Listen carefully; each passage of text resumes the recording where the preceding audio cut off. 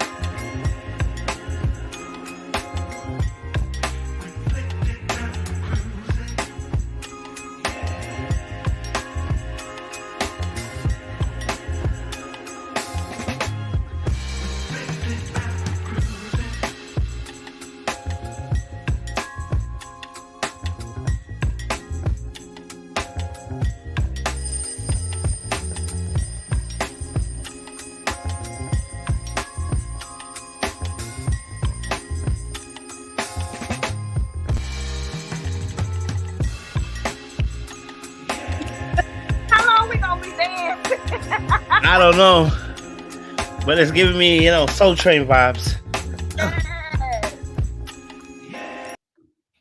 Woo! Hey guys, woo! I like that. Good energy we're starting off with.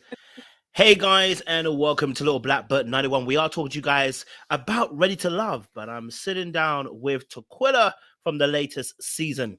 There's a lot that was going on in this season, a lot of things to discuss, and so I'm ready for an exciting, engaging, and enthralling conversation. How you doing this? I was gonna say this morning, this evening, Taquilla.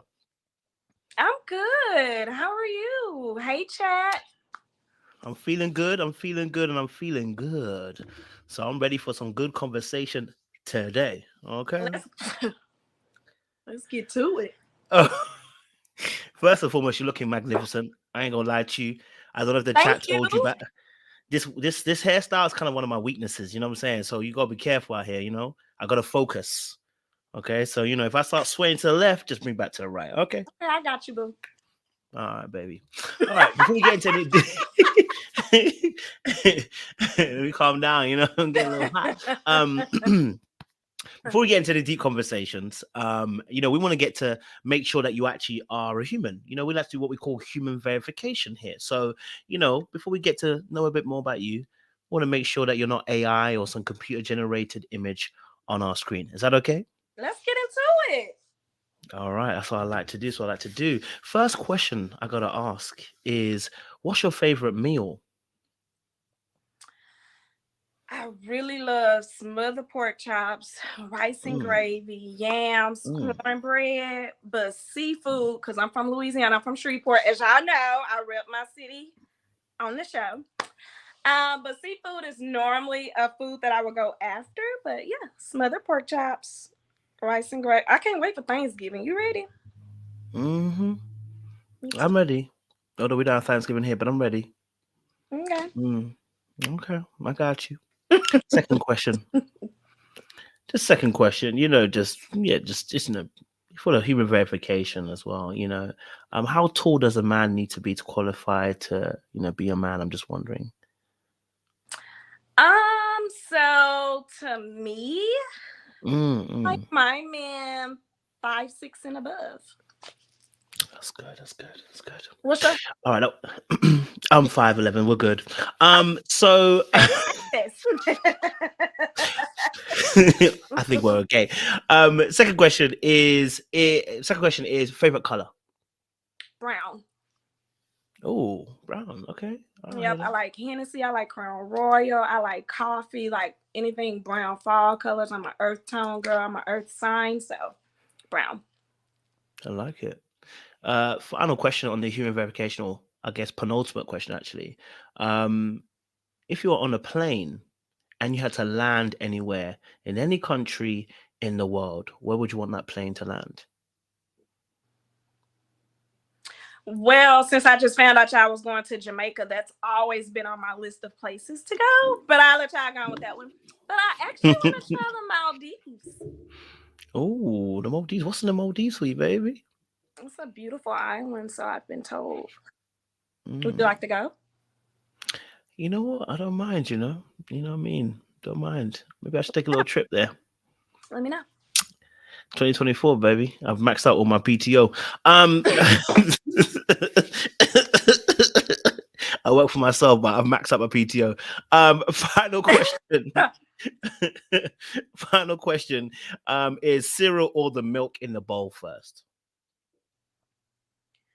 So, a fun fact, I don't eat cereal nor drink milk. So, but when I was growing up, I did. So, of course, the cereal first. Cereal first. Okay. I like it. Then the milk, then the ice And then the cube, milk. then the sugar. Now, this is the stuff that I'm talking about. What's with this ice cube stuff that people be doing? It keeps the milk cold. But isn't the milk already cold? Colder. How cold you want it to be? Ice cold. I ain't mad at it. I'm not mad at it. All right, cool. You've passed our human verification. I believe you are a human being. You've answered well, and we appreciate that. So let's get into some festivities and understand a bit more about yourself before Ready to Love. Because before that show, you were somebody, and after the show, you're going to be somebody. So my opening question to you is, Taquilla, who is Taquilla, and what is her story? Okay, yeah, I'll make it short and simple because the people really want to get to the tea. Kojo. But I am a beautiful young lady that was born in a very close-knit type family. I am 3 of 7. Born and raised in Shreveport. Yes. I've always had a heart for people. I've always had a heart for just helping people. Very loving. I'm very friendly. I'm a daughter. I'm a aunt, friend, sister, granddaughter, all the things. Those titles that I take seriously. What else? Because I can go many directions with this, but that's it for the most part. Okay, I like it. All right, so let's start from where you left off, right? So as you said, you wear many hats, sister, friend, auntie as well. But take me back, because I want to understand you, Taquilla, because we saw you on the show, but I want to understand you. So take me back. You don't understand my character on the show. Yes, we understand. I want to understand from your perspective and lens. So I'm gonna start young. Let's start from there. So growing up, what was Taquilla like? You know what I mean? What was her interests and hobbies? What was Taquilla like when she was young? So when I was young, I went to this after school program. It was called Kids Club, where every day after school we would go read, tutoring. We would meet other kids. We would play, eat snacks.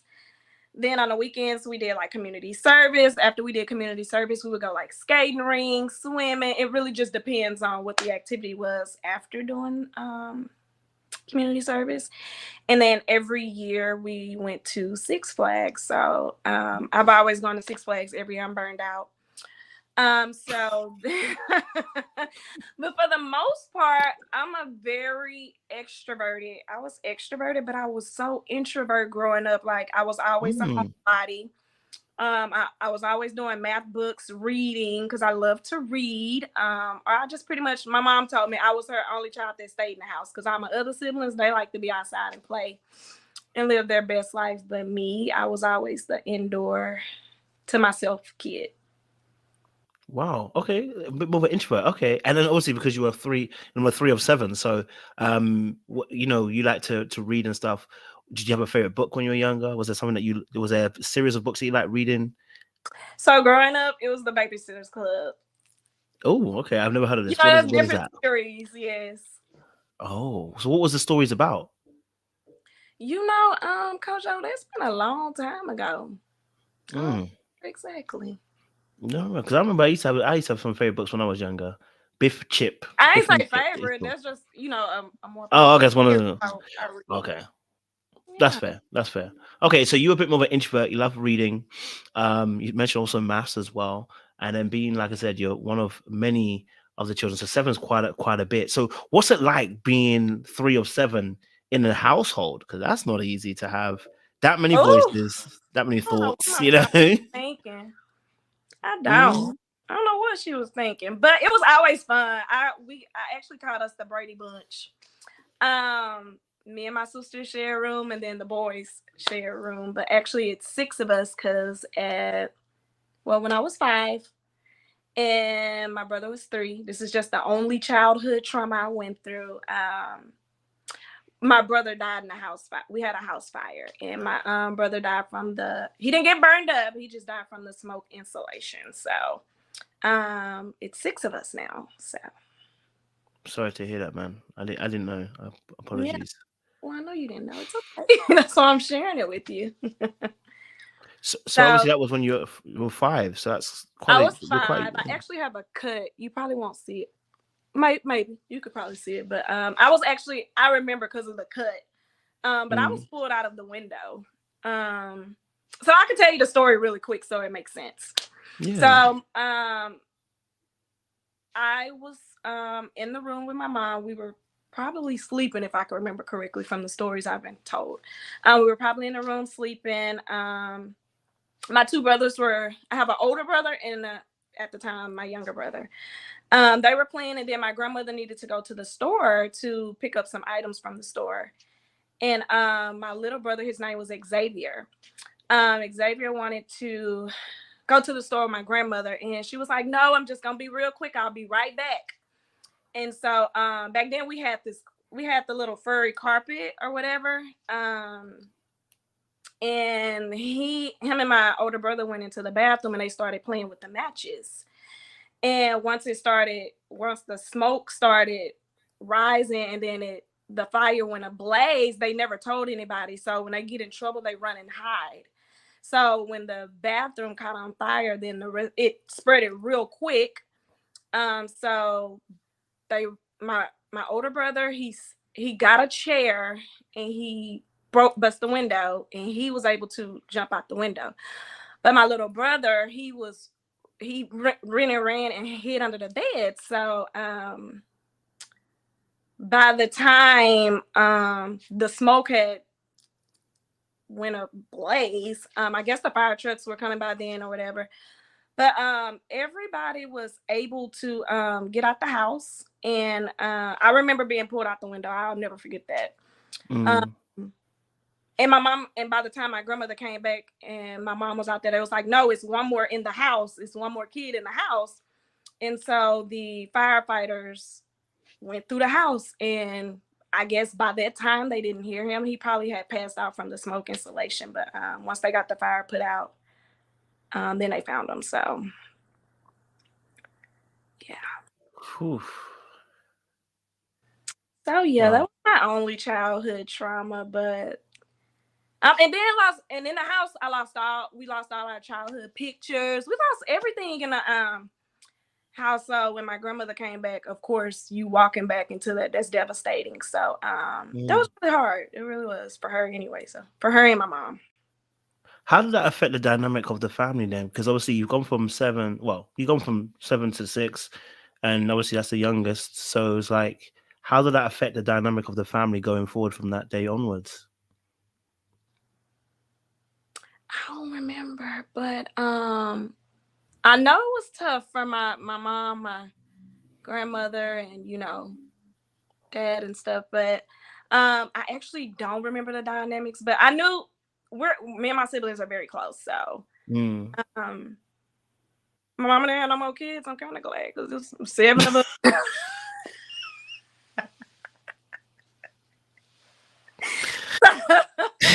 You just gotta make light of the situation. But as far as the dynamic, I would say it actually made us closer.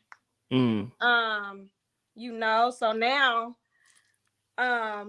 when I go back home to visit my nieces and nephews, because it's about 30 of them, with the 6 siblings I have, they keep multiplying and multiplying. They really believe in be fruitful and multiply. So when the kids be bad, I be like, send them home, and they be like, no, we want to stay. And so my grandma was like, nope, if they want to stay, they can stay. So she doesn't tell them no anymore, because her telling my brother no, and come back, and he's gone. So that's quite a heavy thing to go through. Although I know you said you won't remember much because you're still young, it's quite a heavy thing to go through, to experience. Yeah. Even at 5. At You know. 5. So looking back yourself, do you not feel that anything that has spurned or been birthed from that day, good or bad, to be fair, knowing that you've gone through such an experience? We're more intentional with each other. We make more time. We spend more time. We're very intentional about taking pictures, supporting one another. I think that's the plus from it. We've always had a good childhood. It was lit. It was fun. I mean, my siblings were always outside playing basketball at the lake, jumping out trees. Like, of course, we didn't have the world, but we never went without. We always had a place to stay, food, clothes, the normal essential. So, Okay. I would say I had a good childhood. Fair enough.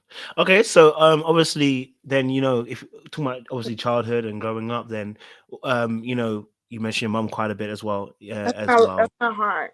I love my mom. Why do you say that's your heart? The love I have for my mom is unmatched. Mm. I love my mama. She's been every role I needed her to be in my life, and she's the hardest worker I know. I actually have the same heart as her because we love people. We go above and beyond people. We're always helping people, although some people can take advantage of that, but that's just the heart we have. So, yeah, I love my mommy. Mm. What makes you so close, you and your mum? For you? For me? Yeah. She's just always been supportive. My mom is somebody I'm comfortable going to, expressing myself to, and yeah, I don't really know how to answer that. She my mama. She gave birth to me. I know, but my mom gave birth to me, but it doesn't mean I'm gonna be super close to her. You know what I mean? Maybe I'm a I boy, talk to but my mama like 3-4 times a day. I'm very close to my mama. Well, it doesn't help that I live in Texas too, and she lives in Louisiana because they low key want me to move back home, but I'm not doing it. why do they want you to be back home? Because they miss me. They want you close? You talking about, are we close? No, I said they want you close. Yeah, they want me close, but they won't drive out here to see me. So I'm trying to understand how you miss somebody and don't drive out here and see them. Is that the same? I actually went home the weekend and visit them, so it was good. When I'm around my family, I'm recharged. Like, it's always laughs and a good time. So, Would you say that the relationship you have with mom is the same that she has with all the other siblings, from your observation, anyway? yeah, Yes. yeah, they're very much close. We all are in our own little way. So, Okay. I mean, one person you haven't mentioned is obviously dad, but maybe just because of the story how it's being told. oh yeah, as well. my life. I'm a daddy's girl too, and he has a thought job. He's a truck driver. So, but he come home at the end of the night. So I don't know if that counts. But yeah, he definitely got a job. I love my dad. When you say he comes home at the end of the night, what do you mean? Like, he's a local truck driver. Like, the furthest he goes is to Texas, and he comes back. Oh, does that make sense? Because some it does make sense. truck drivers, I'm trying to silence my phone because there's notifications coming in. So. Oh, okay, I hear you. No worries. Okay, so that's truck driver. Obviously, comes home at night. Has it always been that way since you've been young? Yeah. How have you handled that situation then? Obviously, because I know you love your dad, as you've mentioned, and you're close. You said you're a daddy's girl as well. Throughout the day too, every day. Okay. My dad likes to fish, so we definitely fish with him. He's just a big old kid. Like, he like to play and be petty with us. We're a very fun, petty family. So. Okay. He's a good provider. He makes sure home's good. Like, my mom doesn't have to work; she chooses to work. But yeah. What's your fondest memory of between you and your dad? Definitely when the holidays, like when sports come on. Like, he's a Cowboys fan, unfortunately, And I'm a 49ers fan because we do have family in San Francisco, Stockton, Los Angeles, all those places. So I'm a ride or die 49ers fan. And so he'll be outside barbecuing, we laugh and we talking mess to each other. And to me, that's the fun. To me, that's quality time. Okay. I mean, I get it. I mean, I'm and a then we quality time always person having too. like little house gatherings. Like we have a movie room at my mom's house, so they'll pop the popcorn. Then we have a karaoke machine too, and a snow cone machine, and then we have a jacuzzi and a pool in the back. So it's like when we have a gathering in our house, we go all out, like one table, card table, space table, dominoes table. Like it be a vibe, and we play the music loud, and it's just everybody bring alcohol, everybody bring a dish, and we chilling, we having fun. Like our family, we are known for having a good time and throwing good parties. So that's it sounds like you guys get to have does that include external family as well? So external, then outside of just your immediate family. Oh yeah, when it comes to the price, well, friends and co-workers too. I love that kind of stuff. It's nice when people get to have that experience. The funeral people, like the people that work at the funeral home. So last year, my sister's, I hate to say baby daddy, but the father of her child, he passed away.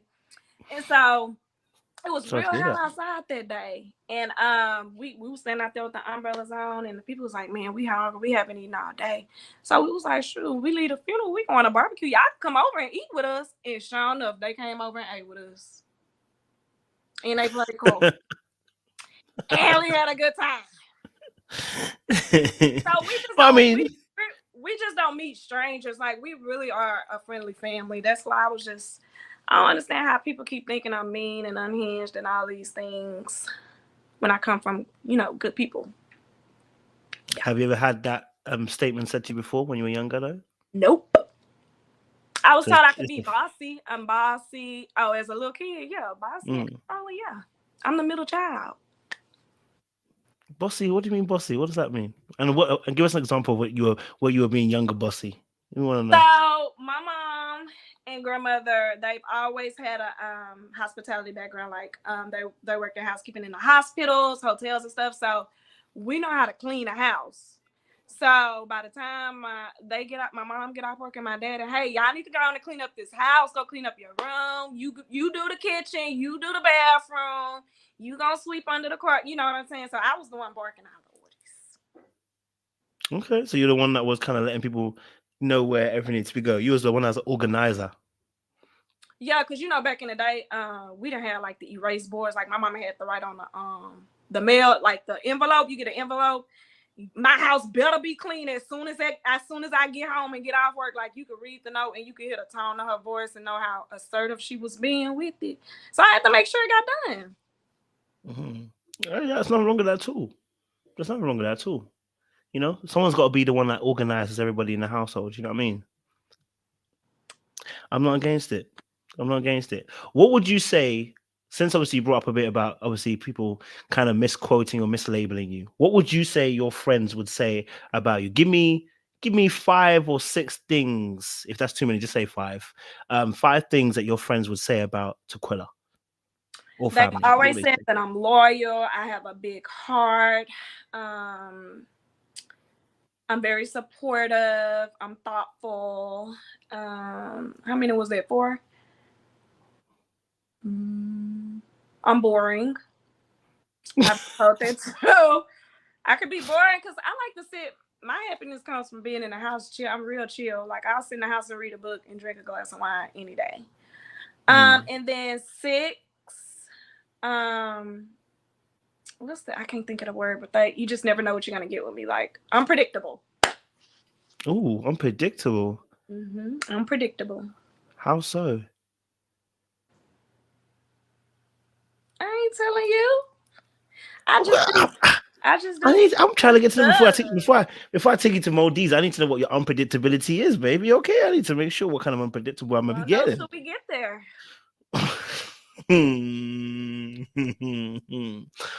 All right. Okay. So tell us what was your dream as a young girl? So as a young girl, I wanted to be a teacher. Do you see where like the being in charge and the bossiness comes from? Teacher. I can see it. So teacher, okay. Why? It's a teacher because you like to be in charge. You like to boss people around, And I and like that's to why you like help to be a teacher. people, so I want to help educate people. So, but that changed quickly because in college you have to really put in a lot of effort. So I was like, let me change it to graphic design. Then I got graphic design and all that stuff. We had to buy like the materials and stuff. I was like, I was just playing. I thought it was like all PowerPoint graphic designs. Like I have to actually draw and do stuff. Oh, that ain't. Let's just do business. That's good. I can do anything with a business degree. Okay, so you end up in business. What was that? So you end up in business in the end. So we went from teacher to graphic design to business for you. All right, okay, we can bond on that because I was in business too. I did business studies, so that's what I did in university. Got my degree in. So okay, what university did you go to? I went to Bedfordshire Uni. It's in the UK. Oh yeah, I don't know. Yeah, it's one of those unis where a lot of people were coming from London to that space. A lot of black people in that space, and it was good. It was good in terms of social life, but in terms of actual education, it was still decent, but it could have been better. You know what I mean? But a lot of us were just not having our heads screwed on. We were just there to party and the women's, So that's why what it was a type little of bit of a distraction. A black woman. Okay, that's good to know. I mean, that's all I know. And that's all I want. Okay. So you're a fan of black love too. Okay. Absolutely. Okay. Yeah, 100%. My sister, what else love is there? Who's married to a white guy, so our family looks like the United States of America. Like we have different shades and colors. So yeah. Oh, okay. So for yourself personally, though, are you somebody who would open themselves up to dating someone from a different ethnicity or background? I'm a fan. I'm not against it. That's just not my preference. I'm a fan of black love, though. I don't want to. I don't want to have to keep explaining why my hair is natural and then it's straight tomorrow, and why I have to use a certain conditioner. It's like just a lot. So somebody who can already understand the struggles. The struggles. Is that so? When you obviously were dating, when you first started dating, did you find that the men understood you? Yeah, for the most part. Like I feel like men took advantage of me, like of the love that I offered them. So explain that further. What do you mean they took advantage of the love that so you like gave when them? I'm a person that loves hard. So when I'm dating, I pour into my relationships. Like I would want someone to pour into me, but not all the time. Not in many situations that's not how the reciprocity was. So why do you think that is? Why do you think that the reciprocity wasn't given back the same way you were given it? So let me explain. So I'm a late bloomer. My first serious relationship, I told you, because in college, like I was just focused on studies. Like I dated, but it wasn't a serious relationship. So 26, moved to the DFW area, and my first relationship, after I graduated college, I couldn't automatically get the job that I wanted. So it took some time to find a good job that I wanted with my degree. So I was waiting tables at Logan's Row House, and I worked there for 10 years. I worked there throughout college and even after I graduated. And so there, when I was working at Logan's, it was this guy named, I'll tell you his name because y'all probably don't know him, but his name was Tommy. And he was a manager in training at Logan's, and I was like, ooh, he cute. So he was training at our store for like 6 weeks, and then he had to go to another location. So before he transferred to another location, like we got to know each other. We were having fun and stuff, like as far as at work. And then he asked for my number, and I gave it to him. So we kept in touch, and then he asked to go on dates. So we were going out on dates. So he was at another location while I was at this conversation. So I even took him to visit family and all that. He had 3 kids. By two at the time of you dating him? Yep, he had 2 kids. One lady was white, one lady was black. So I caught it from both ends. And then Yeah, they didn't want me around the kids. I don't know why. You know how mother of children get. They're very protective of their kids. I totally understand. But this went on for 4 years. And then as a manager in a restaurant, you know, they work like 60, 70 hours a week. So some weeks they get 1 day off. Some weeks they get 2 days off. So it was like balance. It was a very struggle relationship. I'm not gonna lie. I probably should have ended it sooner than what it was. But yeah, so one day let me tell you this. So one day I was at work and it was this young lady. Her name was Brittany. Okay. So he has a background of dating white women too. So we don't like Brittany, basically, that we're saying. Huh? We don't like Brittany. The story sounds like no, I don't Brittany like Brittany already. Brittany's She cool? just the person. Okay, cool. I have to make sure because yeah. So Brittany, you know, I'm waiting tables. I'm in the window getting my food. She was like, "Oh my gosh, girl, I got a date tonight," and I'm like, "Ooh." She was like, "Well, I've been talking to this guy for a few weeks now, and he's real cool. And he finally asked me on a date." I was like, "Girl, let me see the picture of him. Like, let's see what we're working with. Let me see what your type is." So she go through her phone and she's, you know, scrolling through. The number's not even saved, so it didn't dawn on me, whatever. But when she pulled up Tommy pictures, I said, "Girl, hold on. I'll be right back, girl. Hold on. Let me go drop this food off." I went to the back in the dry storage room and I called Tommy and I cussed him out. Then I didn't even tell Brittany. So I was like, "So what are you and Tommy been talking about? Like, tell me about Tommy." She was like, "Yeah, he got 3 kids." And I was like, "He works at the Waxahachie location." Okay, cool.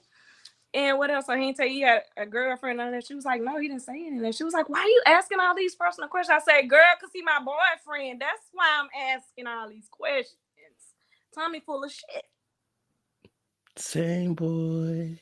So I called him. So I was like, "Hold on, let me call him." So I had the phone. I had Tommy on speakerphone. I said, "Tommy, I'm standing right here with Brittany. Y'all got a date." And she was like, "Oh my gosh, you was for him?" I'm like, "Yes, girl, he ain't." Clearly, we both now see that he ain't ish. So go on your date and enjoy. And I really didn't talk to him no more. I was so heartbroken. And so, how long were y'all dating for? 4 years. 4 years. 4 years. Baby, how old are you? That lets me know when you at the restaurant, you passing out your numbers to people. Damn. But wait. Because sometimes they'll use like servers to go, like, say that location ran out of something, they'll send a server or somebody from our location to go drop the stuff off of there. So apparently she had been the one that's been dropping stuff off over there. And the manager on duty and shot his shot and yeah. So wait. This story sounds juicy. Let me just understand the story. You know what I mean? If I had a picture of Tommy right now, I would show y'all because that's how much I don't care. So 4 years. But how old were you then at this point? 26. So from 26 to 30. 26 to 30. I started dating at 26. Yes. Cool. So 26. My mama don't like him. My granny said he can't come back to the house no more. It'd be like that. I can't go to somebody's house either. So 26 to 30, 4 years you guys dated, and obviously at the time you knew at the time that he had the 3 kids, 2 baby mothers. He let you know that stuff at the beginning. Yeah, so what made you want to continue a relationship with Tommy? Because you're a fine babe, and he's he got the 3 kid with the you sound fine because Sierra said I'm built like a box Chevy. Well, Sierra's my man, so but so obviously then what made you want to enter that relationship then for you? I really personally. He was sweet. He really was. He was sweet. He's really a funny guy. Good to, I got to spend time with him while he was training in our store for 6 weeks, so we got to know each other and hang out at work and stuff. So he was a gentleman. He was sweet. I mean, he just like any other man. He just a dog. So was that the first person you ever dated, or did you date someone before that? It was my first serious relationship. Yeah, my first person I ever dated. Was you in love? I was. That was 4 years. That was my first love. It's like puppy love. Damn, that heartbreak must have hurt though. First love was always painful. Yeah, me out here feeling like bow wow. Yes, puppy love. Okay. You ever had a heartbreak? Okay. I have had a heartbreak. Yeah, the first ever one. I had it when I was. I think proper heartbreak I've been broken over in terms of like the person broke my heart. I was probably 25, but I've had a heartbreak before then. But it was mutual. We agreed. You know what I mean? We Oh both yeah, cried over. so I let him and Brittany had she went on to somebody else, but yeah. And then he spent the block 2 years ago.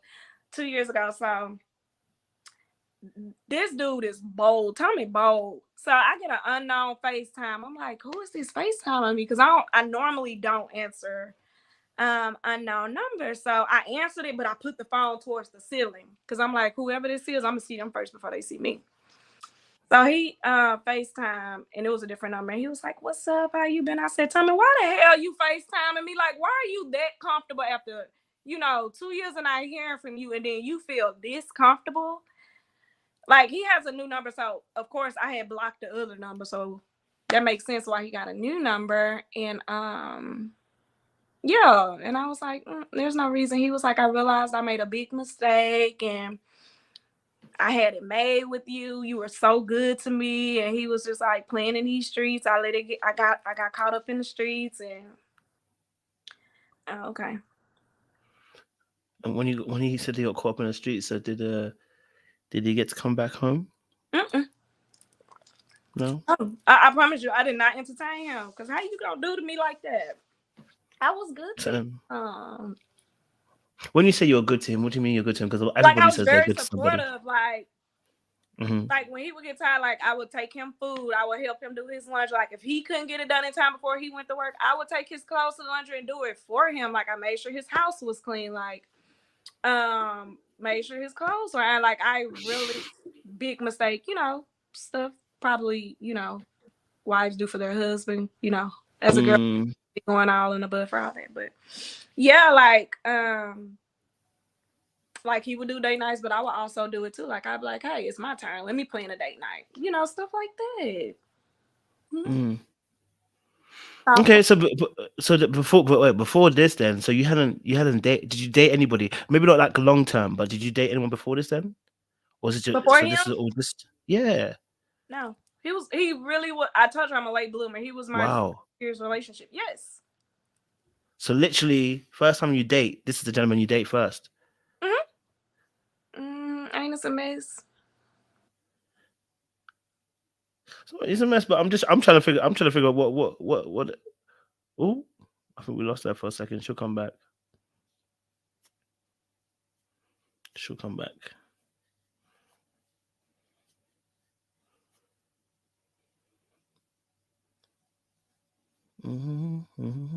We can't see you, Taquilla, at the moment. I think you've gone to the darkness. I think you might have to just log out and log back in because I think you got a call. She'll come back in.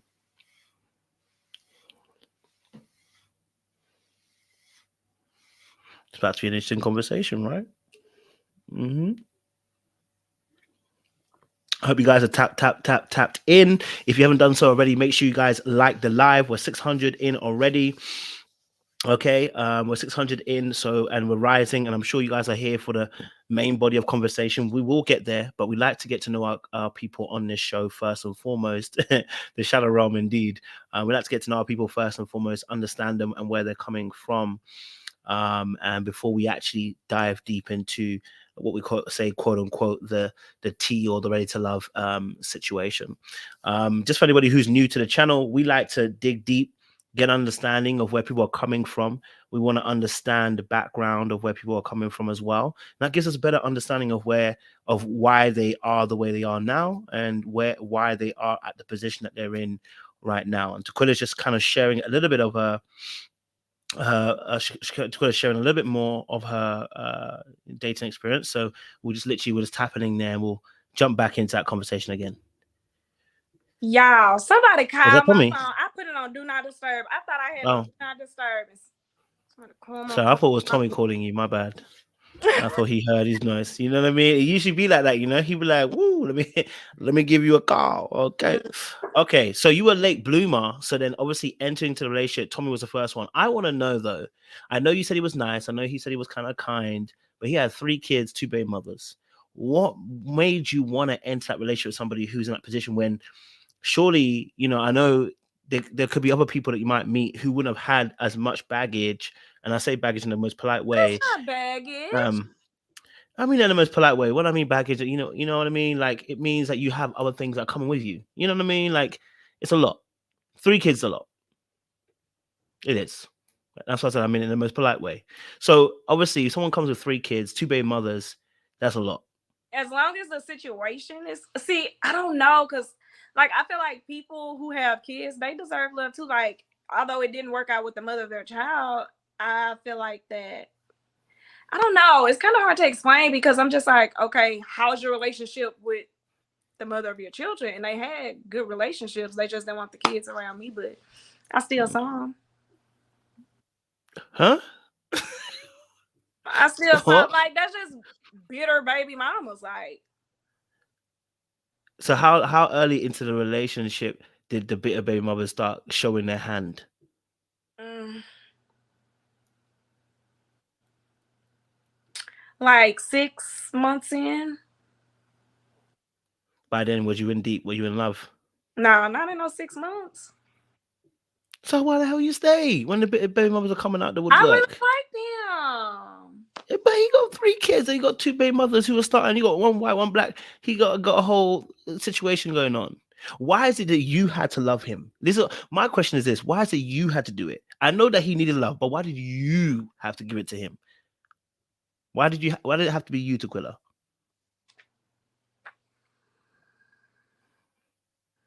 Hmm. You ain't about to charm me with those eyes. Why did you? Why did it have to be you, Taquilla? I Why did don't it know. have to be you to love I him? like to say at 26, that's come on. I didn't have any dating experience, Kojo. So this is just the I first. know, Uh, but I'm just I like his I'm just wondering. personality. He really was a gentleman. He treated me good. He just like, apparently he was lying the whole time, and it came Mm, right in my face, and I saw it. It came to me. I didn't have to go mm. searching for it. It came to me. Okay, looking back, was he emotionally present? Like, we really had good conversations. Like, I could tell him how I feel. I could see how you feel that way, and I'll do better. Just like a normal dude do. Mm, okay. Did he have any qualities or similar to your dad? Yes, he What was a were they? good cook. Yes, he was a good cook, handyman. Like, Mm, he was a Cowboys fan. Like, he was a gentleman. He treated me good, very respectful. He didn't cuss me out. He didn't knock my head between a wash and dryer. So yeah, he treated me good. okay. Mm, okay. So what? So just okay. So did the situation with Brittany, did that bring the relationship to its actual end, or did you continue dating after? No, I did not continue dating after. You got out of there fast. Out of there quick. You ran. Because it reminds me of Quentin. Like, you clearly, black love is not your main priority when you're dating. You like outside of your race. So Mm. Is that how you felt about him? That he liked outside of his race? He seemed to, because he seems to have liked both, because he liked you and the white girl. mm-hmm. Mm. Yeah. You ready Did to you get experience? Huh? you ready to get into the tea? I will get into the tea, but I need to understand where you're coming from, Taquilla. See, like, look, anyone else can do the way they do it, but here I like to understand where people are coming from, because what I have as a judgment is based upon what they showed me on the TV screen. I don't know Okay, where you're so coming from. what are you trying to understand about what you saw on the screen? What we saw on the screen is we saw you get into a combative situation with I'll Janelle. take the Okay, battle. yeah, no, and it was just a situation that was combative, right? We saw that, Yeah. right? We also saw how you picked up with Quentin instantly about maybe his dating preferences, right? And so we saw 1 or 2 moments like that, which were very spiky. So what I'm trying to do is not jump to there straight away, because I've already got a judgment on that, and everyone else got a judgment on that. What we're trying to understand is, why is that the behavior? For instance, why is it that you were so sharp to pick up on Quentin and his dating preference? What has happened in the past that you are able to pick that up straight away? So Tommy clearly, to me, I wouldn't have known he dated white women if he didn't tell me and I didn't see the picture of his kids. Okay. Because he from when we were talking, like before me, his last couple of girlfriends were black. So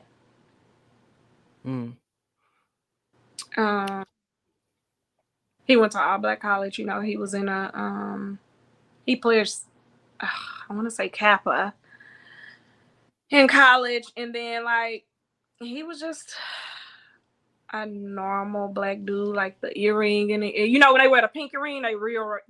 Now that I know, I've learning from friends and their dating experiences. Like my cousin was like, anytime a dude wear a pinky ring, like he's a thought. You should know that. And I'm like, no, I didn't know that.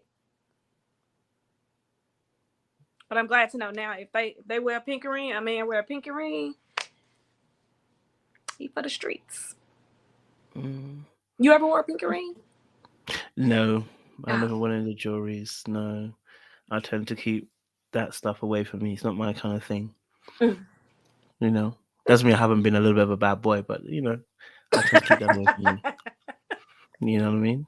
And then the herringbone. They want a herringbone, and then the Jordans. Like clearly, this is a typical F-boy attire. Yeah. Carry this up. You know you black. Yeah. Okay. So help me understand something. So I'm gonna ask some just straight penetrating questions, right? I'm really a direct person, so you can get to the point. Yeah. Yeah. Let me ask some direct questions, right? Have you ever experienced colorism in your childhood? No. Or even in your late adulthood? Only in the workplace, but not in my family or my childhood. Give us that experience of what happened when it came to colorism for you. At work?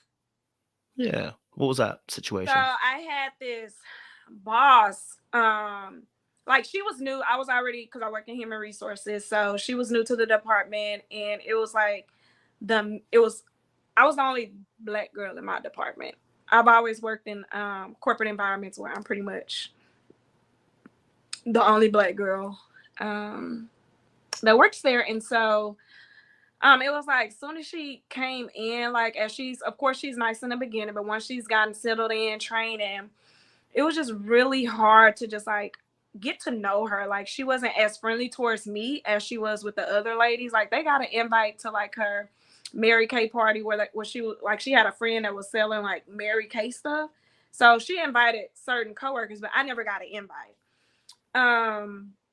And just like when we would be in meetings, like she'll go around the table and make eye contact with everybody. But when she got to me, like she's always looking down and, writing. And I actually started just noticing small things. So in my one-on-ones, I would ask her, I'm like, is everything okay? Like, I feel like there's, this real awkward space between us. And she was like, no, I'm fine. And, so, it was like she would critique me, like micromanage me. And, I was asking my coworker, I'm like, I feel like she's hard on me. Like, and I was like, yeah, I've noticed that. So like me and her, we just kept bumping heads over small things at work. And so like we would have to have HR meetings and, stuff that wasn't a big deal. She made it a big deal. And so I end up looking for another job because I was like, when I get to a point to where I'm getting to work and I'm dreading going to work, like where I'm having headaches and I'm just mad, and that to me, that's not healthy. So I want to go somewhere. I want to be able to wake up and enjoy being happy going to work. And that wasn't the case for me. But like when I would get there, I'd be ready to go home. I'm like, I don't know what I'm walking into. I don't know how today's going to be. So it was one of those things. And I ended up leaving. I went to another job. And then from what I heard, this kept being a repeating situation where they brought in another, African-American young lady. And it was like documentation going. And then she finally, from what I heard, I think like 3 or 4 years ago, she was fired because it was a lot of paper trail. And it was always with black people that, she kept having these HR meetings with. And so, but yeah, at work, but not at family or friends or nothing like that. No. How does that make you feel?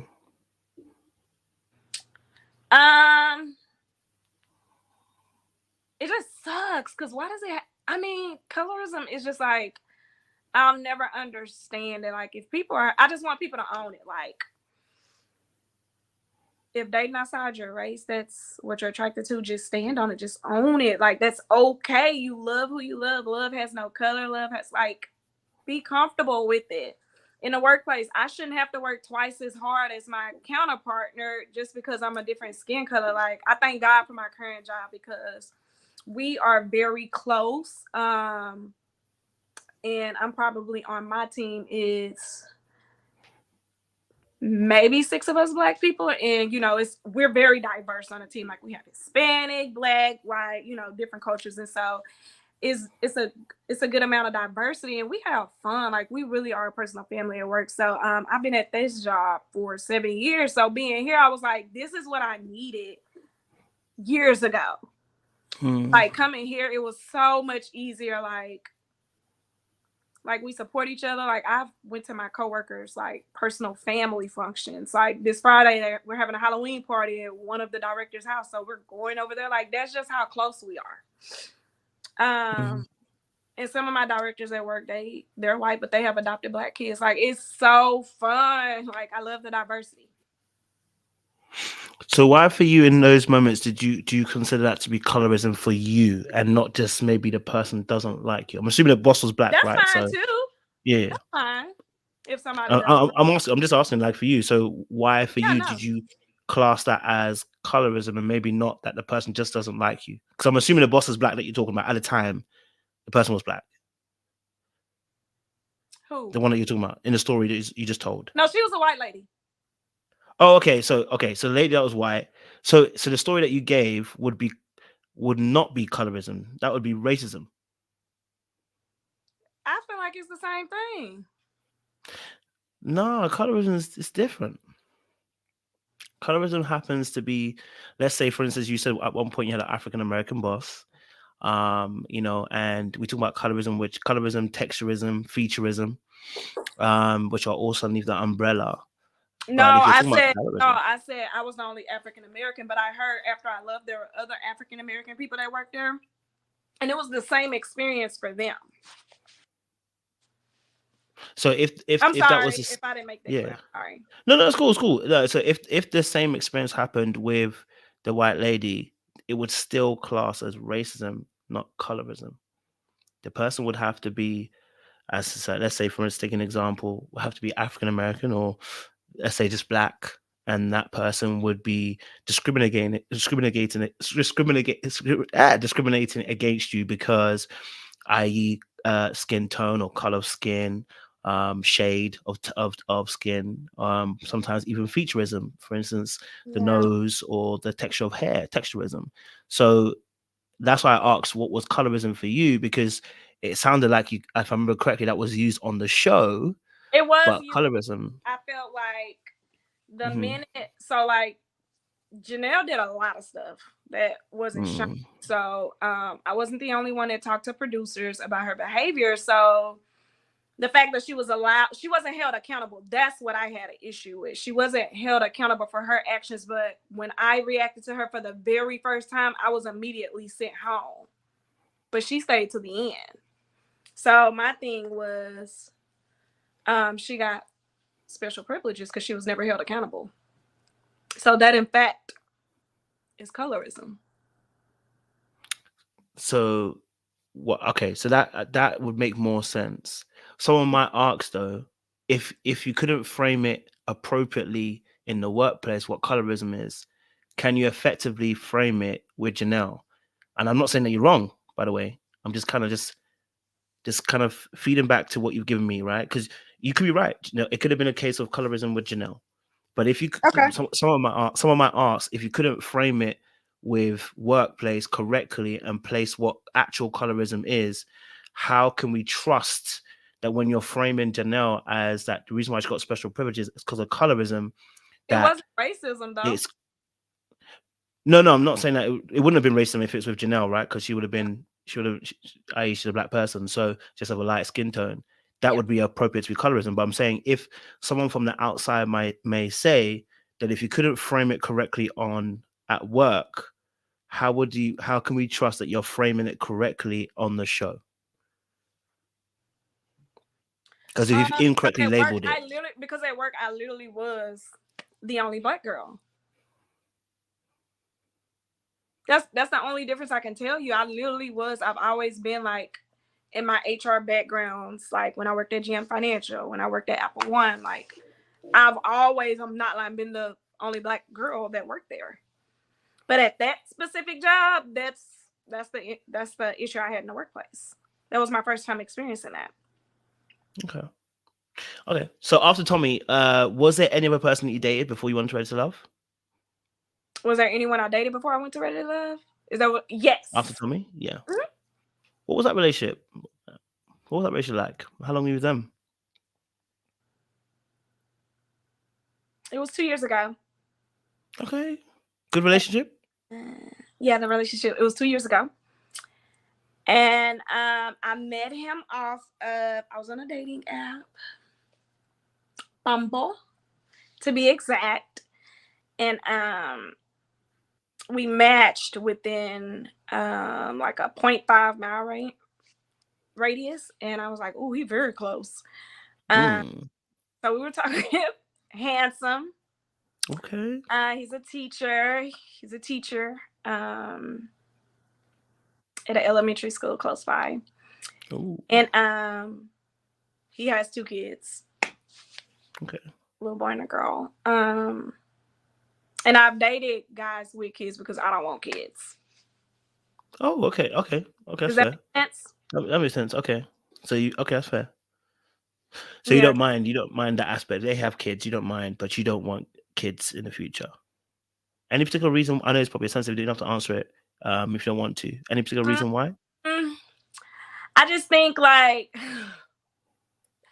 so my sister and them, like they had kids like when they were 17 and 18. So, as a family, because we're close family and we're very supportive and we're gonna, it takes a village to raise these baby kids. So, having to help raise them kids and stuff, kids bad. And I realized I didn't have as much patience with kids like I thought I did. So yeah, that was early on when I decided I don't want no kids. I hate that. I mean, sometimes I think to myself if I want kids or not. They can be a little bit annoying. And I raised my siblings, so I mean, I shouldn't say I raised them, but yeah. They want me to have kids. I'm the only one that doesn't have kids, so they want me to, but I'm not doing it. So this gentleman that I was dating, we actually dated for a month before we became official. He definitely matched my energy. As far as, so when he crazy thing is he's from Shreveport and he had just moved to Texas. And so we bonded over that. And then he asked me out I actually caught COVID. When he asked me out on a date, I had COVID for the first time. I had just gotten back from Vegas. And I was like, sorry, I just tested positive for COVID. We're going to have to reschedule until I'm feeling better. And he was like, no problem. And then I was in a bed sleeping. And next thing I know, he said, check your door. So it was a basket. It was like a Goodwill basket with candles, Clorox wipes, my favorite drinks and snacks. And it was so thoughtful. And then he put on his hazmat suit and he was like, can I come cook you soup? And I was like, well, I don't want you to get COVID. He was like, I'm not worried about COVID. I just want to make sure you're good and cook me chicken noodle soup. That was sweet. Mm-hmm. So when I got better, what was the first day? It was is it Perry? It's a steakhouse, Perry's here. It was nice, real fun, sweet. And he showed his representative in the first 30 days. We was calling each other 3, 4, 5 times a day. We would see each other every day. And so he actually lived in the apartments here. He still does. Yeah, he still does. And so we went on several dates. We did, but then so it was National Girlfriend's Day. It was August 1st. And we went back home. He met my family for the first time. And I didn't know he was planning on asking me to be his girlfriend on National Girlfriend Day. So it was real cute. So we get to my mom's house, and I'm telling her, I'm like, hey, I'm gonna bring him out, so y'all come in. And my mom and my dad met him, and so he was like, I have something for you. My mama was cooking us something to eat, like lasagna, salad, or something. And he was like, I have something for you. And I was like, okay. He was like, can I go get it? I was like, yeah. So me and my mama looking like, girl, what you got for me? So he put this little box in front of me, and it was like, will you be my girlfriend? Check yes or no. It was so cute. So I checked the yes, of course. And he was like, I wanted you to be my girlfriends just in time for National Girlfriends Day on August 1st. It was just so thoughtful, the thought process and putting effort into ordering that gift. Then he had flowers, and then we went on a bowling date. So after that, the next day, he was like, okay, just so I make sure you safe at all times. I think we should share locations. He was like, I want the password to your phone, to your social media. And my dad was like, hold on. You taking it too fast? My dad was like, we don't have passwords on our phones. Like him and my mom, they don't have passwords. They have access to each other's phones. So, and they do have each other's location, but he was like, that's kind of like too much too soon. You just asked this girl to be your girlfriend, and you already asking for her, location, password to the social media accounts. But of course, me, I don't have nothing to hide, so I didn't care. So I shared the location. He did have access to my social media accounts. Now I told him, now what's in here before you, it don't apply. So if you see dudes shooting their shots in my inbox, that's if you're gonna look there for then. But right now, this is a fresh start. So it was just like after that, I started noticing small things like, so we see after 30 days we seen each other every day. So I'm like, hey, can we go down to 2 days a week, maybe 1 day a week? I want some me time. I need time to recharge. And he was like, well, people don't. When you're in a marriage, you don't get to take breaks. I understand that, but we ain't married. We like 3 days into the relationship. Like, I just want to woo-sah. Seeing each other 3 days. Like, after he asked me to be his girlfriend, yes. Like, I'm telling you, the same day I shared my password, my location, all that. So about it, when we stayed the weekend in Shreveport, and when we made it back here, Fort Worth, yeah. Like after we spent that weekend, he came over here, we was chilling. I was like, like, I just want a break. You know what I'm saying? Like, just space. So, every day after work, and it was just routine because I would call him on the way to work. And I'll admit, this probably was my fault too, because I slowly stopped calling him on the way to work because I'm like, I just want to use this time to listen to music, listen to podcasts, pray, like get my mind ready for the work day. So I would let him know when I make it there. And then he, of course, calling him on my lunch break, I had to stop there because I'm like, sometimes I want to go sit in the car and take a nap. Like, I don't want to talk on the phone. You know what I'm saying? So I slowly, because I'm knowing I'm going to see him when I get off work, because you want to see me every single day, of course. So let me miss you. I don't want you to, like burn me out. Like, I want to start missing you. We've been dating for a month and now we're official. So I'm like, okay, let me start missing you. So after work, like if I stop at the gas station or I run to the store to grab something, he was like, well, why didn't you tell me you was going to the store? And I'm like, Nick, like if I want to go to the store, I'm going to go to the store. So he was like, why didn't you call me when you get in the car? Like, you have my location, so you see where I'm going. You see what I'm doing. I live down the street. So that was ongoing. So like when my coworkers would be like, hey, and you're a teacher anyway, so he'll make it home before I do, because I think he would finish up at school from like 3:30 or 4, and I would get home about 5:30 or whatever. So there will be occasions where like we have work happy hours after work, and they'd be like, hey, you want to go to happy hour real quick? Just go have a couple of drinks before we go home. It's been a long day. Like, yeah, let's do it. So I'll be like, hey, I'm about to go have a drink with my coworkers. You good? Like, I'll be home after that. Like, yeah, you didn't think to come by home first? You didn't make sure I had food or something to eat before? I'm like, oh my gosh. Like, if you don't go make you a sandwich and chips till I get home, like, come on, have some independence to yourself. So it was just small things. So at one point he was just like, when I asked, can we go down to 2 days? He was like, no, are you seeing somebody else? Are you cheating on me? And I'm like, no, I just want a long time. Like, I want to miss you. Like, I feel like I'm being smothered.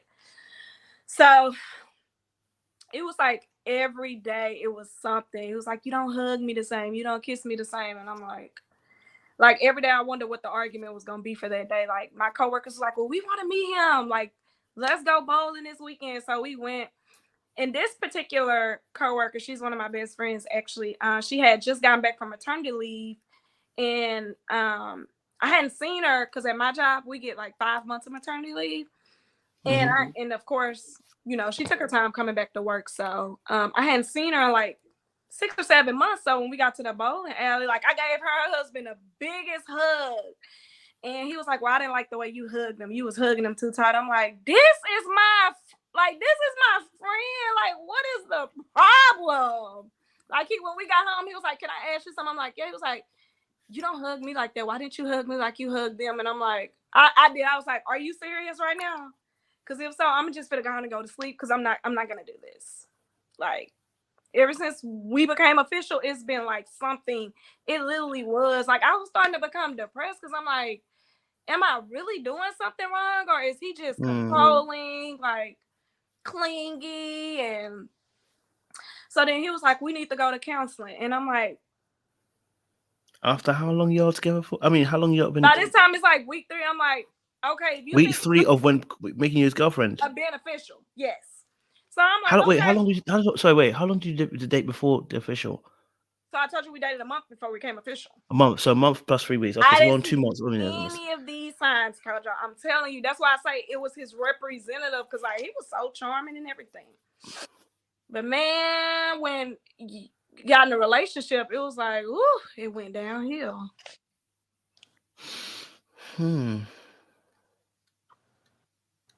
So I was like, maybe let me just plan something for us to just go spend time together. And so I knew Music Soul Child was one of his favorite singers. So I got online, I bought tickets because I knew they were coming to Houston. It was like in the month of September. So I bought the tickets, and we had good tickets too. And I paid for the hotel. Like I booked everything. Like all we had to do was get there. And so I surprised him with the tickets, like maybe 3 days before. I was like, hey, I actually planned a little day trip weekend for us to go to. I was like, I bought you tickets to go to Music Soul Child. And he was so excited. He was like, oh, so you really do love me? And I was like, look, like, what? Where is this coming from? He was like, well, you wanted to see me 2 days. Like, you wanted to only go from 7 days to 5 days a week. I'm like, that's not bad. Like, I feel like I should be able to have my alone time and it be okay. We live in the same apartment complex. Like, ain't nobody over here. You can see where I live. So we went that weekend. We drove, so I made sure to have the tank filled up, his clothes, and he packed his clothes, so the car was loaded. So I went and got food so that he can eat because he had just gotten off work. I worked from home that day, so I was good. So I had my pajamas on because I'm like, we're gonna be driving. We're gonna run into Dallas traffic on the way to Houston, so we're gonna be driving. So I went, got his food, waited for him to get home. He done called me when he was on his way home. I ain't make a big deal about that. But when he got there, he took a shower, you know, then we got on the road. So we're talking on the way, like we're driving. That was like the best car conversation. Like we was vibing to music, like we was getting ready for the concert and everything. So it took us quite some time to get there. And once we got there, you know, we talking and stuff. And when I got to the room, when we got to the hotel room, checked in, I'm relaxing. So I get in the bed and I started reading a Kindle app on my phone because, of course, I like to read.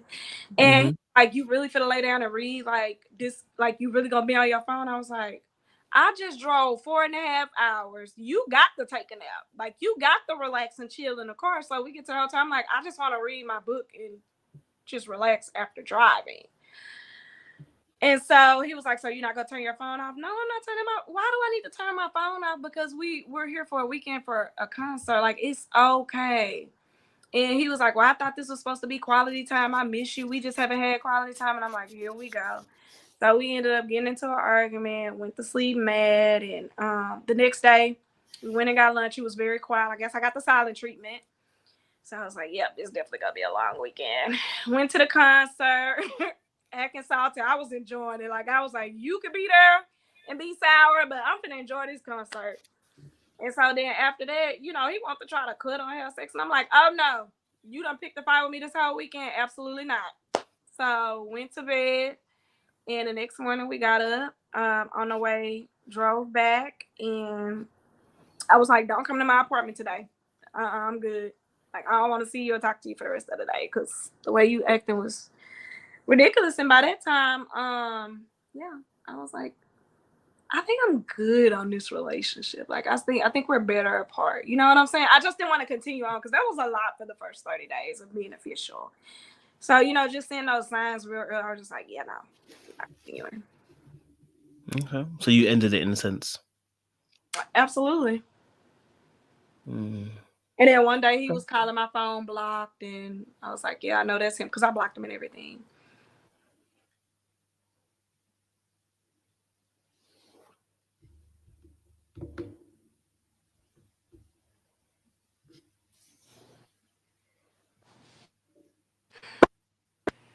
Can you hear me?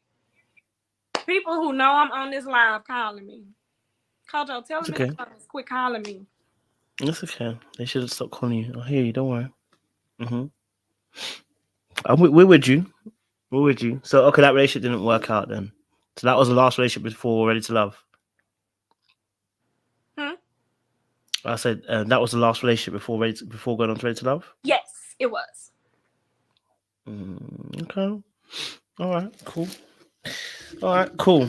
So tell us, Taquilla, why did you go on Ready to Love? What was you looking for when you went on to Ready to Love? I wanted to find my person. And so I went on Ready to Love because like my coworkers and friends on social media saw. So of course, I saw the season from season 1. I've been a fan of Ready to Love. So when I saw the posting for it, I was like, oh my gosh, and my friends will tag me and I'm like, yeah, I don't know. I don't know if I want to go on Ready to Love. I don't know if I'm the type of person that go on TV and just really just, you know, let people into my life like that. But they was like, no, do it, give it a try. You don't know what's out there. Just you don't go nowhere, so you ain't gonna find nobody. You don't get out the house anyway. So I was like, okay, I'll give it a try. So that Wednesday, I remember just like it was yesterday, Wednesday, the application, it took me 4 hours to fill out the application. It was like maybe 30 questions on there, but it was like paragraphs, like where you had to respond.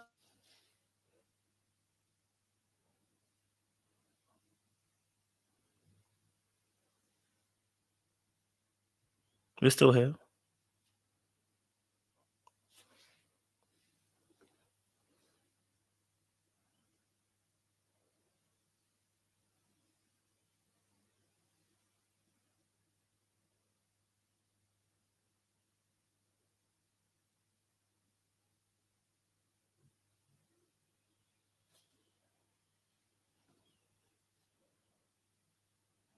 I think you have to jump out and jump back in again. So when someone calls you, I don't know why, but you have to jump out and jump back in again. Yeah, I don't know. It's one of them ones. Yeah, because we can't hear you. So just jump out and jump back in again. So listen, guys, if you're joining us back again, we are talking to Taquilla, and we're on a second phase of our interview and conversational sit down. We're talking now about the reason why she wants Ready to Love and her journey on Ready to Love. Again, once more, on this channel, we like to try and go deep and break up and break down why people are the way they are. And it's quite interesting when we get the opportunity to tap into people's lives before they go on to the show. So listen, we're gonna tap into Ready to Love and talk about her experience on the show. I know some of you may feel like this is a long process when we do it this way, but I want you to understand something. This ain't the channel for you if you came here for the tea, because we want to be able to understand where people are coming from. That's the reason why we do what we do on this channel. We want to understand why people do what they do. There are other channels out there that do straight fire interviews straight about the show. That is the channel you need to be on. But if you are interested in people and why they do what they do, then we do have to sometimes take a longer route in order to get to that destination. So we actually understand where the person's coming from, right? Understanding begets empathy. So that's the reason why we take the long route. Okay, so stick with us if you can. If you can't, I also understand. we're going to get back into the show in a second or two when she comes back on. Please keep it cute, classy in the chat. And remember, people can see your comments. So just be careful how we comment in the chat as well. All right. So we're going to try and give it as much grace as well as possible. I know sometimes things happen. So we're going to get there. Okay. All right. All right, so she'll come back in a second or two. All right, so I think it's quite interesting. Personally, I know many people might not understand it, but I've picked up a lot of stuff from listening to Taquilla on this particular interview. A lot of stuff that has made my eyes open. With the information. So, listen, it's not always the way you want it to come. But if you take your time with it and you sit with it, you realize a lot of information that's been passed. It's quite actually helpful to be able to understand where the person's coming from. So, maybe we'll do a session after, and maybe I can explain what that is, and maybe we can talk about that in another video. But yeah, we'll see what happens. So she'll be coming back in a minute or two. I think she's just making sure she's chasing those phone calls away. I don't know if Tommy got her. I don't know if Tommy got her in the end. So we're just gonna wait for her to come back. Oh, there she is. So as well. So she's back on our screens. Hey, Taquilla. Hi, I'm not tipsy, guys. That's all right. I don't think you are. I think someone was calling you, right? So it's not a problem at all. A lot of people keep calling me. If I put my phone on airplane mode, I can't get on the... Yeah, you can't get on there. I understand. Don't even. But y'all, please quit calling me. It's okay. So you we're just talking obviously about why you decided to go on to Ready to Love. I think I heard part of it, but I think it got taken away by the sound. But so, they be calling her, baby. Someone really be wanting her. Someone be really wanting her. Oh, lordy. Someone be really wanting her. Oh, she gone out again. I think someone desperately wants her time. So somebody wants her time. Somebody's trying to get through to her. It's probably the guy that she's in her apartment now watching the live, thinking to himself, "Hey, I heard you talking about me." Yeah, look, she'll be back in a second or two. You know what I mean?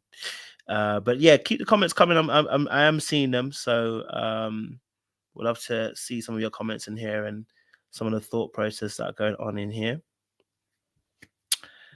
Do Androids have DND? They do actually have. Androids do have DND, and you should be able to do it. Do not disturb. Also, you can put it on silent mode, right? If you're on iPhone, you can put your iPhone on silent mode. If you put on that, so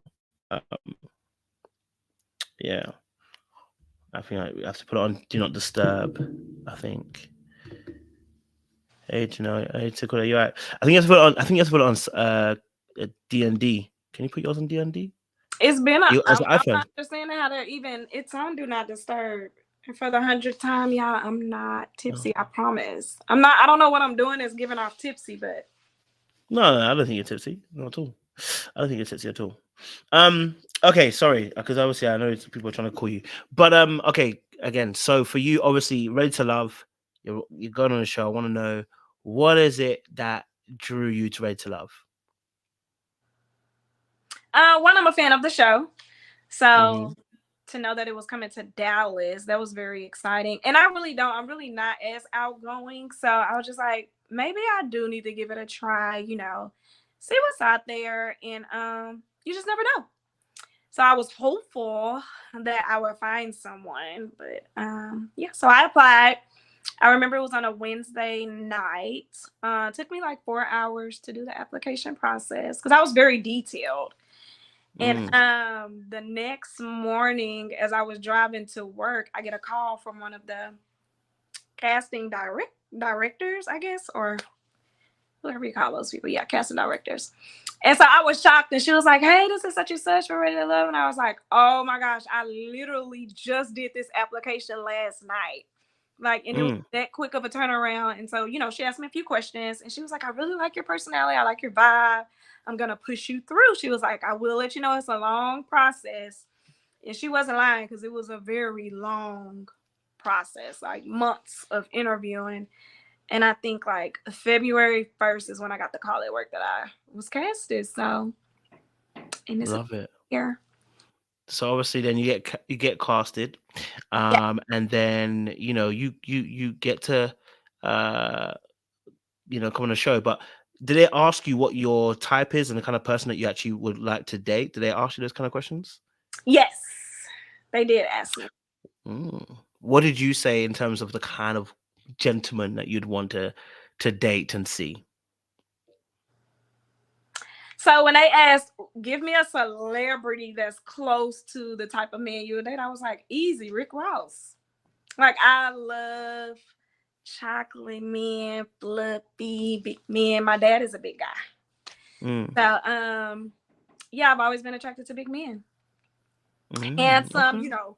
clean teeth, nice smile. I do look at the shoes, so make sure you got some good shoes on. Make sure you can dress. Yeah. Okay, so it sounds like somebody on the show had that I kind of say look. has to be extrovert, because I can't do introverted men. Oh, okay. I have a big personality, so I need my partner to have a big personality as well. Okay. So when you get onto the show, and you first get into the mansion mixer, from your perspective, who did your eyes first lay on? Who did you first think to yourself, that's a bit of me, when you first see them? So when I walk into the mixer, funny story, when I walk in, I see Jessica, Chris, and Phil. Okay. And as I'm walking, I fell. You fell. Oh, you tripped and fell over my heel. Oh. So Phil ran towards me and he helped me up. So that was the first introduction that Phil and I had. And he was such a gentleman. He was handsome. Phil is a very handsome guy. So, of course, everybody's attracted to the salt and pepper beard. He looked cute in his little Easter outfit. And then I saw Chris and I was like, oh my gosh, this handsome chocolate something. So I was attracted to Chris off top. And then I knew Jessica because I actually had been seeing Jessica in the same makeup parlor that we went to. And she actually was always next to me in the chair. And I was like, I've been seeing this girl, and this whole time we on this show together. So she was like, hey girl, gave me a hug, we was talking. And I was like, girl, I did not realize we was on this show together. So yeah, she was friendly at first. And then after that, So you knew Jessica outside of the process before this? I didn't never know. Oh, well, you had seen her. Sorry, not know her. We had seen I saw her twice. So it was on 2 occasions that I saw Jessica, because we was in the makeup shop. She was sitting next to her, like she had been there before I got there. And she told the lady that she had a business meeting to go to. Yep, I'm nosy because I was listening. And so she was getting her face done. I was there for my hour and she was still getting her face done. And so she was just talking, and the lady was like, well, how old are you? And she was like 37. I was like, oh, you look good for 37. And she was like, thank you.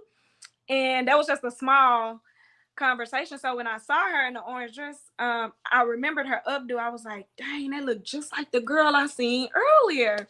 And when I got closer to her, I was like, that is her. And we gave each other a hug, and we just kept on throughout the day. Okay, cool. And then I went and sat at the table with Aries and Phil. I met Aries in that moment. Beautiful. I was like, dang, this girl is so beautiful. Like, her energy was so warm. And so she was kind of like a familiar spirit. Like, Aries reminds me a lot of my older sister, like just sweet. And you can just like easy to talk to, very calm. And Yeah, she had a beautiful smile. So I smiled at her and we both was just like asking Phil questions. So I sat there for like maybe 20 minutes to talk to Phil, and then I started getting up and going around meeting other people. Okay. So, like, who would you say on that first day gave you the great conversation that gave you great conversation? You thought to yourself, this could blossom into something. Who gave you that first initial conversation at the mixer? So guy wise, it was Chris. Chris was the first guy I had a real good conversation with. So we talked about his work background, his daughter, his nieces and nephews. We bonded a lot over family. So that initially drew me into Chris. And he was just very respectful. Like he held my hand everywhere. Like he called me beautiful. Just like it's always, let me just say, it's always been red carpet treatment with Chris. So he was definitely one of my connections that night. And then I saw Brandon as I was sitting at the table with Brandon. I think it was me, Brandon, and Kira, if I'm remembering correctly. Yes. And Brandon was very quiet. So he's very handsome. I was like, oh, he look good. He did But look good. he's very handsome.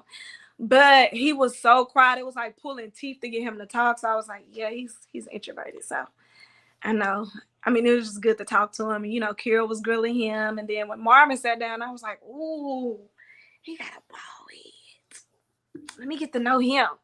So Marvin sat down and we talked about his daughter. He's very big on his family. Like he loves his family. We talked about his family, and then we talked about his books. Like he likes to read. So we were talking about that.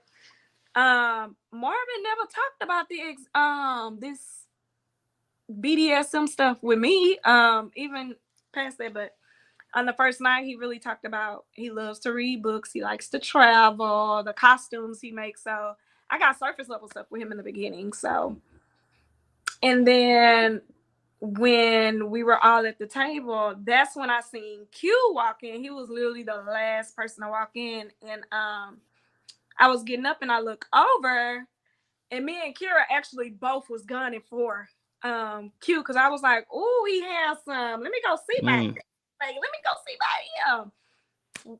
In my upbringing, the women in our family, and just like women from Shreveport, like if we see something we want, we go after it. So I'm not intimidated by men. So I was like interested in just like, let me go see what this man's talking about. He handsome, chocolate, he built. So I went up and I was like, hey, I'm Taquilla. What's your name? He was like, Quentin. I was like, hey, let's go for a walk. Because Kira was like, I want to meet him. I was like, girl, I got him. So Q went back and sat down, and that's when me and Q walked. And we actually was sitting in a chair and we was talking. He was telling me he was from Florida. He does fitness. He likes to cook, all this. It's been like, we had a really good conversation. And then he was like, okay, so, I just got here, so I need to go and meet other people. So we moving around. And then, of course, I met my TV husband, Habibi. And I went back and sat at the table, and Habibi comes over in this pink suit. And I was like, why does he have on this thing on his head and it's hot outside? Then he got the nerve to wear this pink outfit. So Habibi comes over, and I'm sitting at the table again with Kira talking. And as soon as Habibi comes over, I knock a whole glass of wine all over me. So yes, I knocked a glass of wine. It poured. See, all these funny moments, because it was funny. Like I laughed, like we were laughing, like they could have showed that, but of course they didn't. But yeah, the wine spilled over me, and everybody laughing, and Habibi just sitting there laughing. I was like, so are you not gonna grab napkins? And he was like, no, get it yourself. And I was like, well, you're rude. And he was like, chill out, I'm just playing. And so he gets up to go grab the napkins. And I was like, boy, do not play with me. Like, we was just like, had this instant, like, crazy connection. And so he was like, you feisty. I say, I am. I just get to the point and tell her how it is. And he was like, I like that. I say, well, do you? He was like, yeah. And I was like, you may be all right. So then he calmed down a little. We were talking. I got to know him. He told me he was playing the saxophone. He travels. He has a son. So he was much calmer then. And so I talked to him for a little bit. He cool. Habibi, then I knew Habibi. Like, I liked Habibi, but I was like, clearly we'll be good friends. It's the friend connection. Like, Habibi is definitely one of those cousins you'd be excited to see it at the barbecue. So I was like, okay, Oh, well, hold on. by the way, your camera's frozen.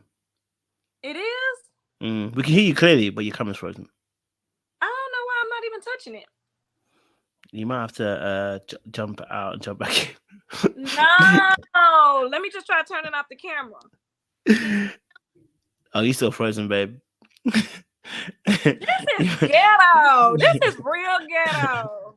It happens. Don't worry. Listen. It happens. Don't worry. It happens. Now, suddenly, when you decide to start talking about Ready to Love, look what's happening. You know, they're trying to stop you from telling the truth, baby. But we ain't gonna have it. Okay, they don't want you to get to the tea.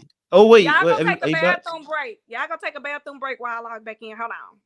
Yeah, let's jump out, jump back in. You know, sometimes it happens. You know what I mean? These things happen.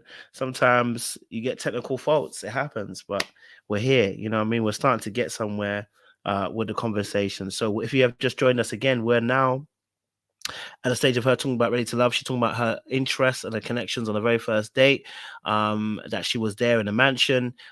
She thought Q was cute. She thought Chris was cute. She thought Brandon was cute. She thought Phil was kind of cute. Habibi was kind of cute too. And, you know, so there's quite a few people that she thought was cute. So these are potential conversations she's going to have in the next few you know, episodes, or I guess, you know, minutes in that time period. So we're going to try and tap it a bit more and find out a little bit more about her connections with, obviously, Habib, the Phil situation, and also as well, you know, what happened with Janelle. But we'll get to there. You know what I mean? So it's gonna be interesting. Okay, gonna be interesting. So yeah. Well, I hope you guys are enjoying. You know, okay. I love you guys enjoying. And you're sticking with it. Okay, all right. Taquilla looks good. She looked cute today, you know. And she's in the mood to tell us a story. So we're ready to get into that as well. So I can see her now. Yeah, we're back. Yeah, camera all clear and ready to go. Baby, you was talking about who you were connecting with, and you said about who was cute. You mentioned Brandon, you mentioned Q, you mentioned Habib, you mentioned Phil, Chris, you mentioned all these people too. So, you know, and then you were talking about obviously your first kind of conversations, which were really engaging as well. Yeah, that you had. So for you then, you know, that first day, was there an elimination that first day? Was there meant to be elimination that first day? Or was it second day? I got to add to Marie. So Marie, yes. I got to talk to Marie. I was like, I definitely want to get to talk to him. I want to meet him. So when as Marie, they was sitting him down on the couch, the producer was like, girl, you know how to work the room. Like, you're doing good. You know, you're covering all the basics for all your questions. They was like, well, we want you to go deeper this round. Like, start asking personal stuff, like get real deep. I'm like, well, how deep? Like, how deep you want me to go? And it was like, ask something about their sex life. And I was like, oh no. I was like, and I've watched the show long enough to know how that goes. I said, they will drag me if I ask a man about sex on the first night. And plus I'm a lady. And he was like, well, you have to follow our direction. Like, then I was like, yeah, I understand that, but I don't want to ask that question. He was like, go deeper. Like, so at this point in my head, I'm like, I don't want to get eliminated for not following directions. So it's like, they have the power. So I'm like, okay. So, we sat down and I started off with the basics with Marie anyway, because this is my first time talking to him. And so me and Marie were talking about family. We bonded over our love for our mothers and our grandmothers. And then he did tell me that his dad passed away. And I shared about my brother. So I was sharing a moment where I could relate to him, although there's two different type of relationships, but I shared that moment with him as well. And so the producer did like that. And I look over and the producer cued me on the phone. It was like, go deeper. So in that moment, I'm feeling the pressure and I'm like, So Mario's sitting there looking like, he's like, so what you want to ask? And so I was like, well, I asked him. He was the first person I asked. I was like, well, have you ever had a threesome? And he was like, no. He was like, but you know, he started talking about other stuff. He was like, well, we could get into it. Like, how much do you want to talk about? Like, I'm open to talking about this stuff. So we actually had a good conversation. Like, he was cool with the sex talk and everything. And like, we actually said, I think me and Mario conversation was probably the longest conversation I had that night. So I knew then me and Mario was definitely going to be connected. So then they was like, okay, we got to get you up and going. So that's when I circled back around to Phil, because I remember telling Phil, I'm going to come back and talk to you, because I didn't get that much time with him. So 3-4 hours later, as I'm walking up to sit in the chair next to Phil, the producer was like, we're going to do what you did. You did good with that last question. Ask him the same question. I was like, here we go again. So, you know, I'm sitting down, I'm asking Phil questions. And then I was like, so what's the craziest place you've ever had sex, or have you ever? Yeah, I don't remember exactly. It was so long ago, because, you know, I got eliminated on the 3rd episode. So I asked Phil that, and he answered. And I was like, oh, okay. So I'm thinking of a garage. Like, I don't know if I would have did it in a garage. You know what I'm saying? Like, giving portal vibes. Like, you know, like rats, rodents. Like, just thinking about all the stuff, porta potty vibes, like outside something. Like, no. So I was like, oh, okay. So then we actually kept, and then I was like, okay, Tommy's about to come in, so let's prepare for that. So for him to say I switched and turned the cold shoulder, I was like, I didn't turn a cold shoulder. They literally just said, okay, guys, we're about to prepare for Tommy to walk in, so let's get ready for that.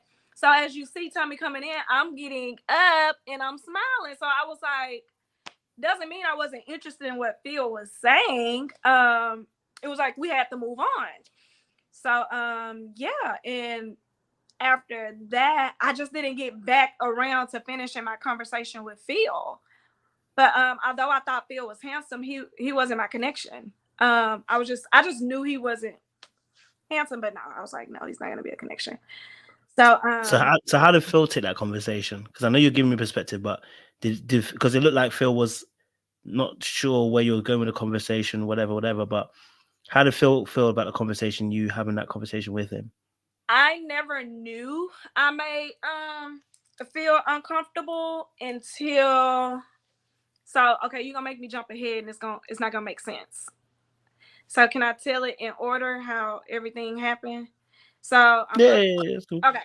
So, you know, by this time Tommy's rounding us up to you know, see who's in our bottom or whatever. So of course you see me, Janelle, and Unique on the bench.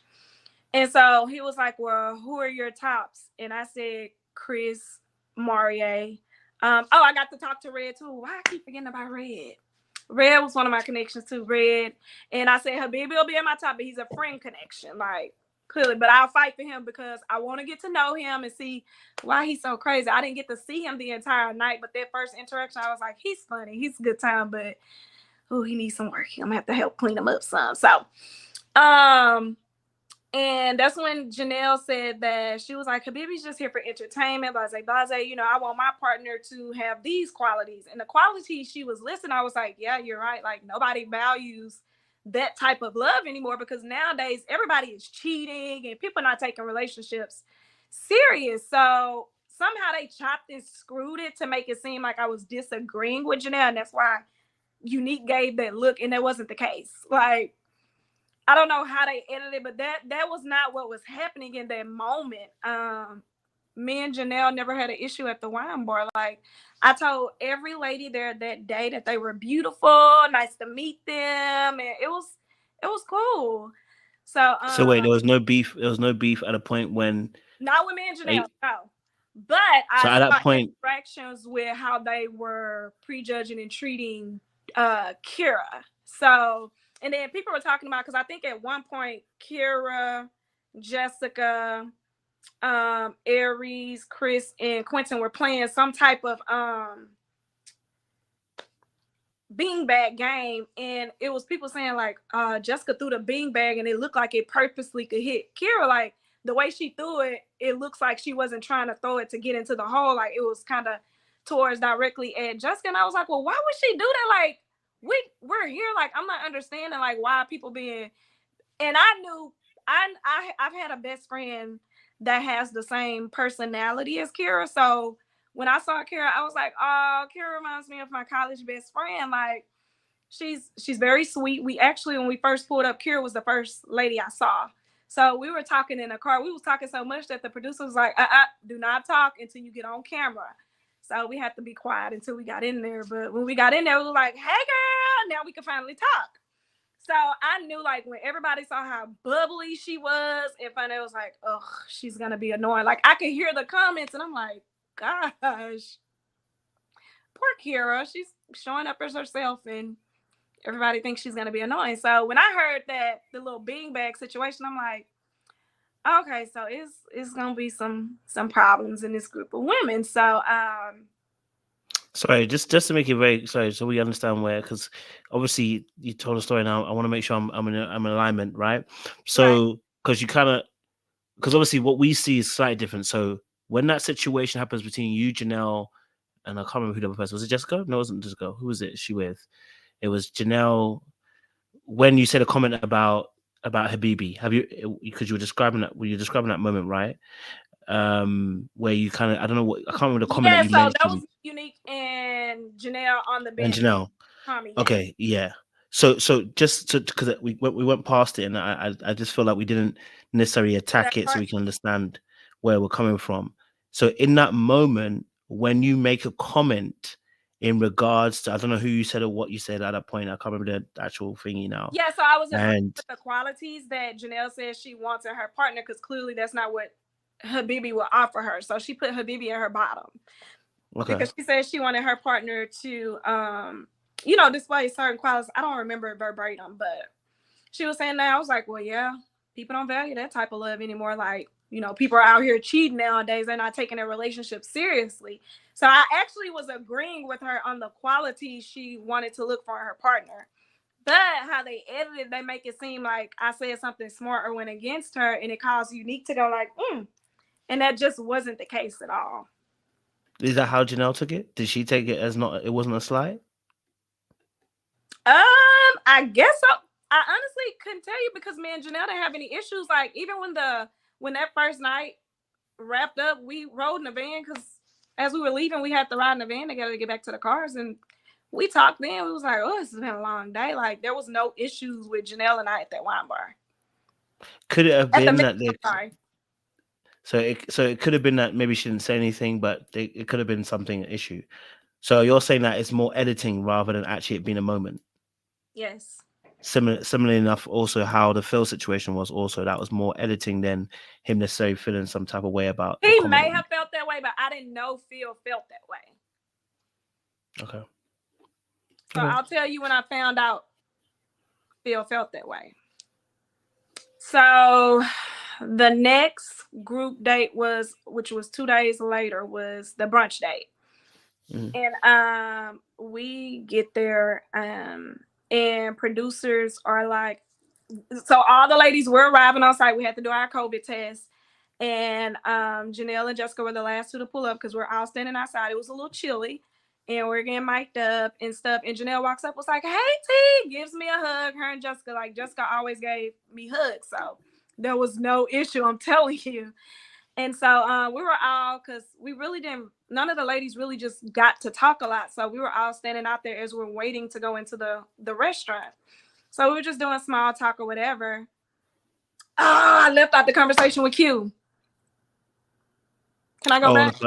Yeah, of course you can. Listen, there's no. Okay, so when it's time to do elimination, I remember, because my family and friends was like, go in, have fun, just don't get eliminated on the first night. I was like, I know, that's kind of embarrassing if you get eliminated on the first night. So mind you, I had been out there since 9 o'clock that morning. Like, I think we all had a different arrival times, but I got there at 9. I had eaten breakfast. So by that time it was hot. We were drinking plenty of liquor. I didn't get any food. So I didn't have any food out there. Like, I didn't get food till it was time to go.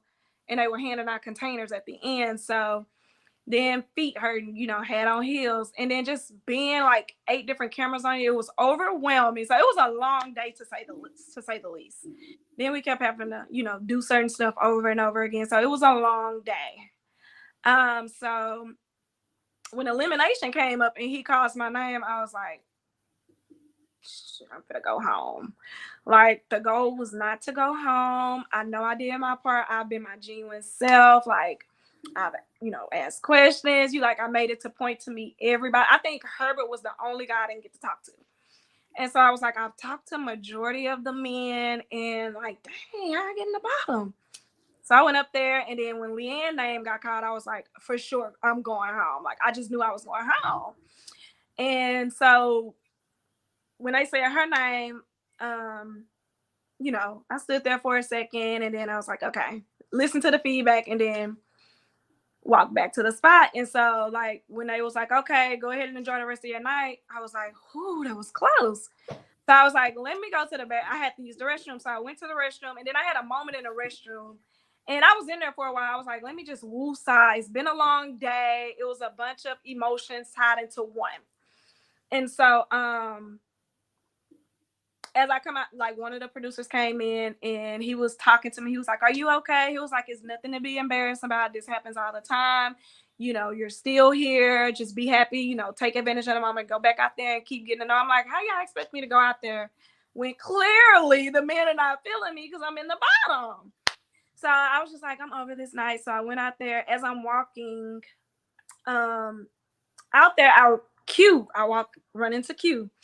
Is this the first day? It's the first day that you know, because you're saying you knew you were in the bottom. Still the night of the mixer, yes.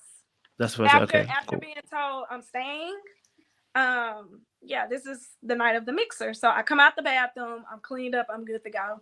And Q was like, hey, just want to make sure you good. I was like, yeah, I'm good. I was like, it kind of frustrates me because I feel everybody gave me the good vibe that we were good. They were enjoying the conversation. So I'm kind of confused as to where it went wrong. And he was just like, something along the lines of, just take your time. It's just the first night. Like, if your person's not here, it's not a bad thing. Maybe you're, something along those lines. And I was like, yeah. And I was like, well, I'm thinking we had a good connection. Like, we was off to a good start to a connection because we had a good conversation and stuff. He was like, yeah, I'm still trying to get to know everybody. And I was like, well, let me just be honest with you. I was like, I'm a very direct person. I say, so if at any time you feel like I'm not a connection, just tell me. I'll receive it better if you're direct than to tell me or like give me signs that we are, and then that's not what it is. I was like, because then that's what's gonna bother me the most. Like, I operate better when someone is just direct with me. And he was like, no, I get you. And he was like, yes, I'll do my part. So then I was like, well, are there any ladies here that you're attracted to, like that, that are in your top? And he was like, honestly, there's no one in here that I'm normally attracted to or would normally go after. And I was like, we have 10 beautiful ladies, chocolate ladies of different shades and colors. And you mean to tell me it's not one lady that's in here that you're attracted to? And he was like, I'm from Florida, mostly it's like Latinos there. And I was like, oh, so you date outside of your race? And he was like, yeah, I've dated Latinos or whatever. I was like, so who here are you would say that you see a connection with? He was like, well, at this moment, Sierra and Janelle. So I was like, wait, sorry, just to make it clear, because I didn't know the conversation had gone this far with you and Q. So you're saying that when you had a conversation with Q, Q said this to me. Yes. I have been emailing for that footage. Q said this, yes, but they chopped it up, and like, if you go back and watch that episode, he was just like, they only show where he said there's nobody I'm attracted to. But that was the conversation we were having standing there. So then when he said at that time his two connections was Sierra and Janelle, I was like, oh, okay. So he definitely said his type is Latinos and no, Latinos. So I was like, okay, Latinos is just Latinos. Yes. So I was like, Quentin clearly dates outside of his race with him being a fitness. So I'm like, okay, Latinos, probably whites, or whatever. So when he said that, I was like, oh, okay. So then I knew right then and there, this definitely is not going to be a connection for me. So I went outside, and that's when Herbert comes up talking to me. He was like, hey, just want to check on you, make sure you good. And he was so sweet. And like instantly he sat down and he started talking about like he used some reference with soil and stuff like you something, and it just made me start crying all over again. I was like, why did you have to come be so sweet and come sit and talk to me? Like uplift me. And so after that, I'm cleaning myself up. I go back. I'm like, I was doing so good. Came out here and cleaned my face up, only to start back crying. So then, why were you crying? Because that was so sweet with her. It was just, I'm telling you, I was full of emotion because it was just a long day. I hadn't eaten. It was like 3:00 that morning. Like, we literally was out there all day and I hadn't eaten. So I'm just drinking water and liquor the whole day. So, I got stomach pains. I'm tired. I'm in heels. My feet hurt. And I've been talking all day. And then I feel plain because I'm in the bottom on the first night. So it's just like, I'm just ready to go home. So, after that, that's when Red came up. He was like, you good? I was like, yeah. He talking about you weren't going nowhere, so just get yourself together. I was like, okay. And then Mario came and he kind of grabbed my hand. He was like, hey, you good? And don't cry. And we had a really good, he was so warming. Like, I really enjoyed Mario. And the fact that he took the time to sit at that table and have that conversation with me. And he was just talking about relationships. He was asking me questions about my past relationships. So that's why I was able to talk into that moment about my past relationships. And while we're having that conversation and he's uplifting me, speaking,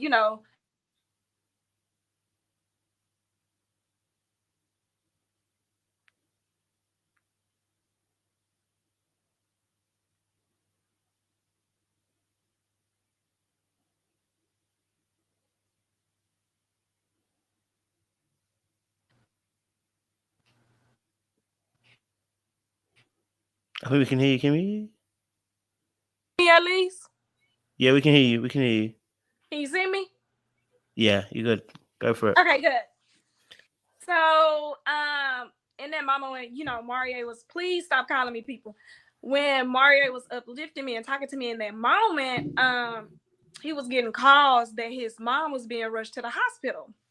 So I'm like, no, I was telling the camera people, I'm like, hey, cut the cameras. And then I was like, please just cut the cameras in this moment, please. So they cut the cameras and, he's answering the call and it was like, hey, rushing your mom to the hospital. And he was like, okay, everything good. And I don't know what they said, but he was like, okay. And he was like, but are you good? Like, he still stayed in that moment too. He was like, I want to make sure you're good before I leave. So I was like, that meant everything. And that was very that was nice because I don't know if I would have done it because I love my mom. I'm going to go. Somebody call and say, my mom being rushed to the hospital. I'm out of here. I don't care who I'm talking to. So, but the fact that he stayed, that meant a lot to me.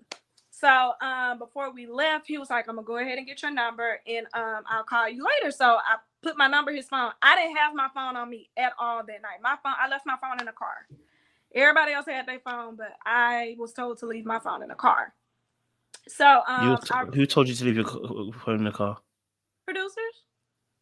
They told me, they was like, you're about to go they was like, you're about to get mic'd up, but you'll be able to come back to your car and get your phone. But when I got mic'd up, they told me to go in the mansion. So I was like, I don't have my phone. So yeah.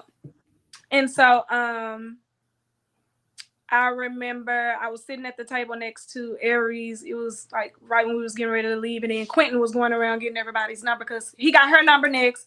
And then he gave me his phone. He was like, put your number in there. And I put it in there. Let him tell it. He never got my number that night, but he did because I put it in his phone.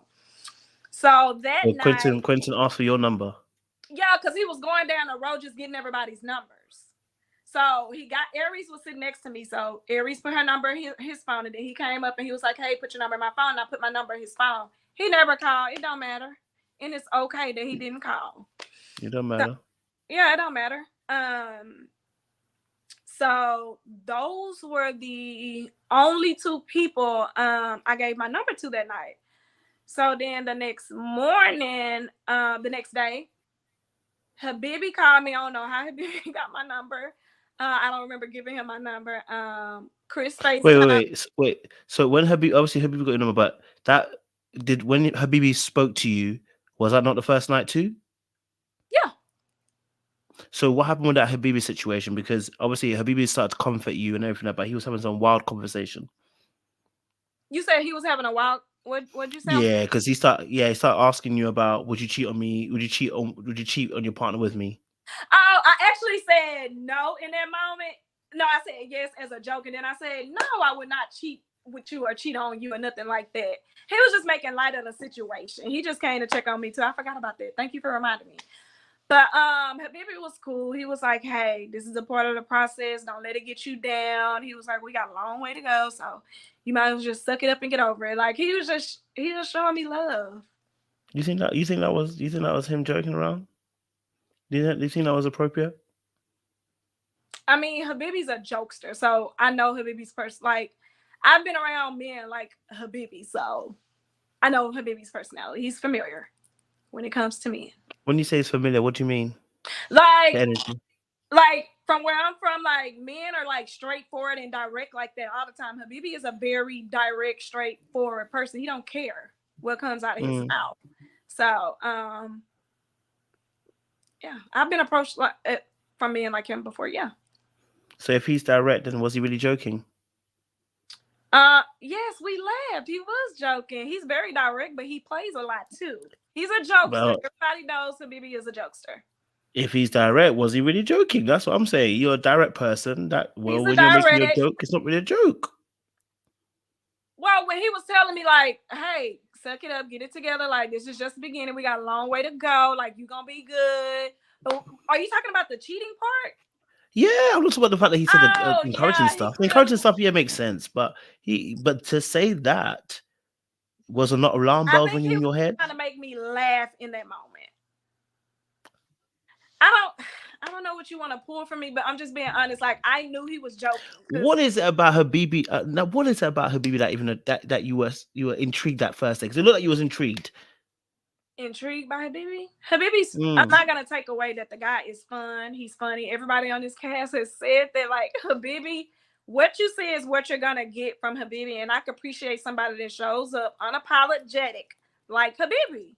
I like that he's being himself. He's not playing. Like, this is who he is. He's a vibe. He's fun. You don't think he was testing you? No, but throughout the night when I talked to him, like, yeah, he'll joke, but I also got to see a serious side. Like, Habibi wasn't as crazy with me like everybody else said their experiences with him. And you have to keep in mind, I didn't babysit him throughout the whole night. I was mingling and greeting the other men, so I didn't get to see his interactions with each woman, with each woman throughout the night. So when they said they were having another experience, I was like, oh, like when we first met, like he wouldn't get me napkins and we kind of got smart with each other. But after that, I saw a more mature side of him because he was talking about the saxophone and his family and his son and all that. So yeah, I just think he was just trying to make me laugh in that moment. Because I told him, I was like, no, I wouldn't cheat with you. No. Okay. Continue your story. Sorry, my bad. I wanted just to clarify that. Hey, what are you thinking? What did you get from that? Well, I'm just wondering why he even got time of day. Personally, I told you he was a friend connection.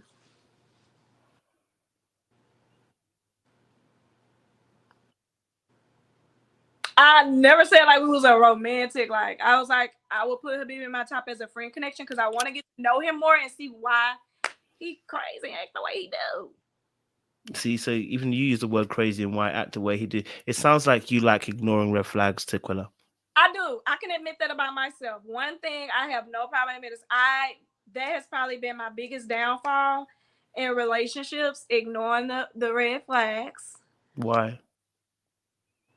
Because I know in life, like, people make mistakes and they learn from them and they grow from them, but told you, like, I don't know. Because I don't want somebody to give me a chance. If I did something wrong, give me a chance to make it right.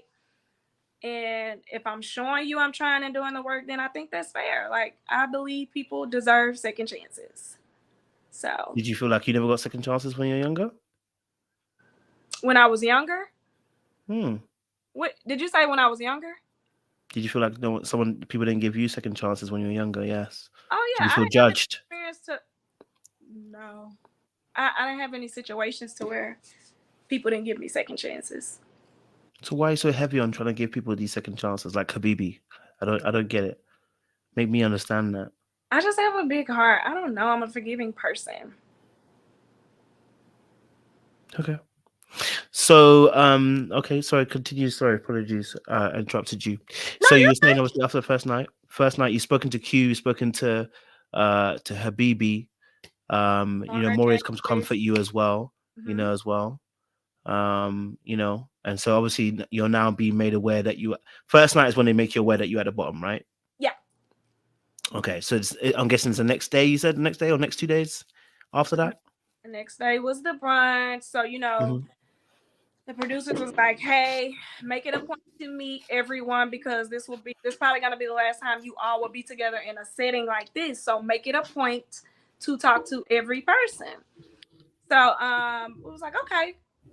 I was excited to that day, actually the next day after the mixer before we get to the brunch. I woke up and I did call Aries. She was right about that. I called because I was like, girl, it was I asked her opinion about that elimination day. And then I was like, hey, do you have Marie's number? Because I just want to I gave him my number, but I haven't got a call from him. But I want to make sure his mom is okay. That's my biggest concern at this moment because I know he was comforting me, but I want to make sure at the end of the day, his mama is good because I didn't know exactly what happened or why she was being rushed to the hospital. So that was my biggest thing for trying to get his number. And she was like, well, it's a bunch of people that text me, but I'm not sure. But listening to him in a previous interview, Aries did let him know that I was trying to get his number. I understand people don't give out folks' numbers, but for that reason, I would have just called and say, hey, she's trying to check on your... I mean, that's what I would have done, but I'm not everybody. So my expectations of people are definitely different from me. Were you expecting Aries to have told him to say that, you know, you were wishing to just make sure he was okay? Contact with him just to make sure his mom was okay. Because remember, I put my number in his phone. So, so when she didn't give me the number, I called the producers and I was like, hey, you know, last night, Mario was comforting me. I was like, can you please just give me the number? And they was like, no, he needs to ask for your number on camera. And I was like, he has my number. I just want to make sure his mom is okay. He could be at the hospital with her for all I know.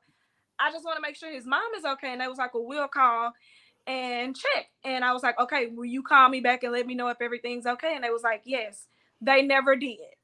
I ended up getting his number from somebody I really can't remember at this moment.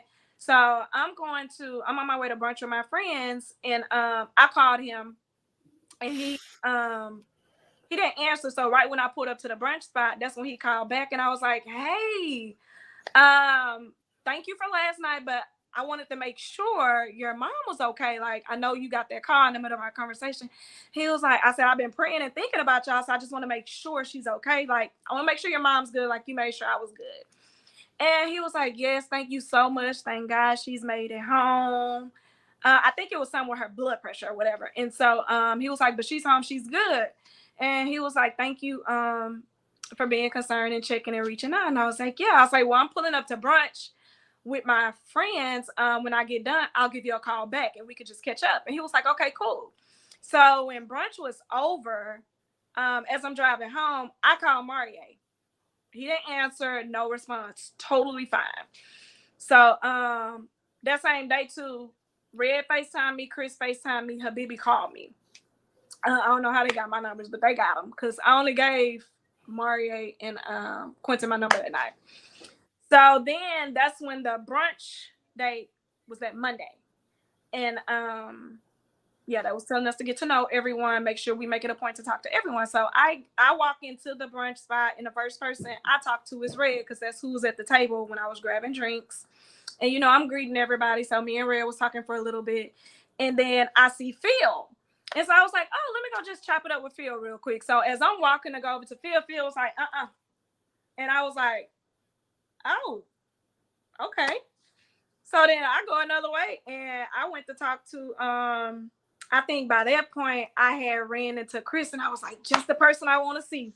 So when I got by Chris, Kira knocked over ketchup that spilled on my dress, my shoe, and Chris's shoe. So I instantly grabbed the napkins, and I started cleaning off the ketchup off Chris's shoe.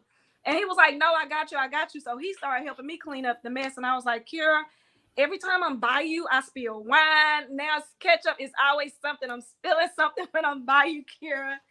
So we were making light of that situation. And, you know, I was like, no, Chris, I got it. I'll clean your shoe off. You know, I'm low-key flirting with him. And so we sat there and we talked for a little bit. We talked for a little good minute.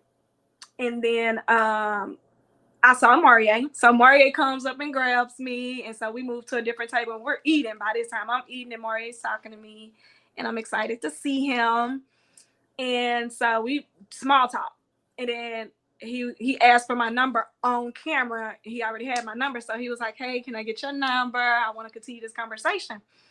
And I was like, okay. So I gave him my number on camera. And then after that, they made us rotate out. So as I'm waiting to see who I'm going to be talking to next or who I'm going to go up to next, I'm sitting at a table by myself.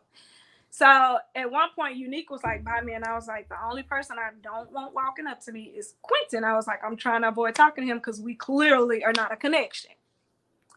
Lo and behold, Quentin comes up, and I'm like, here we go. So I'm sitting there smiling like this, and he sat down, and he was like, hey, how you doing? I was like, I'm good. And he was like, you look nice. I said, thank you. And I was like, hey, I really don't want to waste your time. Like, I know we're not a connection. I don't want to waste your time. So you rejected Quentin? Yeah, I was very upfront because I told you I'm a direct person. I was like, hey, I don't want to waste your time. So, you can go and, get to know people who you're more connected with. He was like, no. They told us to make it a point to talk to everyone. So I still want to try to get to know you. And I was like, but I'm good. And he was like, yeah, blah, blah, blah. He was like, let's go play Connect 4. So we go outside and I'm like, I don't know what I want to talk about with him. Like, I just wasn't interested at that point because, come on, you don't. So wait. Are you telling me that that Quentin was, say la vie, let's say for instance, was at least trying to talk to you? That what I think it was more on a cordial level, just to do what producers asked us to do.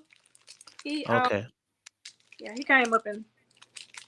So okay, you're saying there's more production that we're kind of asking him to go. I feel like he just make it like they told us, make it a point to make sure you talk to everyone because this will be the last setting you see each other in a group setting.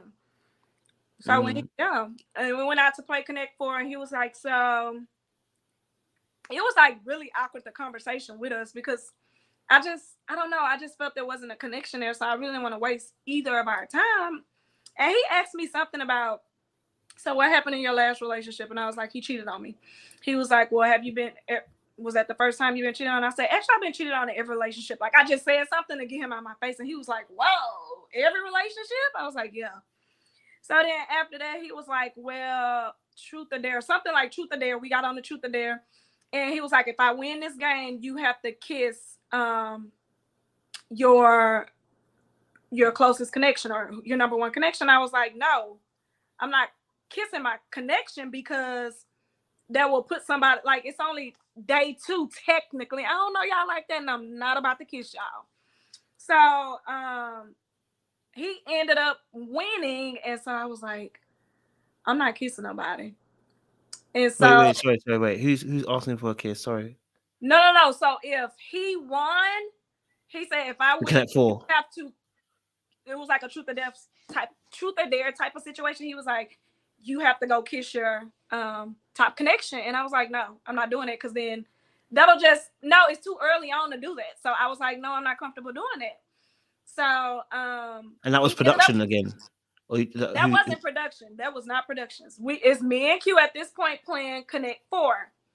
This is us just having conversation just to be having conversation. So Q is, I wanted to make sure I'm hearing it correctly. That's why I'm asking it again.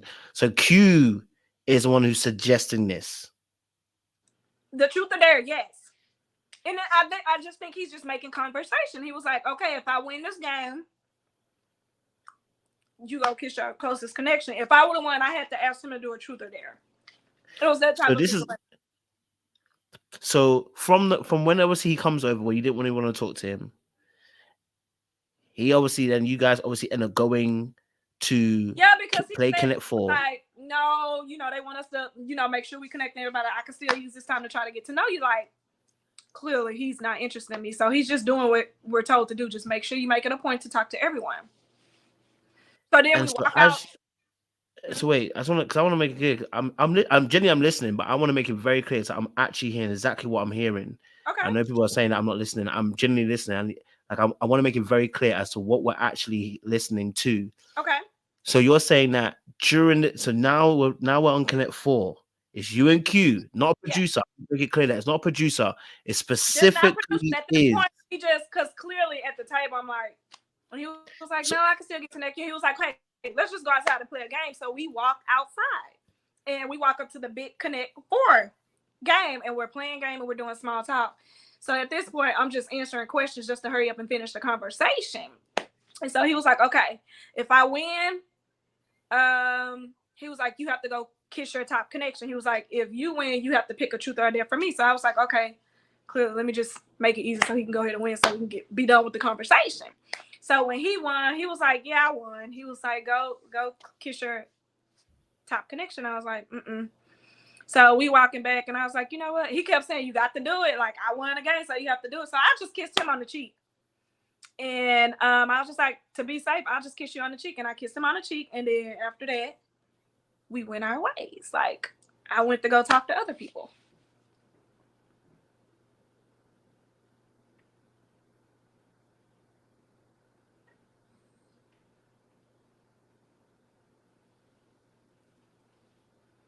What are you thinking? I just think this story never came out from Q side at all. That's what Of course it won't. That's why I'm here to tell the truth.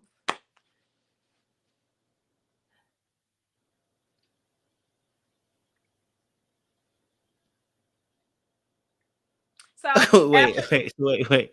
My brain is fuzzled. Oh my days. I'm literally listening to it as actually fuzzled me. So wait, because he asked you, he said obviously during the game, whoever wins, go kiss your top connection, right?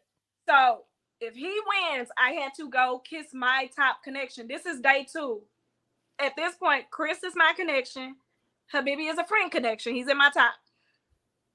Red and Maria, that's 4 connections. I'm not gonna walk up and go kiss one of those 4. That would make somebody top priority, and I'm not knowing who I like the most just yet.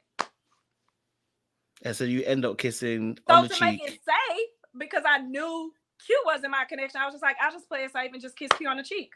And I kissed him on the cheek and I walked off.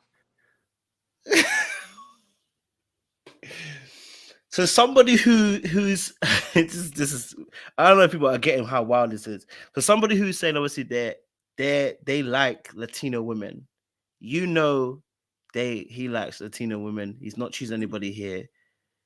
And then you want to play it safe. He challenges you to kiss somebody, and you're playing it safe, and you end up. Because I'm not gonna go kiss and make somebody a priority over the other. Like, let me just kiss you and get it over with. I know it's kind of weird, but I wasn't thinking that much. I was just like, I'm not even people think I'm thinking about you. I'm not thinking about you. I'm thinking about Q. My brain is not thinking about you. It's thinking about Q, because this story never came out of his mouth. And I'm always trying to figure out why there was an issue between you and Q as to where it is. Me too, because as far as I'm concerned, man, Q, I had that conversation like, hey, you don't have to sit at this table and talk to me. I want you to focus on the connections you're, closer with. So I've been waiting to see if he would bring it up too in his interviews, and he never brought it up. So I'm here to tell the truth. So let's keep it moving so I can get to the rest of the tea. So after that, as we're leaving, I walk into Herbert. I was like, hey, Herbert, I'm actually interested in getting to know you. He was like, well, at this moment, Kira and Janelle are my top 2 connections, so I want to focus on that. I was like, okay.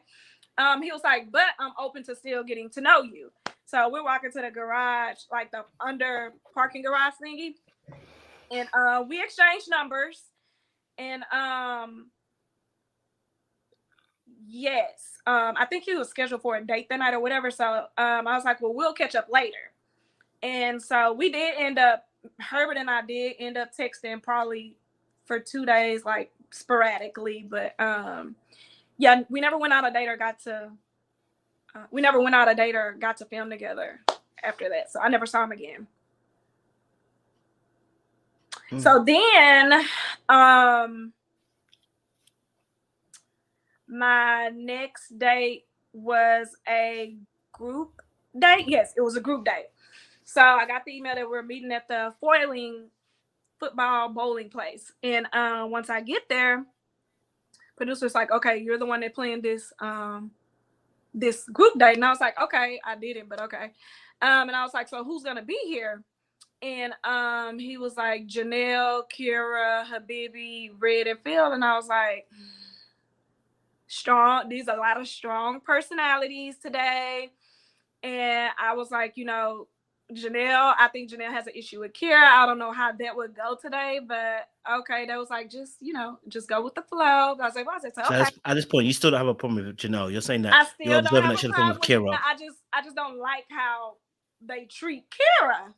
Okay. So, you know, Kira was the first one to arrive there. So we go in and we're just doing small talk. Then the men walk in.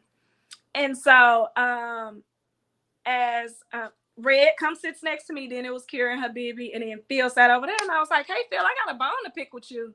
And he was like, what's up? And I said, you kind of shushed me away when I was just trying to come up and talk to you because, you know, they told us to make it a point to talk to one another. And he was like, yeah, I just don't think we're a connection. I was like, oh, I know we're not a connection, but I still just, you know, wanted to just have a conversation with you. I was like, did something happen?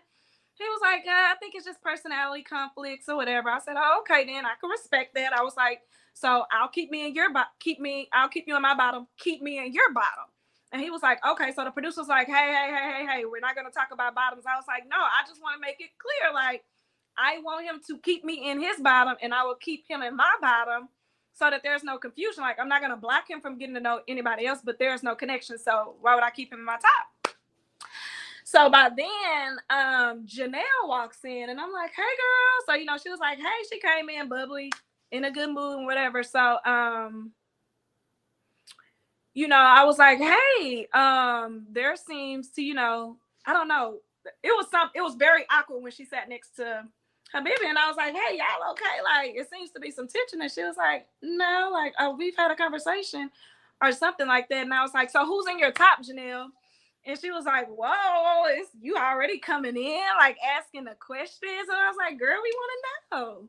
So she said, Herbert, at that time, I want to say she said Red and Q, but something like that or whatever. And we was like, oh, okay. So then everybody was going around saying who's in their top. So I was like, man, who's in your top? He was like, Janelle, Kira, Leah. He said T, you fourth. I said, okay, Red, so I'm gonna keep you fourth too. So we in each other top, but you'll be the fourth person. So cool. We was laughing about that. So I actually had a real good conversation with Red. He said to me, just in that conversation, he was funny in that moment. So then, you know, walked over with me and Habibi went that way. Everybody went on their separate dates. And before I got up to walk to go throw the darts with Habibi, I was like, Phil, I was like, what? I was like, what's the issue? I was like, he was like, I just didn't like when you asked me about their sex question. I was like, a producer asked me to ask you that question. I was like, you knew that before the cameras went in. That was like, okay, you're gonna ask the same question you asked the last person. He was like, I didn't catch that. He was like, I'm sorry. Thanks for letting you know. I was like, yes, I'm letting you know. Like, I said, I'm a lady. Why would I ask you that if it wasn't cute to me to ask the question? Like, they told me to do the same thing I did with you that I did with Morier. So I'm telling Phil where the question came from. And then we hugged and we went. He went that way and I went to go throw darts. And then we ended up back together. After that, me and Phil was cool. Like, I thought Phil and I was cool. So, you know, that was like, okay, wrap it up. So we're getting ready to leave and we're mic'd by then. So Janelle was like, T, come sit next to me, girl. I've been trying to, you know, catch up with you and, you know, get to know you. So we sitting at the table. The minute I sat at the table with Janelle, producers run over towards us and she was like, they're just trying to hear our conversations. She was like, but we're not. I was like, no, we're not mic'd. They're mic'd though. So they standing there literally in front of me and Janelle, we whispering and we was like, so what's up, girl? How you feeling? How you liking the experience? Like, we having a little small talk. So, as like we was eating the food too, because we was like, we ain't gonna let this food go to waste. They don't feed us anyway. So let me eat up all the food that I can. So we eating and talking, and it really was a good time with her. So as we're walking out, Habibi and Red are walking out with us, and as we're walking out the door, Habibi said something, and I was right here, Janelle was right here, Habibi was right here. So she walks up to Habibi. She was like, Habibi, let me holler at you. Let me talk to you for a second. You know how you walk up to somebody and you lock arms? Link arms. That's how she did Habibi. So she was like, look, we're not a connection. I want you to don't even try to talk to me or try to go on dates with me. She was like, just focus on who you connected with, and I'm going to focus on who I connected with. She was like, okay. And I was like, why you couldn't say that on camera when we was mic'd up? So Habibi was like, it's cool, Janelle. Like, I ain't tripping. Straightforward, direct guy. And I was like, why you didn't say that on the camera when we were mic'd up? So my thing is, if I didn't know he said the uncomfortable titty, like the breast thing, into the women's lounge. So when I asked when she first got there, I'm like, hey, it seems to be some tension with y'all. What's going on? So I was like, if that was the case, why you just didn't say it on camera? So as we're leaving, and she was like, hey, T, let me get your number. I was like, girl, we could talk. Because I'm like, this is the time where I can address this mean girl situation, like the way her and Jessica interacts with Kira. So she's walking towards my car. She was like, you know what, can you just give me a ride home? And I was like, your car not here? She was like, no. She was like, I live down the street. And I was like, okay. Yeah. I was like, come on, get in the car. So I'm giving her a ride home. Yes, I know what Janelle's face. So I give her a ride home, and when I park in front of the apartment things, we're sitting there talking, and she was like, so who you feeling? And I was like, I'm telling her my tops. And she was like, yeah, I went to high school with Chris. He's like 4 or 5 years underneath me. He looks like a little brother to me. So no for him. She was like, I don't like Habibi. I just think he's here for entertainment purposes only. I was like, I think he's cool. I think you should just try to get to know him on a friend level. I say, but clearly you just made it known that you're not interested in him. And I say, we have to admit, I really think the producers are going to keep Habibi here because he's good entertainment. He's good TV. So she was like, yeah, no. And then I said, Red's cool, like Chris. And she was like, Chris is in Jessica's top too, but he hasn't been calling her. She was like, have you heard from him? I was like, yeah. And I was like, well, that's weird. And then she was like, well, who's in your bottom? In my head, it's not programming to me that she's being strategic with her questions. That's not how I was thinking in that moment. I feel like me and her are getting to know each other in this car. It's just a private conversation. So she was like, yeah, Red. She was like, yeah. We started talking about the ladies, and she was like, yeah, Red and Herbert in my top or something. And she was like, yeah, but I don't like Kira. I don't like her personality. I was like, why don't you like her? Like, what is it about her personality? I said, maybe you should just have a conversation with her. I said, I don't want it to be like a drama thing with us ladies. And I feel like if there's an issue, you should go to that person directly. And she said she didn't like Unique because Unique accused Red of having a thought job. I didn't know Unique said that to him. So apparently Red told Janelle that Unique said he had a thought job and that something they knew each other along the way. So I was like, I'm not understanding why the guys is telling you this when, people can go to that person directly and have a conversation. And I was like, well, Phil in my bottom, Quentin's in my bottom. She was like, wait, why Phil? She was like, you know what? Phil actually called and told me that you made him uncomfortable because you asked him about a threesome.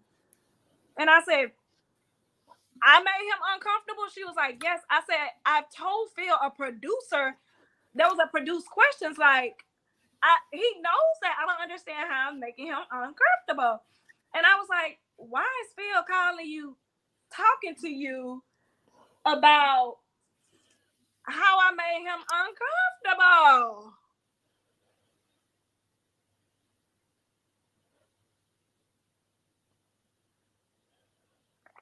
Because who gonna check me, boo?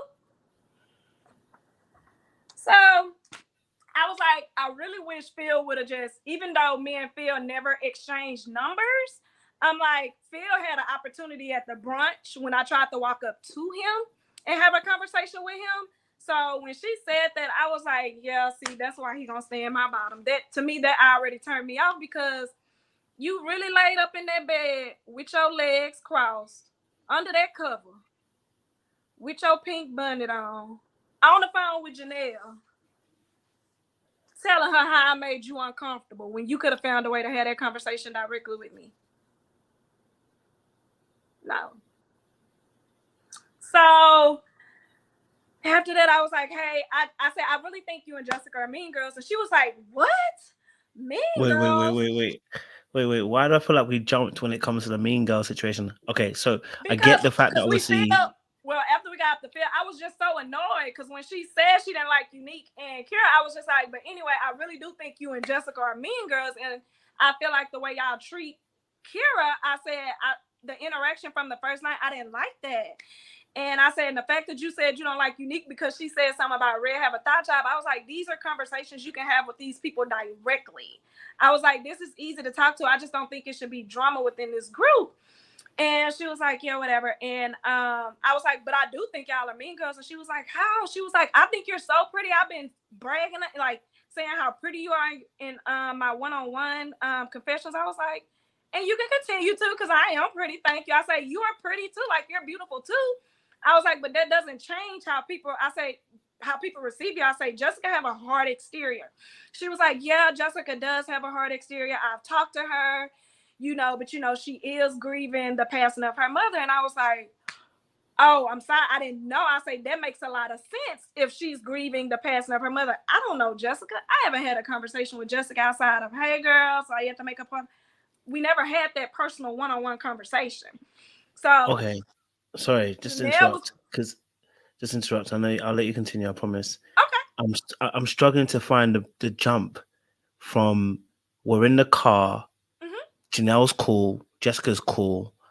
Okay, we know that obviously Janelle. We know that Janelle doesn't have a particularly great feeling towards Kira. Yeah. We know that already. Okay, but this jump that you make from there to, because Phil has told Janelle that he feels uncomfortable. Remember, we were going down each other. She was telling me who were in her top. Yeah. I was going who was in my top, who was in my bottom. And she was like, Phil. She was like, oh, Phil did call and tell me that. And then I did tell her about Q. I said, well, I had a conversation with Q, and I feel like Q does not like Black women. He likes Latino. He dates outside his race, so he could like Latinos, right? She was like, what? I said, yes. I said, he told me this at the mixer. So she was like, okay, that was that. So then I said, but back to this, mean girl energy that I feel like y'all are showing Kira. I said, I don't like that. Like, I said, that comes off the wrong way. I was like, this is a dating competition. I don't understand what the girl beef like. In my head, it's, why is there girl beef in a dating competition? Like, this is dating. This is a dating show. So we're all supposed to date openly. So I'm not understanding the issues. If these people haven't done anything to you directly, I don't understand why you're disliking them off of what somebody else's experience. Okay, so just to make it very clear, so why is it that automatically your first point was that Janelle and Jessica were mean girls, and not that they just had an issue with two of the girls? That's my thing. I'm trying to understand, because I get that they had issues with Kira, being one of them, and Unique being the other one. Why is it that the jump is being made that they're mean girls, and not that, you know what, they have an issue with Kira and Unique? Why is the jump instantly mean girls? Because you're in a car and you're chilling with Janelle and you're enjoying the conversation. Well, you're enjoying her company and you had good company with her before. Okay, so why is there a jump from there so we understand it? Because Kira did explain to me that when she first got to the mixer, she had to go into, this was when we were still sitting in our cars. So she went inside to go to the restroom, and Jessica was in the restroom, and she said when she went in there, she was like, oh, is this the bathroom? And I was like, yeah, you're not supposed to be here. You're not supposed to be in here. So they instantly were giving her attitude and looks. So she was like, oh, sorry, I just came to use the restroom. So when she told me that, I was like, it makes sense. Like, they just don't like Kira. But just because you don't have to be mean to somebody the way they were to her, just because you don't like them, like, just ignore her. So you're saying that because they were giving her certain looks and stuff, that they were being mean to her. Yes. And then just throughout the night, like, when we were at the brunch, let me give you another example that I left out. When we were at the brunch and we was arriving there, Janelle and Jessica were the last ones to come up and to arrive. So they came up and gave me a hug. They actually gave everybody a hug, but Kira and Unique. It was intentionally done. So they ignored giving them a hug, Kira and Unique a hug. Yes, they didn't even talk to them. They talked to everybody, all of us, but them two. So okay, so did Janelle have a viable reason as to why she didn't like Kira? No, I don't remember. I know she just told me in the car she didn't like her. She didn't tell you why? She just said she didn't like her. I don't remember exactly about Kira because I know the one I can remember about Unique because I was like, Thought Job. I've never heard of it, but you know. But as for Kira, I just know she said she didn't like her. I couldn't remember exactly what she said about Kira, but she did say she didn't like her. So that was very much so known. That's why I was like, well, why don't you go talk to them two directly? Like, why don't you go have that conversation with them? And Jessica, her role in this situation, was she also mean to Kira and to Unique? Now, I don't think Jessica was mean to Unique. Okay. But definitely you could tell she didn't like Kira. Well, how is that? Because she was joining in with Janelle? Yes. What was the... Yes. Okay, so she also... Yeah. Okay. And so she didn't also give her a hug either. She didn't give Kira and Unique a hug either. Okay. Okay. So at that point, when they're in the car, after the car, sorry, and the next day you guys come in and they're ignoring obviously Kira and Unique, are you now at odds with Janelle and Jessica? No, the car situation that happened to after the group date when she asked me to give her a ride home. Okay. It makes sense, and that's when we were talking about tops and stuff. So now that I'm realizing she was strategizing to see who's in who's top, to see who they can eliminate first. So because it was the week for the women to eliminate a man, so she was asking me that stuff. And then when she told me that Jessica was grieving the death of her mother, and I was like, I didn't know how long ago it was. I thought it was like recently. So she was like, yeah, I'm trying to get her to, break down her walls some, and I was like, well, that makes sense if she's grieving, while she comes off like very guarded and like just a hard outer exterior. So she was like, yeah, I say now I feel bad because I actually was talking about y'all in my confessional. She was like, what? She was like, what did you say? I said, y'all look like Beavis and Butthead. Like, that's how attached y'all are to each other. She started laughing. I was like, no, for real. Y'all look like Beavis and Butthead. You called them Beavis and Butthead? Yes. To their face? I told Janelle that, yo. Like, I was having a conversation with her. I was like, because I felt bad when she told me that Jessica was grieving her mom. I want to make sure y'all remember Beavis and Butthead. That's what I said they look like. Because I'm like, they just remind me of Beavis and Butthead. And she started laughing. She was like, well, I'm glad you told me. So if it gets shown, we can get past it. Now I was like, yeah, that's just how I felt. I also said, this is where I felt so bad. Because when people are mean and ugly to people for no reason, I can tend to be that way too. Because I'm like, no, why are you being mean to that person? Now I'm talking about you. So when the fact that Jessica doesn't smile a lot, I was like, I will tell you what I said, but I'm going to reach out to production and ask them not to air that piece since you're telling me that she's grieving the death of her mom. And she was like, well, what did you say? I said, well, she has the face that only a foster mother would love. And she was like, ouch. She was like, yeah, I said, yeah, because she never smiles. And she was like, yeah, she had surgery under her eyes. She got her bags removed. And I was like, wait. Wait, Taquilla, what the frick? Wait. Where did you say, wait, whoa. Oh my God. Wait, where did you say this comment? Did you say it to confession? I said it in a confessional. You said it in a confessional. But it never got shown. So okay, so you said it on confessional. Okay. But yeah, I'm accountable. I can hold myself accountable because I was like, that was mean, but they mean too. So I'm like, they mean to innocent Kira who doesn't pay them any mind or naive, that you know what I'm saying? So yes, I was dissing them in my confessionals, but I was woman enough to tell them. So I was like, this, you said I was pretty in my connections and your confessionals. So I'm telling you what I said in mine, but I'm going to reach out to producers because I don't want to hurt another woman on camera, even though y'all are being mean. She was like, we're not mean girls. We just don't care for her. I'm like, okay, same thing, whatever. So she was like, yeah, I'm glad we had this conversation. She was like, we'll just laugh it off and we'll address it if it shows up. So I was like, okay. And I was like, but I really do feel bad. Like, that wasn't nice of me. And I'll call the producers. So I called the producers and I explained. And they was like, no, you're right. We won't air that. That is, like, if she's grieving her mom and if she just recently had a cosmetic surgery, had her bags moved under her eyes, we don't want to, so I was like, thank you. And so the next day, which was... Before you go to the next day, just want to shout out to the audience. We've reached 1,000 people watching.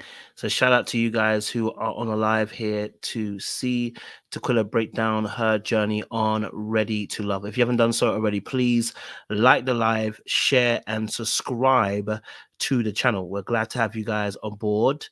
Keep it cute, keep it classy in the chat, and have some fun today. So just, okay, so wait, hold on a minute.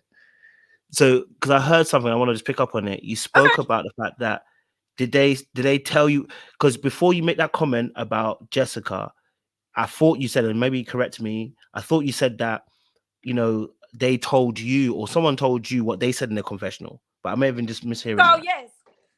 So when I told Janelle, she was like, when I told her that her and Jessica were mean girls, she was like, oh, mean girls, what? She was like, and here I am in my confessional saying how pretty you are and all this. And I was like, and I am, and so are you. Like, you could keep saying I'm pretty in your confessionals. But I said, I'll tell you what I said. I said I was Beavis and Butthead. And she starts laughing. And she was like, I'm glad you're telling me now. That way we can go ahead and get it out the way. And I was like, oh, yeah. So that's why I'm talking to you. So at that point, are you and Janelle, do you consider you and Janelle beefing?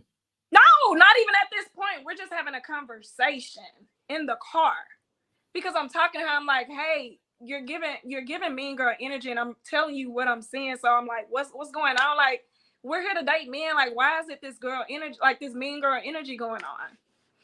There's still, at this point, there's no beef with me and Janelle. We're just in the car talking. And she was like, well, I'm glad we're having this conversation now. That way we're addressing it. So if it airs, we can address it head on. We've already addressed it head on. And I was like, okay. And so even after that conversation, we gave each other a hug and I left. That was it. She was like, yeah, we're good. I'm glad we had this conversation. And I hugged her and she got out the car.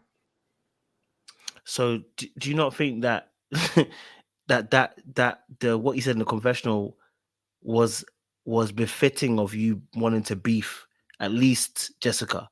Like, the comment was very heavy, so that's a beef comment. I'm taking account. That's a beef.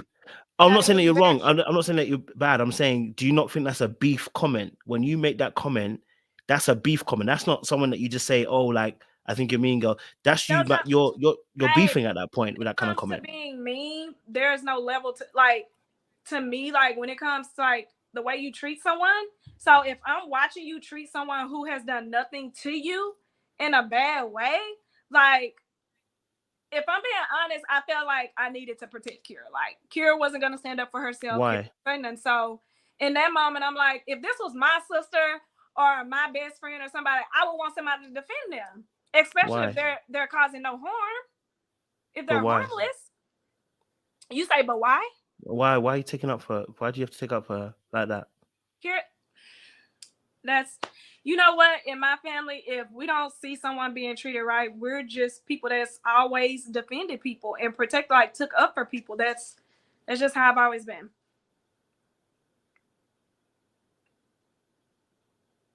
We should have my family probably should have been like police officers, security, like, we missed our calling in the family.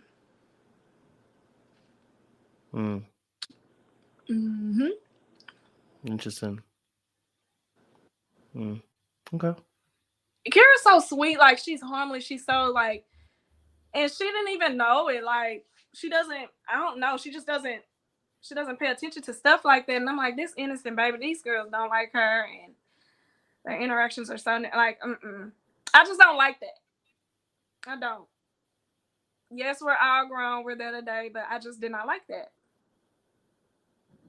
Okay. So if you see Sorry, I someone, interrupted it. if you see someone being treated like that, you wouldn't have said nothing or stood up for that person. You just would have turned a blind eye to I would have. You I would would have? have. Yeah, I would have stood up for them. Are you just But saying there's a reason why. here? But there's a reason why, which is why I did the background, because we needed to find out why you do what you do. This is why I was asking the questions at the very beginning. Because if we're just doing stuff, I don't understand why you're taking it. Like, you're taking it personally in how you're fighting for Kira, and it's now causing you to actually have a fight now with Janelle and Jessica personally as well. And there's a reason, because there's obviously something that's happened for you that you feel like you have to stand up for people. That's why I was saying, that's why I wanted to find out the I reason felt why. like there was an instance growing up with my sister. So I was in middle school, and by that time, my little sister probably was in 4th and 5th grade, and she was getting bullied on the way home. And normally I would meet her to go pick her up, but that one time I was running late and she was getting bullied, and I wasn't there to protect my sister. So for me, moving forward in life, I'm like, my sister, got jumped on, and I wasn't there to help her, and I didn't get there in time. So I was like, I won't let that happen again, because my sister didn't have no one there to protect her or help her. So if I see someone being treated in a form of bullying, I'm gonna stand up and help them and protect them. That's just me. That makes sense. Okay, I hear it. So There you that's go. That makes sense. Yeah, like I don't want that to happen to nobody. So by this time it's what, day 4, 5, and as I'm getting ready to go to the women's lounge because it's elimination day, still haven't heard from Marie. So I'm driving there, and I stay in Fort Worth, so my call time is always early, and it's always in the peak of traffic. I'm always having to be there at like 9 at the earliest, and that's the worst time, because I would drive like an hour to get to wherever we're meeting at. And so it was raining that day, and production was like, hey, wear your brown jumpsuit. So I put on my brown jumpsuit. It was like a Polaroid brown jumpsuit. It was real cute. And I'm driving there. It's raining, and I pull up. And as we're parking and we're getting in the car to ride to the building, I'm looking at everybody in there. I see Kira, Unique. I think by that time it was just them two. And I was like, y'all are in dresses and I'm in a jumpsuit. I'm like, why am I'm going to throw off the aesthetics. So I was like, why would they tell me to wear a jumpsuit and you guys are all in dresses? So we get up in there, and I was like, hey, why am I the only one in a jumpsuit? Like, he was like, I told you to wear your brown jumpsuit. I was like, this is the brown jumpsuit. He was like, no, you have another one that's silky and flowy. And he was like, I probably should have sent you a picture. I was like, yeah, I wear a lot of brown. That's my favorite color. So I have a lot of stuff in brown. You should. So I was upset. So I was like, and I had on like little boots. It was like real casual for the women's lounge. Like, it would have threw everything off. So I went back to the car, and I was like, no, I got to go run and get something. Like, I'm going to go find a store and find a dress. So I got that pink dress that I wore to the women's lounge. And I didn't have any makeup on. It was raining, because I was like, I'm not putting on no makeup today. Like, it is what it is at this point. So I'm like, plus I want to be natural. But Unique was like, you look good natural. She was like, you have nice skin, but you need a little bit eyeliner. So I put on some eyeliner, and then by that time, Jessica and them came in. So, she walks in and she speaks to everybody, and I'm like putting on an eyeliner, and I was like, I don't have a brush to like kind of fix it. And she was like, here, you can use this. So I used it, not thinking nothing of it, but apparently I needed her makeup because I had on a full face of makeup when I really just had on eyeliner and lashes. And so after that, it was just a rough morning. It really was. The miscommunication with production. I had to go run and find a dress and get back. I did put on lotion on the scene. It looked like I was ashy up on the thighs and stuff, but I did have on lotion. And so, I started that morning. So menstrual, Mother Nature was going hard that morning. It was just an overall rough morning, to say the least. So So we're getting ready to go upstairs to eat lunch, and Janelle comes in, and I was like, "Hey, girl," and she was like, "Hey," and it was like real short. And she kind of just turned her head, and I was like, "Oh, okay, so it's gonna be one of those days. Like we just had that conversation yesterday, so I'm pretty sure she probably called and told Jessica. So it's about to be an even longer day." So I'm sitting at the table eating, and I just wasn't as talkative. You know, it had been a long morning already with the miscommunication stuff. So I'm quiet sitting at the table. Matter of fact, I was dozing off. I was like tired, you know, just sleep fatigue when you're on your first day of your cycle. So, you know, everybody was like, "You okay? You quiet?" I'm like, "Yeah, I'm good. I'm just tired. It's been a long day. That's it. It's been a long morning already." So I was just quiet. And I guess people, they were used to me, you know, being friendly, coming in bubbly and everything. But that day I wasn't. I was just over that morning. And so it was cold upstairs, and I just wanted to go to the back down to the bottom and just lay down on the little couch that was down there. So I went. I was like, I'm gonna just go downstairs. It's a little bit warmer down there, and plus I put on some lip gloss or something. So Unique came down there. She was cold as well. And then Kira ended up coming down to touch up her makeup. So Kira and I started, as I was sitting down, you know, we was talking about relationships and stuff. So we're down there, and it was a producer down there. She's sitting there, of course, just watching us and listening to us. And of course, we're mic'd. So we were just talking about our past experiences in relationships and how we feel the process is going and stuff. And then Kira, of course, being a cheerleader, let's make a TikTok. So I was like, okay, Kira, girl, let's do it. So we were making TikToks, and we were down there for quite a while. And then I want to say Lee came down there. She was like, "Y'all all right? What are y'all doing down here?" Because I think she came to just touch up something. And then we was like, "Yeah, girl, we've been down here making TikToks." And so by that time, we all had to go upstairs. So we're going upstairs, and we're sitting down. And it was like instantly when the cameras turned on for us to start talking, you know, nephew told me, he started out, he was like, "Hey, I just want to say, like, if anyone's here to ruin someone's experience or try to manipulate this process, I'll be the first one to send you home." So I was like, okay, so this is going to be a good ladies' lounge, so we can talk openly and fairly amongst each other, and, you know, can't nobody manipulate nobody's process or, you know, purposely try to send someone home. So, you know, he's asking everyone who they're feeling, who's in their top. So he goes one by one. Everybody's able to tell who they're feeling and who they're not feeling. No interruptions, none of that. So when it got to me, I was like, well, I know they were talking about Habibi. I was like, well, I like Habibi. You know, he's different, but I like him. And by this time, oh no, wait, I'm moving too fast. Actually, before they got to me, Sierra was talking about how she wasn't feeling Chris, and she was making fun of. That's when she had on the wig. I remember the wig. So see, I just want to remind y'all.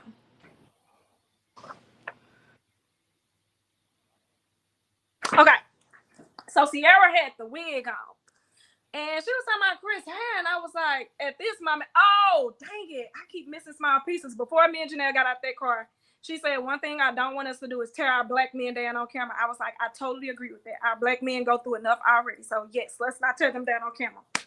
So, when we got in there and Sierra started out talking about Chris, she was making fun of his hair. And then, you know, everybody was slowly chiming in, making fun of him. And I'm sitting there, I'm the only one that's not laughing. Everybody's chuckling at Sierra, but I didn't find it funny at all because I'm like, you in here with this white chick's wig on, but you know, you have the audacity to, you know, talk about somebody's hairpiece. So, and Chris does not have a hairpiece. I don't know why people saying that. And so, you know, Janelle chimes in, and then that's at this point I'm looking like, yeah, that's not cool. Y'all talking about his hair. That's what I'm saying to myself in my brain. I'm sitting there, I'm like, this is gonna be an extra long day. I'm just not already feeling this day. So I'm sitting there like this, and I'm making faces. And then when he got to me, that's when I was like, well, I like Habibi. You know, and I was telling Tommy how I put Phil and Quentin in my bottom, and how I made him uncomfortable when I asked about sex. And I was like, you know, Tommy, these men want to be men, head of households, they're alpha males, but when it comes to having conversations, like a difficult conversation, that he don't want to have a conversation. Like, I should be able to talk to you about anything in my partner. I want to be able to have difficult conversations with my partner and just the easy conversation. I say, but that's not Phil. And that's what Sierra was like, well, did you ask him about sex on the first date? And I was like, first of all, who talking to you? I was like, did you ask him? And she was like, are you okay? I was like, yes, like, he's talking to me. He's not talking to you. So I don't know why you're chiming in my conversation, because I was quiet and let them talk. But Janelle and Sierra kept interrupting me as I was talking. So it was a lot of tension right there. It was like they just kept over talking me, interrupting. It got to the point to where Tommy was like, hey, let me talk to her. Let her talk. We've let y'all talk. Let her talk. And I was like, thank you, because I can't get a word from Beavis and Butthead number 2, like the peanut gallery. Like, they just don't want to let me talk. So that's when Janelle, when it got back to her, when it was time to put somebody up for elimination, that's when she came with the, oh, well, he said he would suck my titties. And I was like, okay, this is what my thought process was in that moment when I said, you just don't get to know him, whatever. My thing was, when you first got to the foiling date, I asked in front of the group, hey, there's some tension with you and Habibi. Like, do y'all want to talk about it? That was the first time. As we were leaving, I told you she walked up and cupped his arms. So if someone made you feel that uncomfortable, why would you, lock arms with them and be like, I think you're a cool person, but focus on your connections. Don't, like, we're not a connection, so you just focus on who you're focusing on. I'm going to focus on who I'm focusing on. So if you're comfortable enough to do that, number 2. Number 3, in the car, you said you didn't like Habibi because, he's just here for pure entertainment.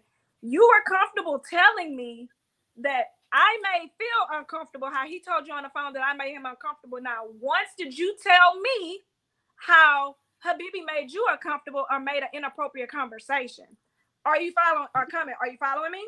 So that's 3 things. I'm like, I don't believe it, because you had too many opportunities. You could tell me everything else. We've had 3 different conversations. Now, once did you mention to me that Habibi made you uncomfortable? So I was like, yep. I never said I didn't believe her. I was just like, yeah, you don't want to get to know him. I was like, you think he's here just for entertainment? I was like, and that's when Tommy was like, who the F says that type of stuff?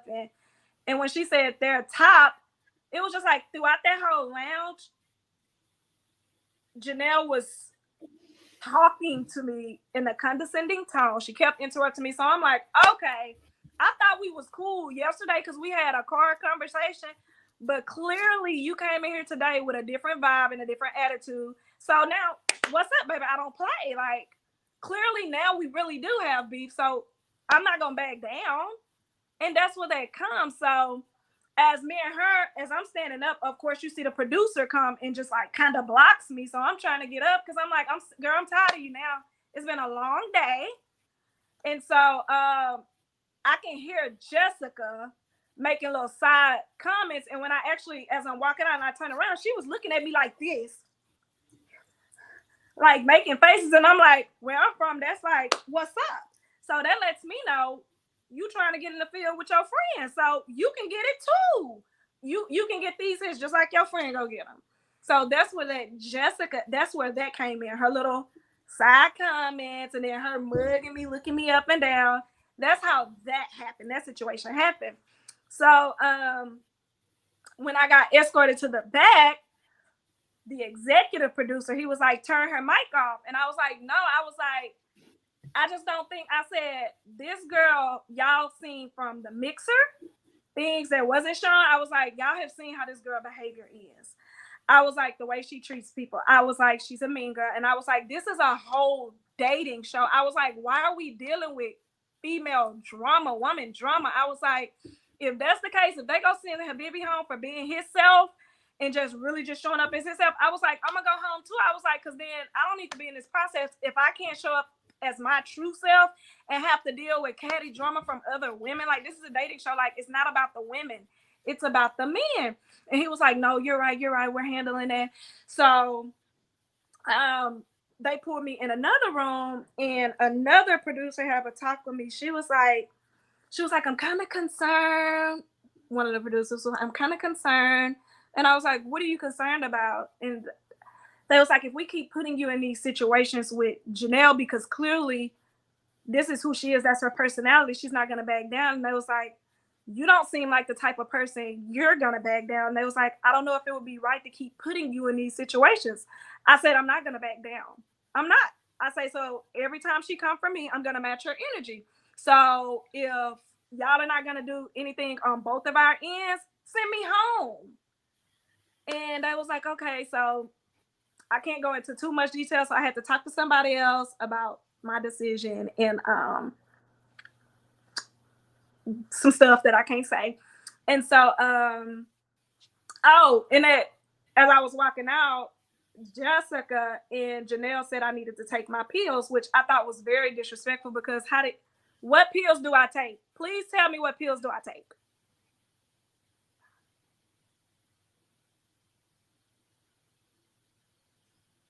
So that was offensive to me. So me knowing that Jessica's grieving her mom and you're trying to make fun of my mental health because I take mental health serious, it's frowned upon in the Black community. I have taken anxiety medicine because I was broken into back in 2011. I had to fight my burglar off.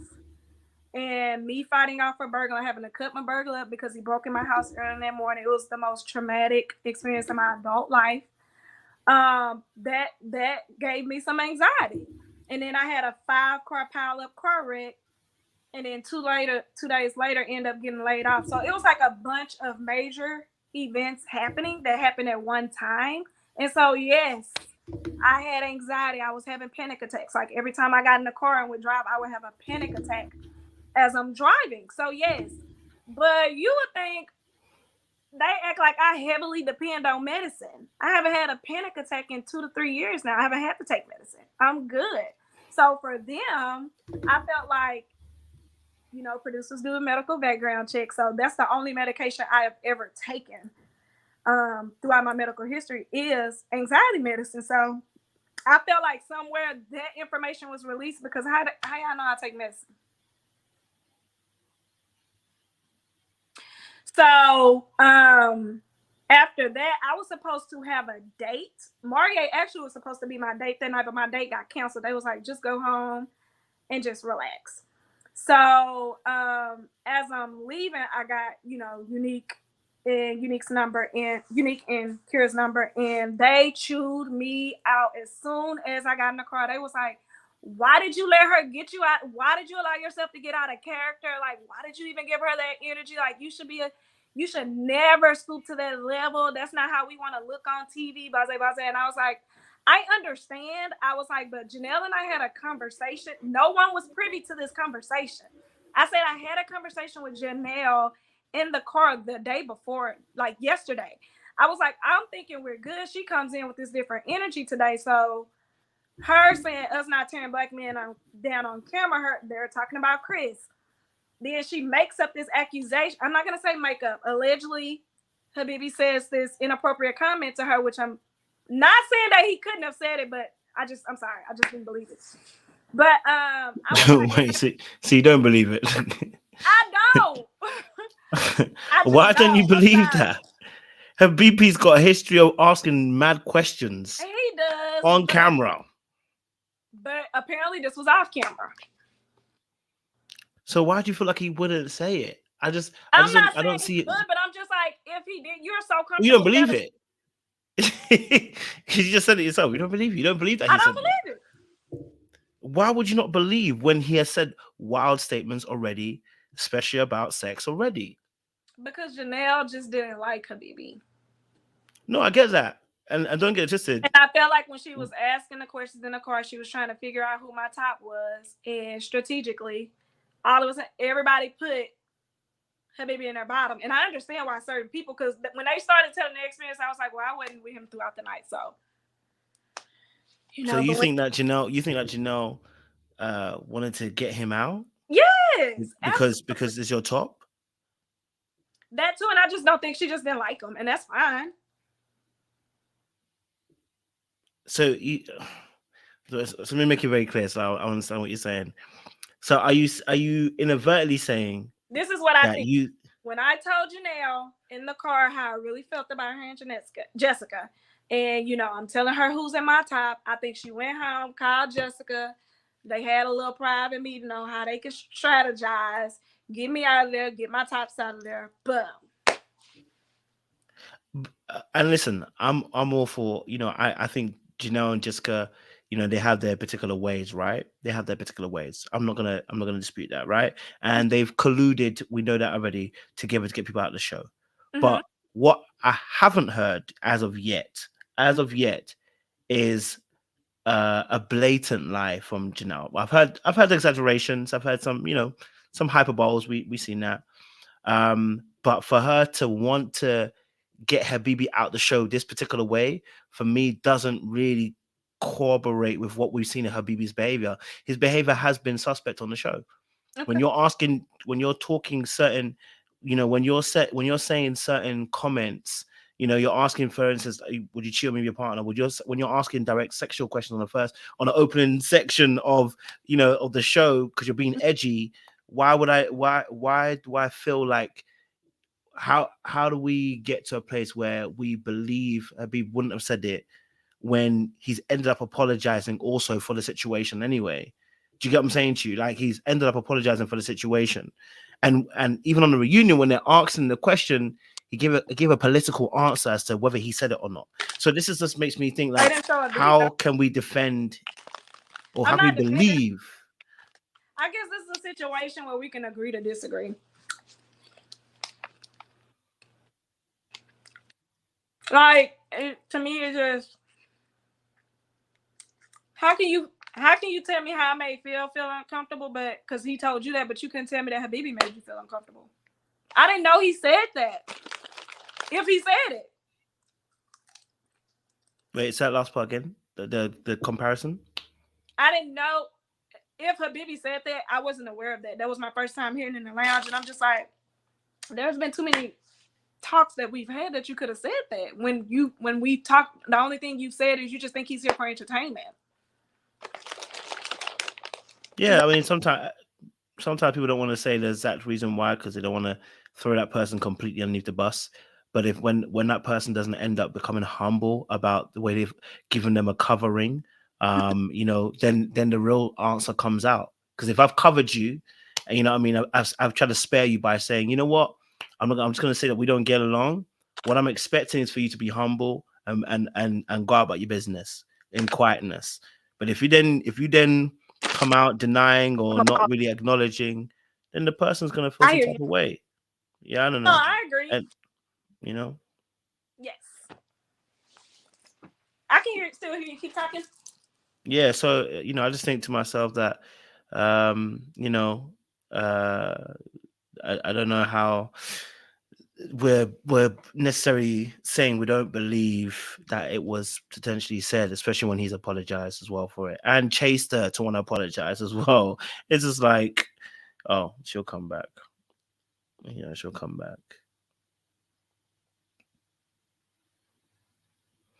If you're just joining us, guys, 1,060 of you guys, make sure you like the live, and share, subscribe as well. Okay, we're having some real good conversation right now. I know you guys want it to be a particular type of way, but not every interview goes the exact same way as the previous one. Sometimes you got to adapt and let things flow in a particular way. So stick with it. You know what I'm saying? Pay attention. There's a lot of information that's been flying around. There's a lot of information that's going at the same time. So just stick with it. You always have the opportunity to rewind and go again. So, I think there's opportunity, and I want to give Taquilla as much space and room to release what she wants to say. You know what I mean? And I want to encourage people listen as well. When you want to give, when some people want a space to talk, sometimes some things take a little bit longer because you want to be able to, you need to give that person a bit more room. You know what I mean? So if you're tired or whatever, please stop saying it in the chat. I don't care. Like, please stop saying in the chat. Like, it derails the conversation. If you're tired or you don't want to be here anymore, we don't need to know you don't want to be here anymore. Just don't be here anymore. because it's irritating me to watch it in a chat. I want her to be able to express how she feels. I wanted to get it all out. I'm trying to actually be actively listening to what she's actually saying. But if you don't want to be here, I don't need you to put in the chat. You know what I'm saying? Just don't be here. And let's those want to be here, let them be here. And I'm saying to anybody who's a mod here, if anybody's saying they don't want to be here or they don't want to hear her anymore, just mute them, please, because it's annoying. It's like you'll be intentionally mean, and there's no need for it. If you don't want to listen to her, just don't say anything. Get out.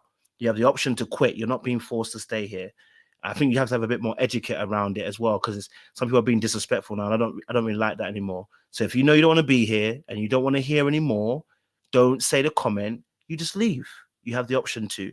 So if anybody else, and moderators, you have the opportunity, please. If anybody's saying they're tired or whatever, then just mute them. They don't need to be here. We don't need to see that all night. If you're tired, you want to go to bed, you go to bed.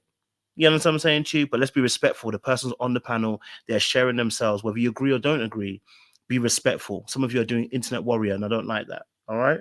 Thank you. Let's keep it a safe space. Y'all stop calling me. Y'all see I'm trying to get through. I got you. I knew we was going to talk about, because we was going to get ready to get into Maurier, so I wanted to make sure I showed up how Maurier did on camera. Now, why are you doing that, Squilla? Doing what? Why are you turning up in this t-shirt that he, quote unquote, he might have worn? Why would you do that? I liked it. No, but why would you do that? Do you not see that you can end up becoming the very thing you're saying about people being mean? This could end up being mean. This is making light of the situation. I'm trying to keep it. Is it? Yeah. I mean, from your perspective, but you're not the butt of the joke. Someone else is. We're making light of this interview. We can make light of the interview, but I'm saying to you, like, whilst you're doing that can also become like you're being mean to the person too. I'm not, but this really is a pajama set. Like, I was trying to get comfortable. Okay. Like, people go keep trying to call and interrupt this live and. Okay. All right. Sorry. So you were saying the issue with yourself and Janelle is because you took up basically overall you've taken up the fight with because of the situation with with Kira and Unique, and you've seen that as well situation with them having the issues with them, right? So you're now having your own issue with them, and the producers have told you, listen, hey, look, it's getting testy between you two, etc., etc. And you're at this point, the Habibi situation, as you explained as well, that comment as well. Where does the colorism pop in again for you? Is this a later situation that happens, or is this within the same spectrum? Because obviously, of course, the show put it in that same space, but is that later on, or is that during the conversation? So okay. I'm sorry, you can still hear me. Yeah, it's cool. We can still hear. My lightning on my camera. No, you're good. You're good. Trying to fix my plug in my.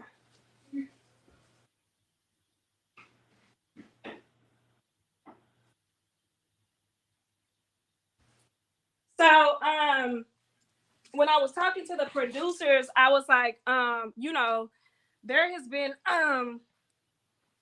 certain conversations, like, y'all have been made aware of how people feel like Janelle comes off, and they were made very aware. I wasn't the only person. I think it was other people that had said something too. So, but I was like, if y'all are saying that, this is just who she is, she's not gonna change, then that just lets me know she's gonna be able to continue to get away with it. But y'all thinking your best interest that keep putting me in situations with her that it just won't go good, and I was sent home. So I just felt like they wasn't holding her accountable. Like, she got to do more stuff, like as far as the way she treats people, like the way she talks to people and treats people. Like, watch, like, why? And not being held accountable. I just felt like she got certain privileges that everyone else can get. Example? Well, she said on her live that she got access to see who I was going to be on the show before we even knew who was going to be on the show. Mm-hmm. And then it was just like, I know we weren't in the best conditions at the mixer. Like, it was hot. Like, our feet were hurting. It was just like, her personality was showing that night. And everybody was like, she's going to be a lot. But, you know, just like that. And then just the way she treat. I didn't like the way, yeah. It was just Could it be?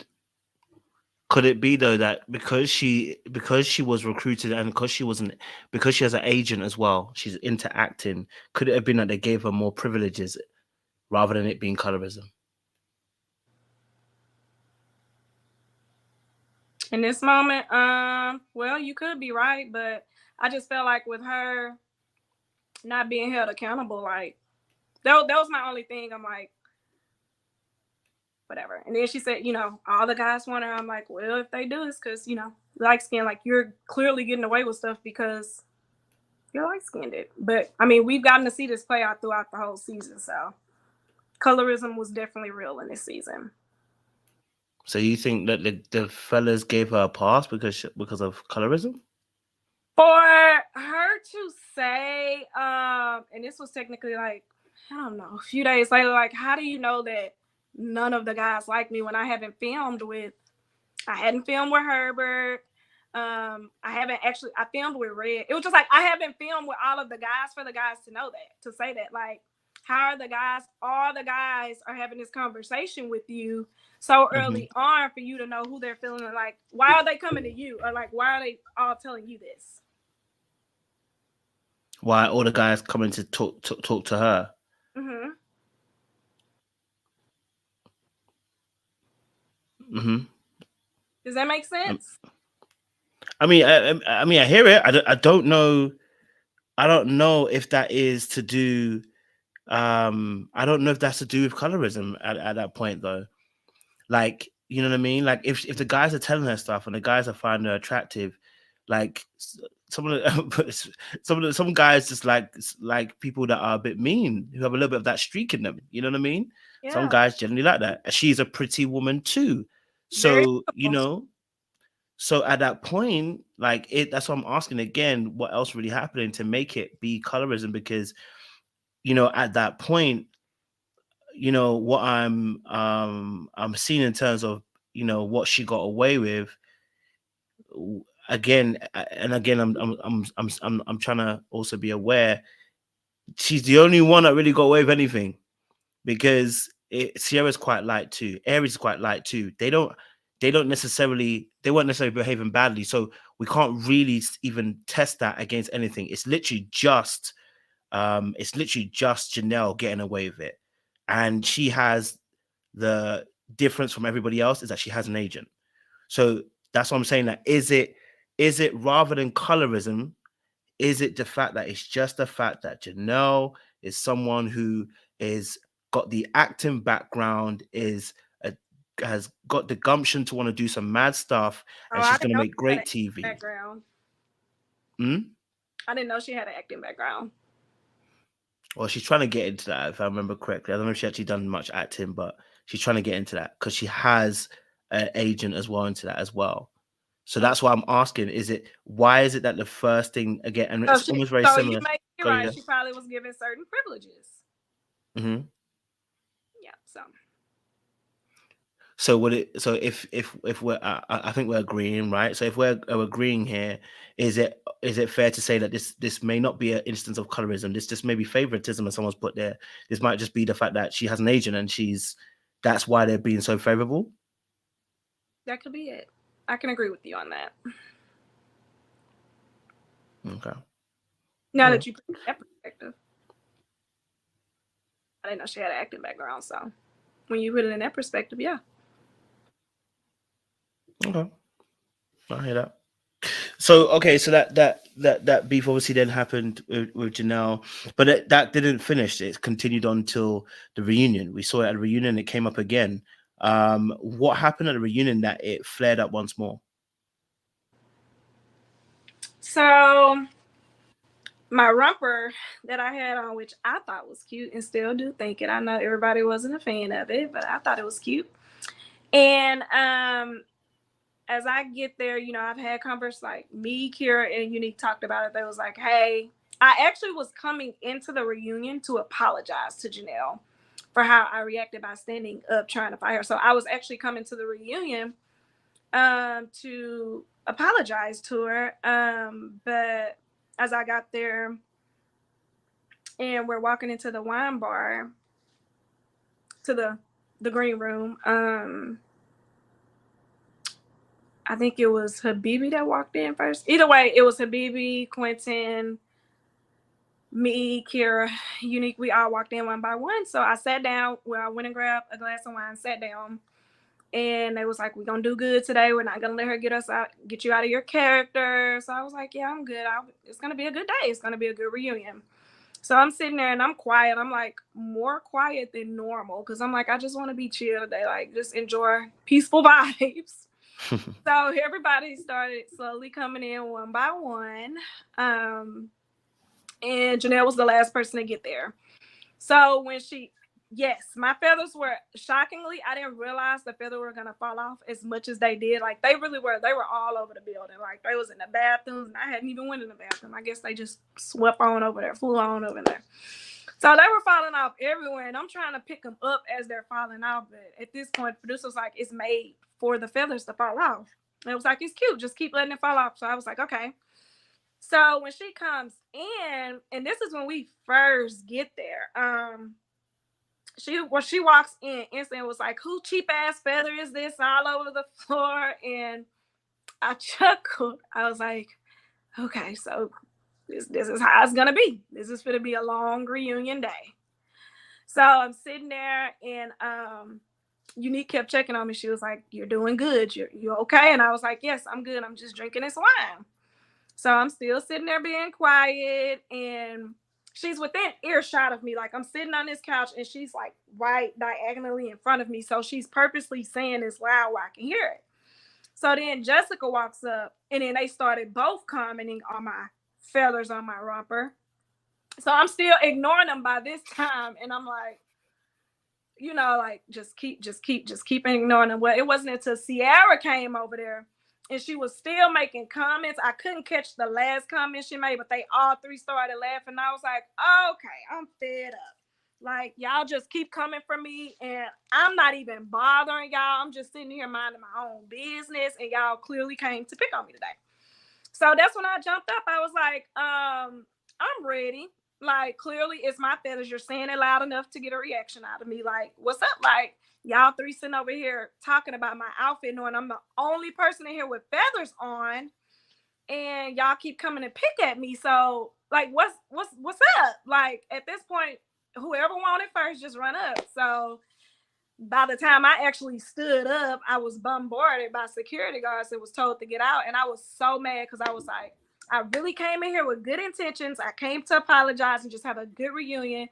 And it started off like this, and I got mad and pushed the table. And so I actually, like, they put me out the room, and Unique came back there with me to check up on me and stuff. And so I was out there for like an hour. And then they were just letting things cool off. By that time, when I cooled off, that's when it was cooled off enough to go back in there. That's when it was time to get on the stage. And it was like right before I was getting on the stage, executive producer came down. They was like, whatever you do, promise me you will not fight Janelle when you get on this stage with Tommy. Tommy does not want to be in the middle of that. I said, as long as Janelle don't try to get up and try to fight me, I will not do anything. And they was like, no, I'm being serious. And I was like, I'm being serious too. Like, long as she keep it cute on stage, I'm gonna keep it cute. And so they was like, promise me. And I was like, I promise. So I went up on the stage, and it was like the tensions was high on stage. The mics kept going in and out. They was like, this is not the time for the mics to go out on this set right here with Taquilla and Janelle on here. Like, let's go on and get these mics up and going. So I'm like, I'm rocking to be cool. I'm like, let me keep my cool, because I really don't want to have to act up on this stage. And so, yeah, that's why I was rocking. Not because I'm crazy. It was to keep calm, to make sure I don't jump up. Wow. Tommy was on stage. So obviously, we know that you quote unquote saying being provoked, but why is it that the fighting was on your as an option for you? I don't play with people. Like, I really do try to be honest with people. I try to, have conversations with people and, try to handle it the right way. But when somebody just constantly is picking at you, it's just like, clearly there's nothing outside of clearly you want to poke until you poke the bear. So at that point, I was just fed up. Okay. Okay. I mean, obviously, on two occasions with Janelle, you've gotten up ready to do battle. So So has would you she just returned? say again? So has she in return? But that time, what really made me stood up, because too, she actually bammed on the table. She was like, "Do you want to fight?" And I'm like, "Do I want to fight? Well, let's go." Why say yes? Why say let's go? So if somebody asks you, "Do you want to fight?" you just gonna walk away. Somebody who's consistently picking at you, like who's just keep trying to poke you. I haven't had a fight in how many years. I just don't do that. But that's just me. I don't I don't like getting into fights unless I literally have to, and it's my last result. So I'm asking why that was more of an option for you rather than actually just saying, you know what, I'm gonna let you do what you got to do, and I'm gonna sit my ass down and I'm not gonna be bothered with you. It's above I me. could have, but just hearing like a lot of stuff that just kept going on throughout the season, it was just like they just let her get away with so much. Like, clearly she was the mole. I feel like she was the mole of the season. Like, she got to go through the entire season acting the way she did and wasn't held accountable. So you wanted to be the one that held her accountable? Not if that, like, just stop playing, stop, please stop bothering me. Pretty much like, I'm the one, I'm not gonna ignore you. Like, this is what it is. Okay, fair enough. And so obviously on that reunion as well, you from what we saw, you came at Phil pretty hard. You know, you spoke to Phil and and outed him about his bankruptcy and stuff like that. And to be fair, can't lie to you, from the perspective we saw us, it was quite mean. It was quite nasty actually, and it felt like it didn't need to happen. So I want to know why it got to that stage where you decided to say that to Phil. So first, let me take accountability and say yes. I own the fact that I did say that. So when I got eliminated, I was eliminated from the process. I wasn't eliminated from the people. So in the group chat, it was told to me that Phil said that I was the ugliest woman on the cast. And then when I actually went on the group date with him and Sierra, in that moment, like, as he said again, we're just not a connection. Like, but you'll be good enough to date my son, and his son is 6 years old. So I was like, in that moment on camera, I smiled because I was like, I'm not gonna do this on camera. Like, I'm not gonna be ugly with him on camera. So I let it go. So when I did my confessionals, the producer was like, how did that make you feel? Because that was really low of Phil to say. I was like, yes, it was. I didn't appreciate him saying that I would be good enough to date his 6-year-old son. Like, who says that? And You said that then, in confessionals or said it to your face? no, he said that to my face on camera, but I handled it on camera with a smile and was like, thank you, Phil. And I let it go. But in my confessionals, when they asked, I was like, it was just, to me, I felt like that was disrespectful. I said that in my confessionals, but they never showed that.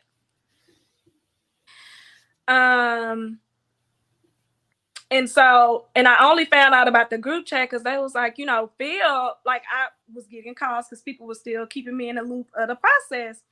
So, and let me just say this, me and Phil never got to a conversation for me to even know about his job background, because of course, every time we was together, we was addressing why I made him uncomfortable with that question. Phil thinks he had that conversation with me, but he did not. Phil and I never had a conversation about his employment. I promise you we didn't. I don't know why he think he did, but we didn't. Because half the time we didn't talk. He shooting me away. So I don't, we never had that conversation. So when I got the call, they was like, yeah. And this was like 2 different calls. They was like, yeah, like, and then if I'm being honest, I don't think the calls were coming from a malicious place when they were calling me. When I was notified that what he was saying in the men's group chat. And then so wait, somebody was snitching and telling you what was said they in the men's all group was chat? snitching.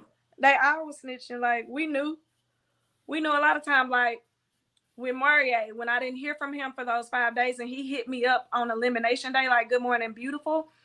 After the elimination, when I was on my way home, I was like, hey, respectfully, like, I just want you to focus on who you're connected to, because I don't think we're connected like I thought we were. And he was like, are you okay? Huh? I'm confused. I was like, yes, like in the women's lounge, you know, I was hearing the different ladies saying how, you know, you've been talking to them for hours upon the days, and that's fine. I was like, but I haven't heard from you in like 4 or 5 days, and you've had my number. You've actually got my number twice, and you haven't used, I haven't heard from you. You haven't returned my call. So I want you to focus on who you're, you know, you feel a stronger connection with. And I'll, you know, continue to focus on my connections.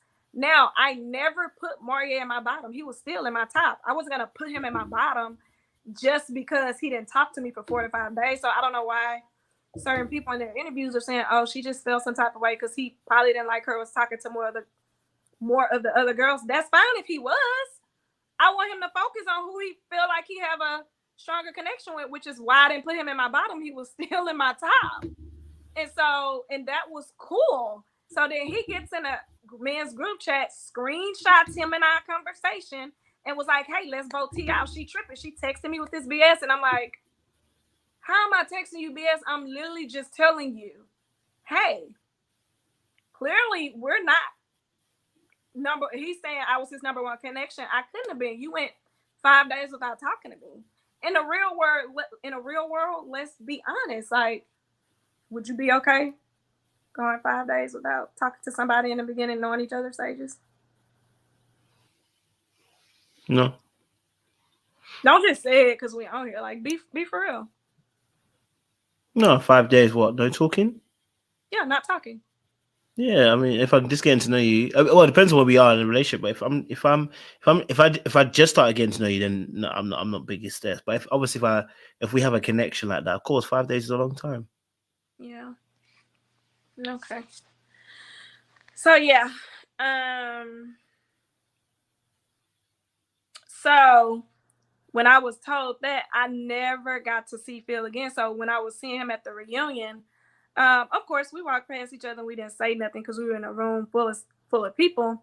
So also, yeah, before we got on that stage too, he was in the back making comments about how he liked to eat coochie and blase, making jokes. So in that moment when I heard that, I'm like, wait a minute.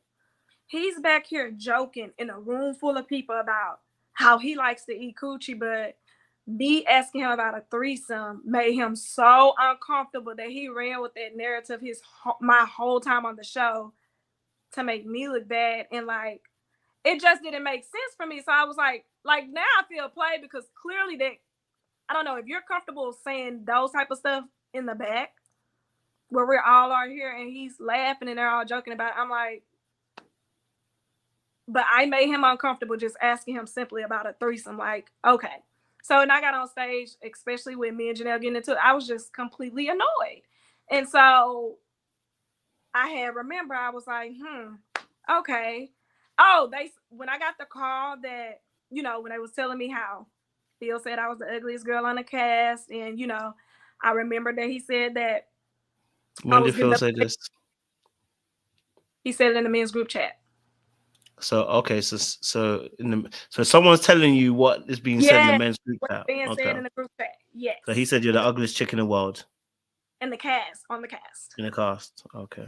Did he say those words, or are you paraphrasing the words? You're the ugliest girl in the group chat, because it sounds very wild to say that way. That the words he used, or he just said that, you know what? Out of all the ladies, told to me.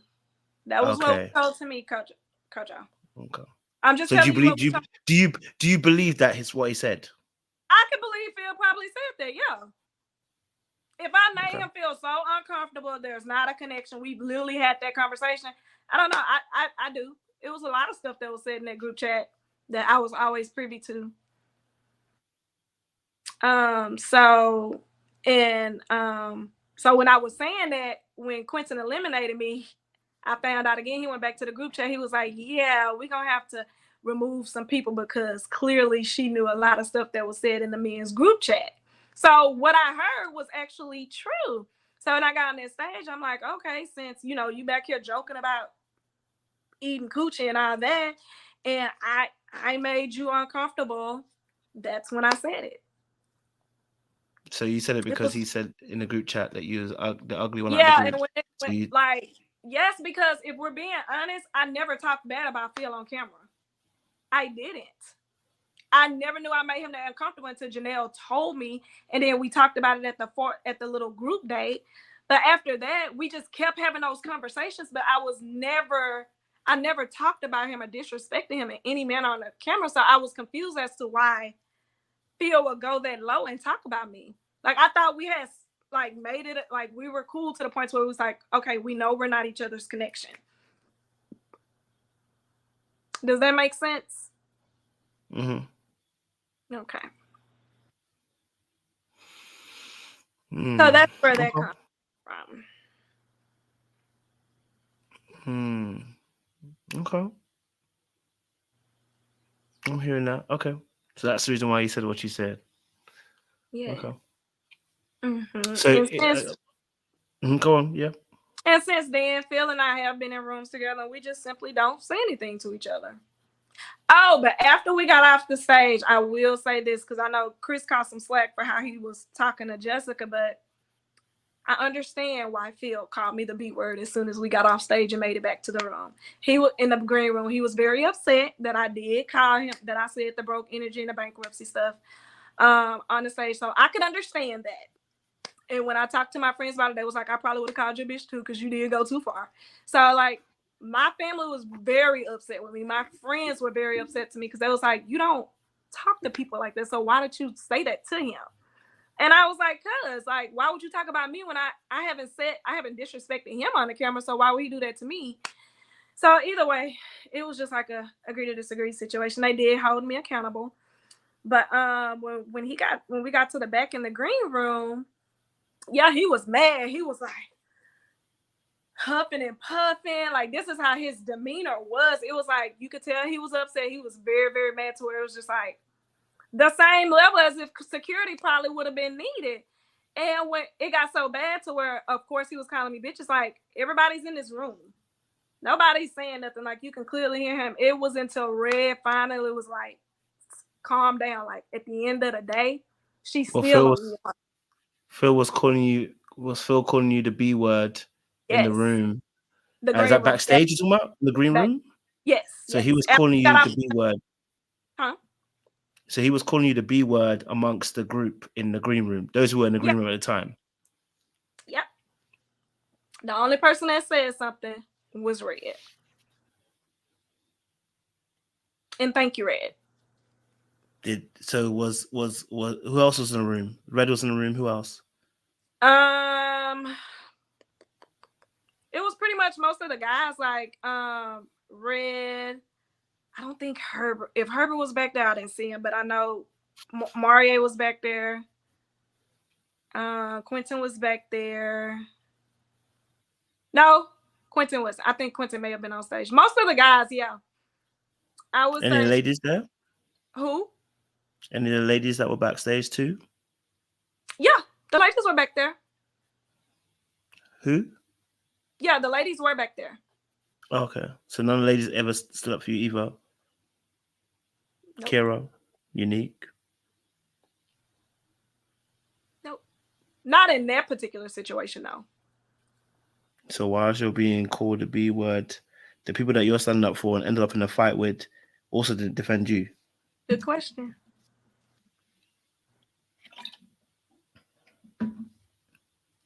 That's kind of peak. Yeah, they were back there. Yep.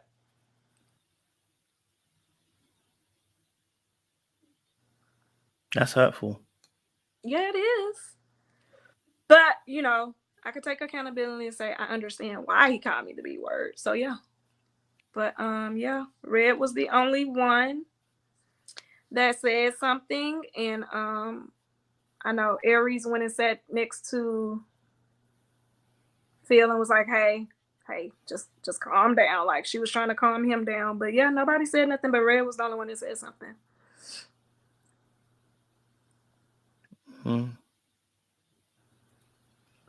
Okay. Anything else that you wanted to share about your experience on the show? Because I'm trying to think. I think I've asked all my questions about who you've had an experience with on the show. Was there anybody else that you wanted to discuss? No, I never got the chance to go on a date with Chris because I did ask production. I want to go on dates with Chris and Maria, but I never got the chance to.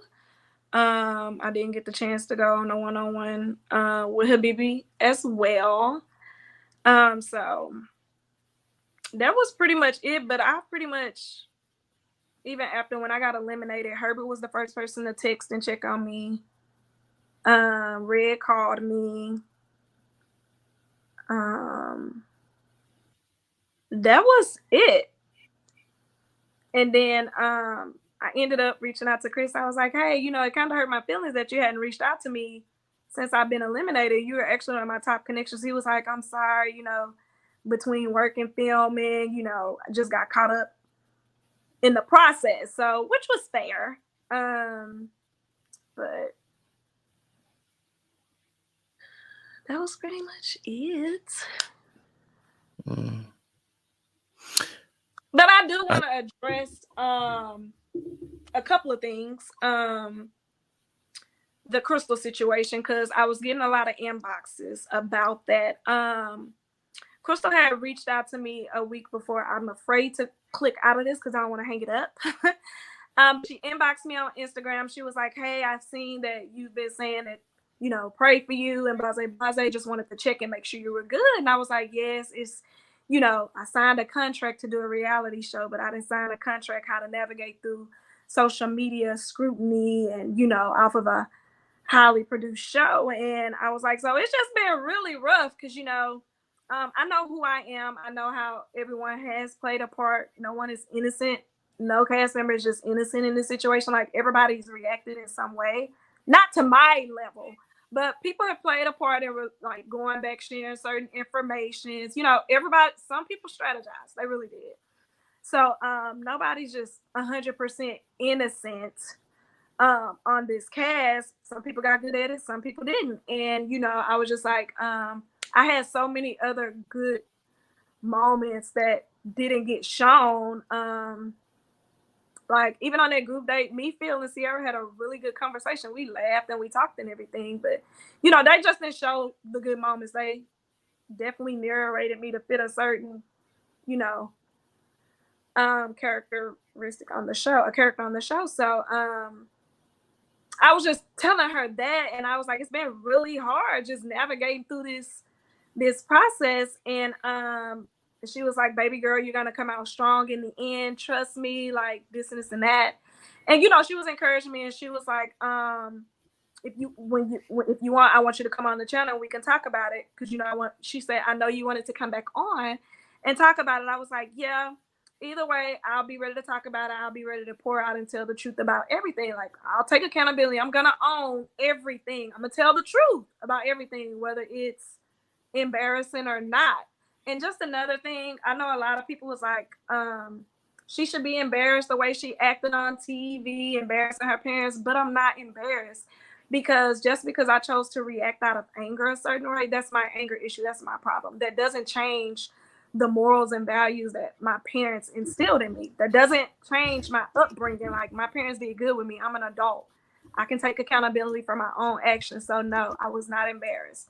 It's just that's just the area I'm gonna have to grow in, wearing my emotions on my sleeve and allowing people to get the best of me. That's something I'm just gonna have to work on.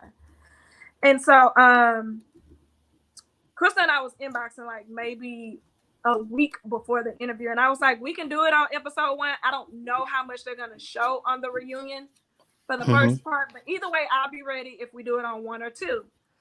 So then she was like, okay, send me a picture. Sent her the picture and everything. And then when I got the clips that Wednesday, I was like, okay, so we're probably gonna discuss my portion of the situation with Phil is probably gonna show up on the first episode. So I texted her, I was like, hey, don't hate me, but here's what I definitely want to cover in my interview. And I was like, I'll explain, because it was some stuff that was said that made me say that, react to it. And she was like, I won't hate you. She'd be like, as a lady, take accountability. That's all we want you to do. Take accountability. And I said I would. So that Friday, when the pre-clip started circulating, that probably was the worst day ever. Like, my mom, my grandmother, everybody was calling my phone, literally fussing at me like, why would you treat him like that? Why would you say that on TV? And blase. And I'm like, okay, this wasn't a global issue. This wasn't a global bankruptcy issue. And I know bankruptcy people probably thought I came for them, but no, this was a field issue. Like, somebody told me that. Like, oh, that's the part I left out. They were saying, like, I don't know why Phil's sitting up here talking about you, and he be filling out applications while filming, while we're on dates. And, he even mentioned filing bankruptcy. So I was like, would Phil file bankruptcy? I never knew that. I was like, oh, wow. So that's where I got that. I never did research. I don't have time to do background checks on people. I didn't. It just came. The information came to me. Like I said, I was eliminated from the process. I wasn't eliminated from people calling and keeping me updated throughout the process on stuff. So when my mom, my grandmother, my friends, everybody was literally, like, even my coworkers, because they watched the show, they was like, that's mean. Like, you really went too far. And I was like, I know. And I felt bad. Like, I'm human. I felt bad about it. But in that moment, I was hurt too, because of what was told to me. So I reacted out of anger, and I own that. I take accountability. Only reason why I'm not apologizing, because I'm gonna actually stand on what I said, though, because I feel like Phil said hurtful things to me. And even after that, Phil and I have been in the same room, and it's been totally fine. So I feel like it wouldn't be genuine to just apologize because of the outrage from social media. But I will take accountability and say I was dead wrong, and I won't ever say that or go as far as to, trying to hurt somebody because they hurt me. So yes, I want to say I do take accountability. I had no issue with taking accountability. Just that day, stuff was going wrong at work. It was like, so I text Crystal at 12:26. I remember the time. And I was like, hey, I woke up in this place where, the clips are circulating, and it's been a rough day already. I was like, I'm thinking about canceling an interview. She was like, please do not cancel the interview. We want to hear your side of the story. And so she was like, just take accountability. And I was like, okay, but it's literally been a rough day. Like, already, like, my phone just would not stop ringing, to the point to where I had put it on Do Not Disturb, because I was just getting pulled different directions. And then my niece was like, auntie, like, why would you say such hateful things to people? So I was disappointed, because I disappointed my nieces. And my friends' kids even saw that clip circulating. So it was a lot of pressure on me that day. And so I think it was like 4 or something. I was like, hey, I think it would be better if we just wait to the second episode can you reschedule me after the second episode of the reunion? That way I can address everything at once, and I don't have to keep, repeating myself. I could just say everything at once and be done with it and move forward. And I sent her that at like 3:46 or something like that. I can't remember, because I don't want to scroll up out of here. But she was like, she never responded. So my interview wasn't until 9 p.m. I had been texting her throughout the day. So I was like, you know what? Let's just reschedule. My mental health is at a high right now. Like, I could not just focus. I was all over the place. It was just like adrenaline high. It was just like a lot of pressure. So I just wasn't in a good place mentally to be trying to get on there and do an interview. I was like, I need to take a mental health day. And right when the episode ended, she screenshotted me the comments. Like, everybody wanted to hear my side of the story. She was like, hey, the people online we're cheering for you. We want to hear from you. Like, we just want to hear your side of things. And I didn't even respond, because I'm like, I'm telling you, I've already told you I need a mental health day, and you're still texting me trying to get me to come on and interview. So I put my phone on Do Not Disturb. She said, if you don't show up, it's not going to look good for you. So that's when she got on there, and she read our text messages, me just telling her how I'm feeling throughout the day. And I did ask her for interview questions because Kira had interview questions before she went on. Habibi did too. And I want to say, Catalina, like, you've given questions to other cast members that's came down. So I wanted to know what direction she was going to go for my interview. So I was like, hey, can you give me the questions so I can be prepared? And she was like, yeah, you know, I'm more of a, I let my interview style is more natural, so you can be authentic and it flow better. And so I was like, okay, but other people have gotten questions up front. But she flipped it and made it a big deal, trying to paint a picture as if, you know, I didn't want to take accountability or I didn't want to do the interview when I had been She made it seem like I stood her up. And so then she gets on there, she's talking about misusing the word mental health, and she just don't think I want to take accountability. And then she posts the screenshots of our conversation, because I was sending her an outline of everything I wanted to address on that interview. Like Janelle, Quentin, and Sierra went live on me the day before saying how they cool with everybody on the cast, but they don't like me. Q, I'm not understanding why. Like, okay, you're on a live talking to two women. Why? About me, who has not said nothing about either of them.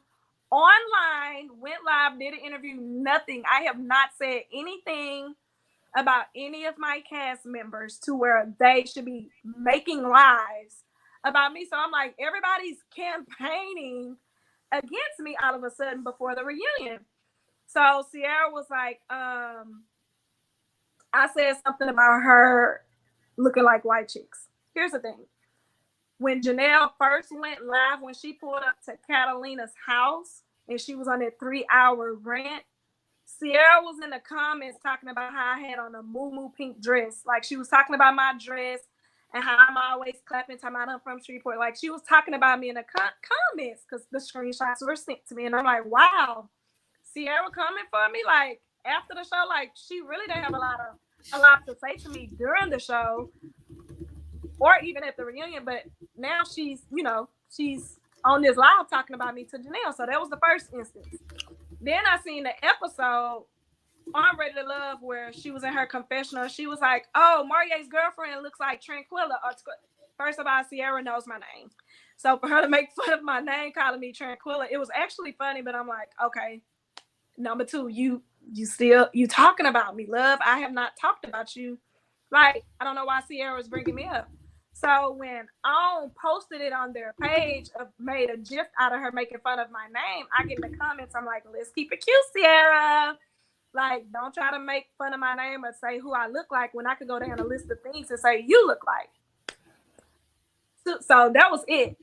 2 weeks later, I'm laying in a bed, I'm on the phone with my friend, and I'm about to get ready to go to bed. I started getting text messages from an unknown number, a 301. So I'm looking at the number. I'm like, hold on. I'm on the phone with this friend, and I started getting these text messages. So I typed the number into Cash App, and it says Sierra. And she's going in like, who the F you say I look like? Like, why are you talking ish about me? Base, like, just going in. I don't even know how Sierra got my number. Me and Sierra have never exchanged phone numbers. We've never said nothing more to each other outside of hey and bye, besides her interrupting me in the women's lounge. That's it. Like, I've seen you talk about me on lives, on TV clearly, like whatever that comes with the show. But like, you're the one, technically, you're coming for me and there's no issue on my part. So now you're texting my phone. So I was like, who is this, Sierra? Because I just put the number in Cash App. I don't know why you're texting my phone this late and then you trying to come for me.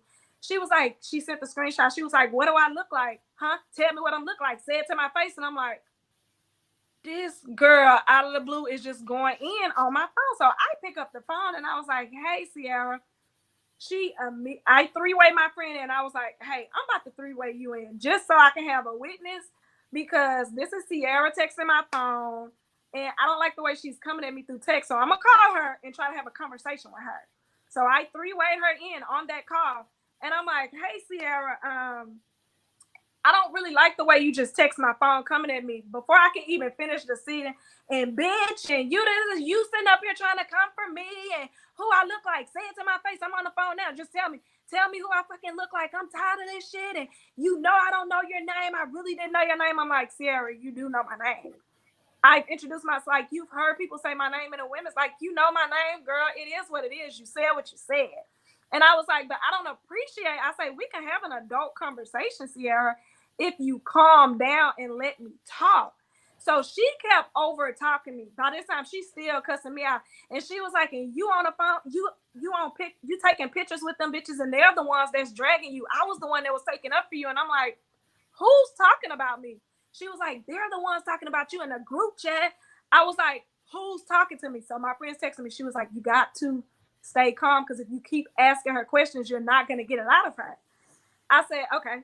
Sierra, just tell me. I said, I'm just trying to understand, Sierra. You're saying people are talking about me in group messages.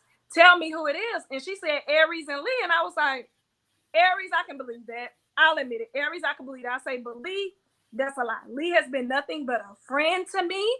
Lee has always been friendly, welcoming. Sister, I have had the most personable conversations with Lee. Shout out to Lee. I love Lee. Lee has definitely, even at the reunion, she was like, you got to stop letting people trigger you. You have to get control of your triggers. And like, me and her have had a lot of off-camera conversations. She's definitely handled me with such warmth. Like, Lee is a girl's always willing to uplift me, and I really love and appreciate her. Like, I've been able to call her and cry and just talk to her, and she's given me really good advice. And she was like, T, if you ever need anything, just call me. So when Sierra said Aries and Lee, I was like, she was like, because she said, you on pictures with people that's been talking about you. You hanging out and being seen on pictures with people that's talking about you. So I'm like, okay. So the next morning when I got to work, it was heavy on me. So I called Lee with this same friend on the phone, because I was like, I don't want Lee to think I'm making up this stuff. So I'm going to call Lee. I said, Lee, hey, I just want to call and ask you something. You said I could always call you and talk to you. And she was like, yeah, what's up? I said, I got a real disturbing call from Sierra. I don't know if she was drinking, what it was, but she was just not her normal Sierra self. And I was like, we're going back and forth. I guess somebody sent her a screenshot of something I said on the own page 2 weeks ago, which was 2 weeks out. I mean, I didn't directly call her anything. I just, hey, keep it cute. And I guess that offended her, which she has offended me too. So she was like, okay. I was like, she made a comment that you and Aries were talking about me in a group message. I say, is there a group message where y'all are talking about me? She was like, I don't know what Sierra talking about. She was like, and nobody's talked about you from my knowledge, Taquilla. And she was like, there is a group message. She was like, but I barely responded. And that was more of a group message letting each other know what dates and stuff. But she was like, hold on, let me go back. She was like, my memory bad, but let me go scroll through these text messages and see what Sierra was talking about. So me and Lee on the phone, we going through the text, and she was like, yeah, no. And she's reading them. She was like, nobody's talked about you, T. And she was like, I haven't talked about you. But she was like, I don't remember. She was like, but I'm apologize if I did. But I was like, you don't have to apologize, because I've never questioned you talking about me, Lee. And she was like, yeah. She was like, I'm not with the drama, blase, blase. And she was like, that's unfortunate. And she was like, Aries is my girl. I love Aries. She was like, but Aries hasn't even talked about me to you. She was like, I didn't even know you and Aries had an issue. And I was like, okay, I believe you, Lee. I said, Aries questionable. When Sierra said that, I no doubt in my mind that Aries said that. Why do you have no doubt in your mind? Huh? Why do you have no doubt in your mind that Aries would say it? So I think Aries, how I feel, don't get me wrong, I think Aries is a beautiful person. I actually felt more connected to Aries in the beginning than anybody else, because Aries is a very warm, inviting. She has this really calm spirit about her. Like, she's a joy to be around. I'm not going to take that away from her. So I have so many pictures with Aries that I haven't posted, because I feel like she downplayed like how I felt we were cool in the beginning. Because like she said, she wasn't there to make friends, but like when we were at the mixer, I talked to Aries as far as woman wise more than I talked to anybody that night. Like, me and Aries was on the bench. The producers was like, okay, y'all got to split up. You got to keep talking. And then we ended up back next to each other. It was me, her, and Leanne at a table. And me and Aries was just kicking and talking. Then we were just getting to know each other. We were talking about like just getting to know, just normal questions. Then we ended by the fireplace on the inside together, just talking, laughing. But we was talking as a group. But either way, I talked to Aries from all the women, her the most. And then, yes, I got her number because she was cool. She real cool. I'm not going to take that away from her. So the next morning, that's why I felt comfortable calling her like, girl, I was in the bottom. Like, what do you think? How did you feel the night went? And, you know, she gave me a little advice. And so like when we pulled up to the brunch, we pulled up parked next to each other. And I was like, hey, Aries. And she was like, hey, girl. She was in her car, you know, working from her computer. And then she was like, I didn't realize that was you next to me at first. And she was like, come on, girl, we walking in. So we walking in talking. We just talked a lot. I just felt like it was like an instant casual connection with us. I'm like, man, this girl's cool. And so when I got eliminated, you know, after I got eliminated, I didn't get to see the girls anymore. And I was like hoping Aries would have been one of those people. It's like, hey, I know you got eliminated. Just checking in casually. But that's just like she said, I think I need to work on my expectations. I have unrealistic expectations of people in the beginning because, yeah, I heard from Unique, Kira, Leanne, and just like when Leanne and Brandon got eliminated, I got their numbers and reached out to them, and I've always kept in touch with them. So that's just the type of person I am, though. Huh? Why? After they got eliminated? Yeah, why are we reaching out to them to check up on them? Because that's embarrassing. Like, we spend money preparing for these interviews, you know. But like, they're not your friend. Huh? But they're not your friend. So why are you reaching out? But I mean, that's just common courtesy. That's just how I am. So, you know, I just wanted to make sure. I mean, Leanne went up against me. So I'm like, oh, man, let me just call and keep in touch with her. She was cool to get to know. And I was like, hey, just want to check, make sure you're good. You're okay. And she was like, yeah, girl. You know, and then Brandon, I'm like, because Brandon cried. He shed a few tears. And I'm like, dang. I hear that. But again, Taquilla, why? Me. But why? Like, I have a heart for people. I'm not taking it away. I have a heart for people. That's just who I am. There's no excuse. That's just me. Yeah, y'all are right. I hear that. But a big heart also needs to understand that that's your heart and that's not everybody's heart. That's not everybody's heart. Yeah. And so that's why I'm taking ownership. So, yeah. So after that, I was like, kind of like we've got 4 minutes. We've got 4 minutes. We're coming to a 4-hour mark. My thing will cut off. We've got 4 minutes, so I need you to streamline it for the next 4 minutes. Streamline the story from us. Okay. Because we're coming to 4 hours. Okay. Well, yeah, I wanted to know what happened. Mm-hmm. So yeah, I mean, listen to the story. I'm still listening. I'm just telling you. Now on time limit now. Mm-hmm. After that was the issue with her, and then Jessica. So when I went on to let me address Jessica's situation because she said I talked about her deceased mother when I never did. All I said was, "You're making fun of my mental health." I said this on Crystal's channel. You're making fun of my health, saying I need to take my pills, but to me. You're grieving the death of your mother, which can also impact you grieving over your mother's death. So that can impact your mental health as well. So why would you make fun of my mental health? I never said anything about her deceased mother. So now she has an issue with me because she felt like I talked about her deceased mother. I could have probably worded it better, but I just said, you're grieving the death of your mom, which can impact your mental health. But you made fun of me saying I need to take pills for my mental health. So that was the only... I was just like, there's no beef, like whatever. Like I have no issues with them, but everybody seems to have an issue with me. And as far as I do want to, that everyone has an issue. Everyone has an issue. Like everybody on the issue, all of a sudden want to pick me apart. They have an issue with me. Like Sierra, you started all this stuff when you got on Janelle's live in the comments, started talking about me. Q, you're just riding Janelle's coattail. Like I need him to have a brain of his own. Marie, I was honest with him to say, hey, pursue your other connections. You went 5 days with that. I'm okay with that. I never put him in my bottom, but for you to screenshot our conversation in the men's group chat and say, let's vote T out. Yeah, that was a little too much. And then the field thing. So it was just like,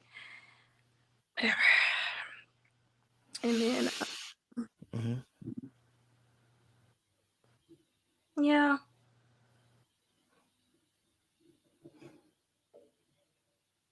Okay. Okay. I mean, clearly, listen, there's been a lot that's happened, right? There's a lot of Yeah. things that want to be addressed. And maybe we have to do a second live to try and get you to come and clear the rest of the air Oh up to get no, on we're good. stage. But I think there's some things I just want to just be able to bounce back and give back to you. Okay. And these are my observations, right? Just from listening to you for the last few hours, right? Mm-hmm.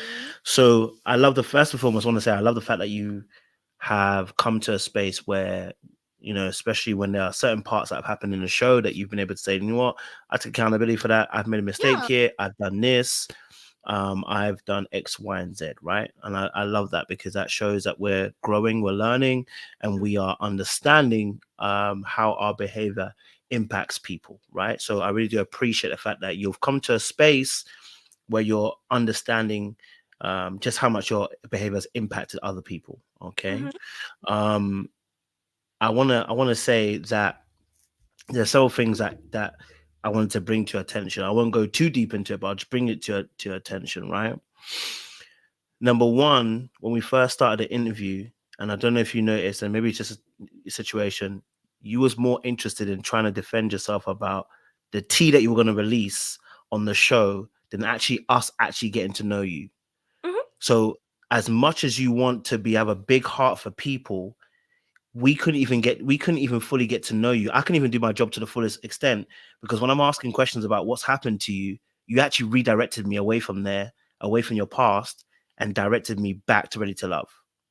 Mm-hmm. So you've got a big heart to wanna to defend people and jump for them and fight for them, but Mm-hmm. actually you're not allowing us in to even get to know you because the first hour we should have spent really understanding where's Taquilla coming from. Why is Taquilla the way she is? Oh, why does she want to fight for everybody? Why does Taquilla see things the way she does? You didn't actually give us the opportunity to get deep and understand where you're actually coming from. That was one thing.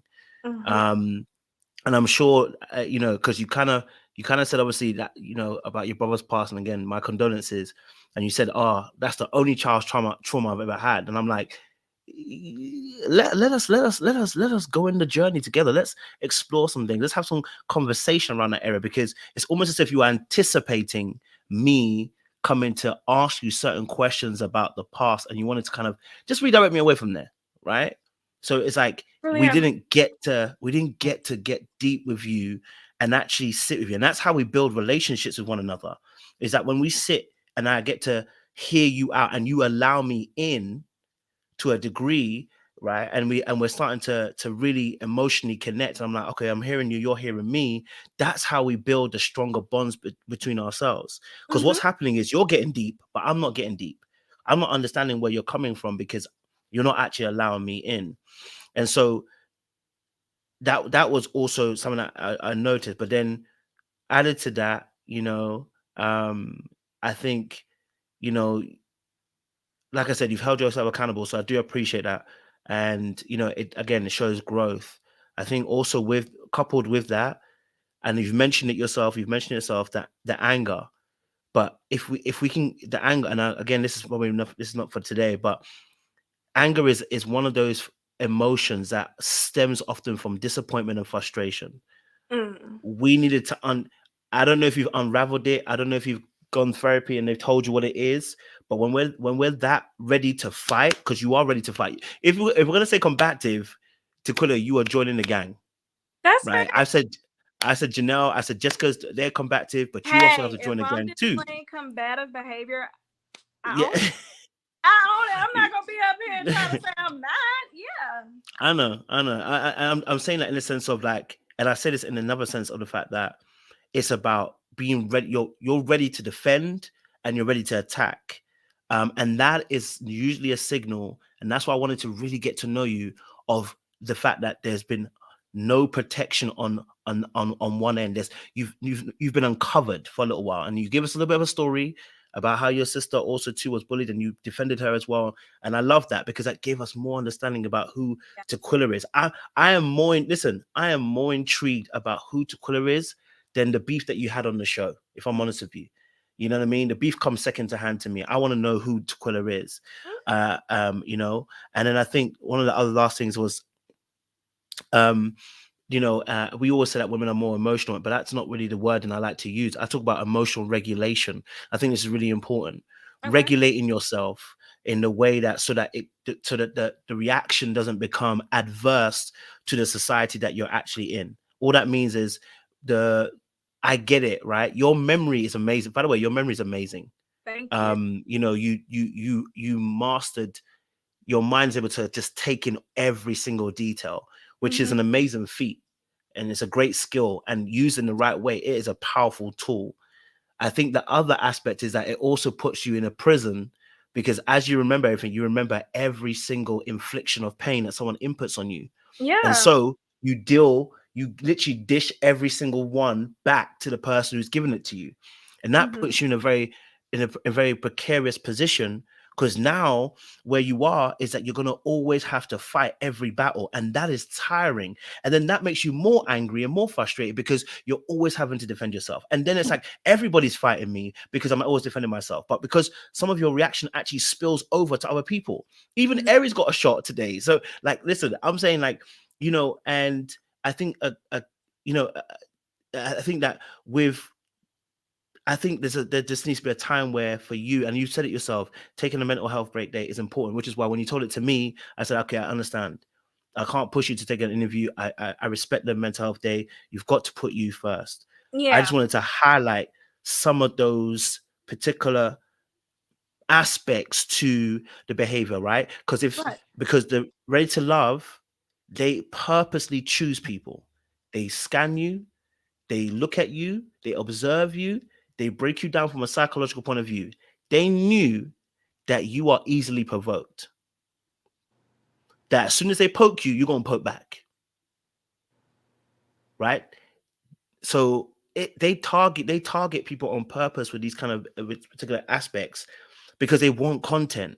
And I'm saying to you that whilst I understand that the other party are going to be poking, you know, I've done so many videos. People are even tired of me doing videos on Janelle and Jessica.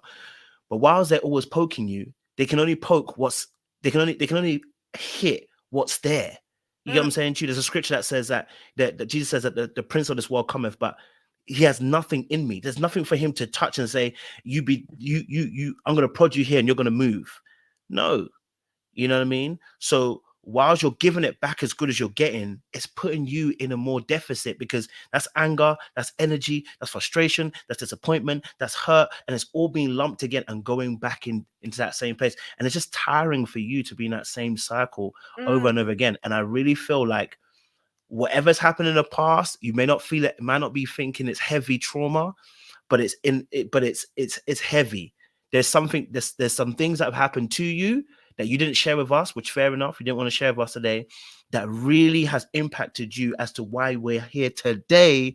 That Taquilla today, we spent 4 hours. You've had to rattle off every single infraction against you, every single one. You've literally gone through every single in Yeah. detail what's happened to you. Do you get what I'm saying to you? So my final point on this to say is my final point to say this is, you know, that what made me most sad is when you said you are willing to fight for other people. You take up arms. You understand? If I'm going to war, I would want you to Taquilla. You understand? If I'm going to go to war, I want to Taquilla at my side. I want to Taquilla at my back, at my front, at my side, because I know that, listen, Taquilla ain't going to go, Taquilla going to fight for me tooth I and nail. love hard. I do. You do, and I appreciate that. But what hurt me the most is when I asked who defended you when you said when Phil was calling you a B word, and the people that you were defending so hard, taking up their own battles for them, they weren't there for you. Now, no offense to them too. Maybe they felt like they couldn't do that. But that's an instance of poor investment. We've got to stop investing in poorly. Okay. Taking up arms and fights with people who aren't worthy. And I'm not saying that Unique and Kira are not necessarily worthy, but what I'm saying is when we jump into battles on behalf of people, and we haven't done our due diligence, we haven't built up that connection, great. What happens is we end up becoming a person who gets hurt in the end, and people don't actually do the very same thing. Because let me tell you this now, it don't matter if it's man or woman. You know what I mean? I've seen other women back women in front of other men. They don't care because it's their friend. But you decided to up battle, fight Janelle and Jessica. You've gone to war, tooth and nail for both Kira and Unique. And at the very end, when we're looking at a situation, neither party actually defended you in front of. It took Red to do it. That's a beautiful lesson to tell you. Stop taking up arms. It's the very same thing you do with boyfriends.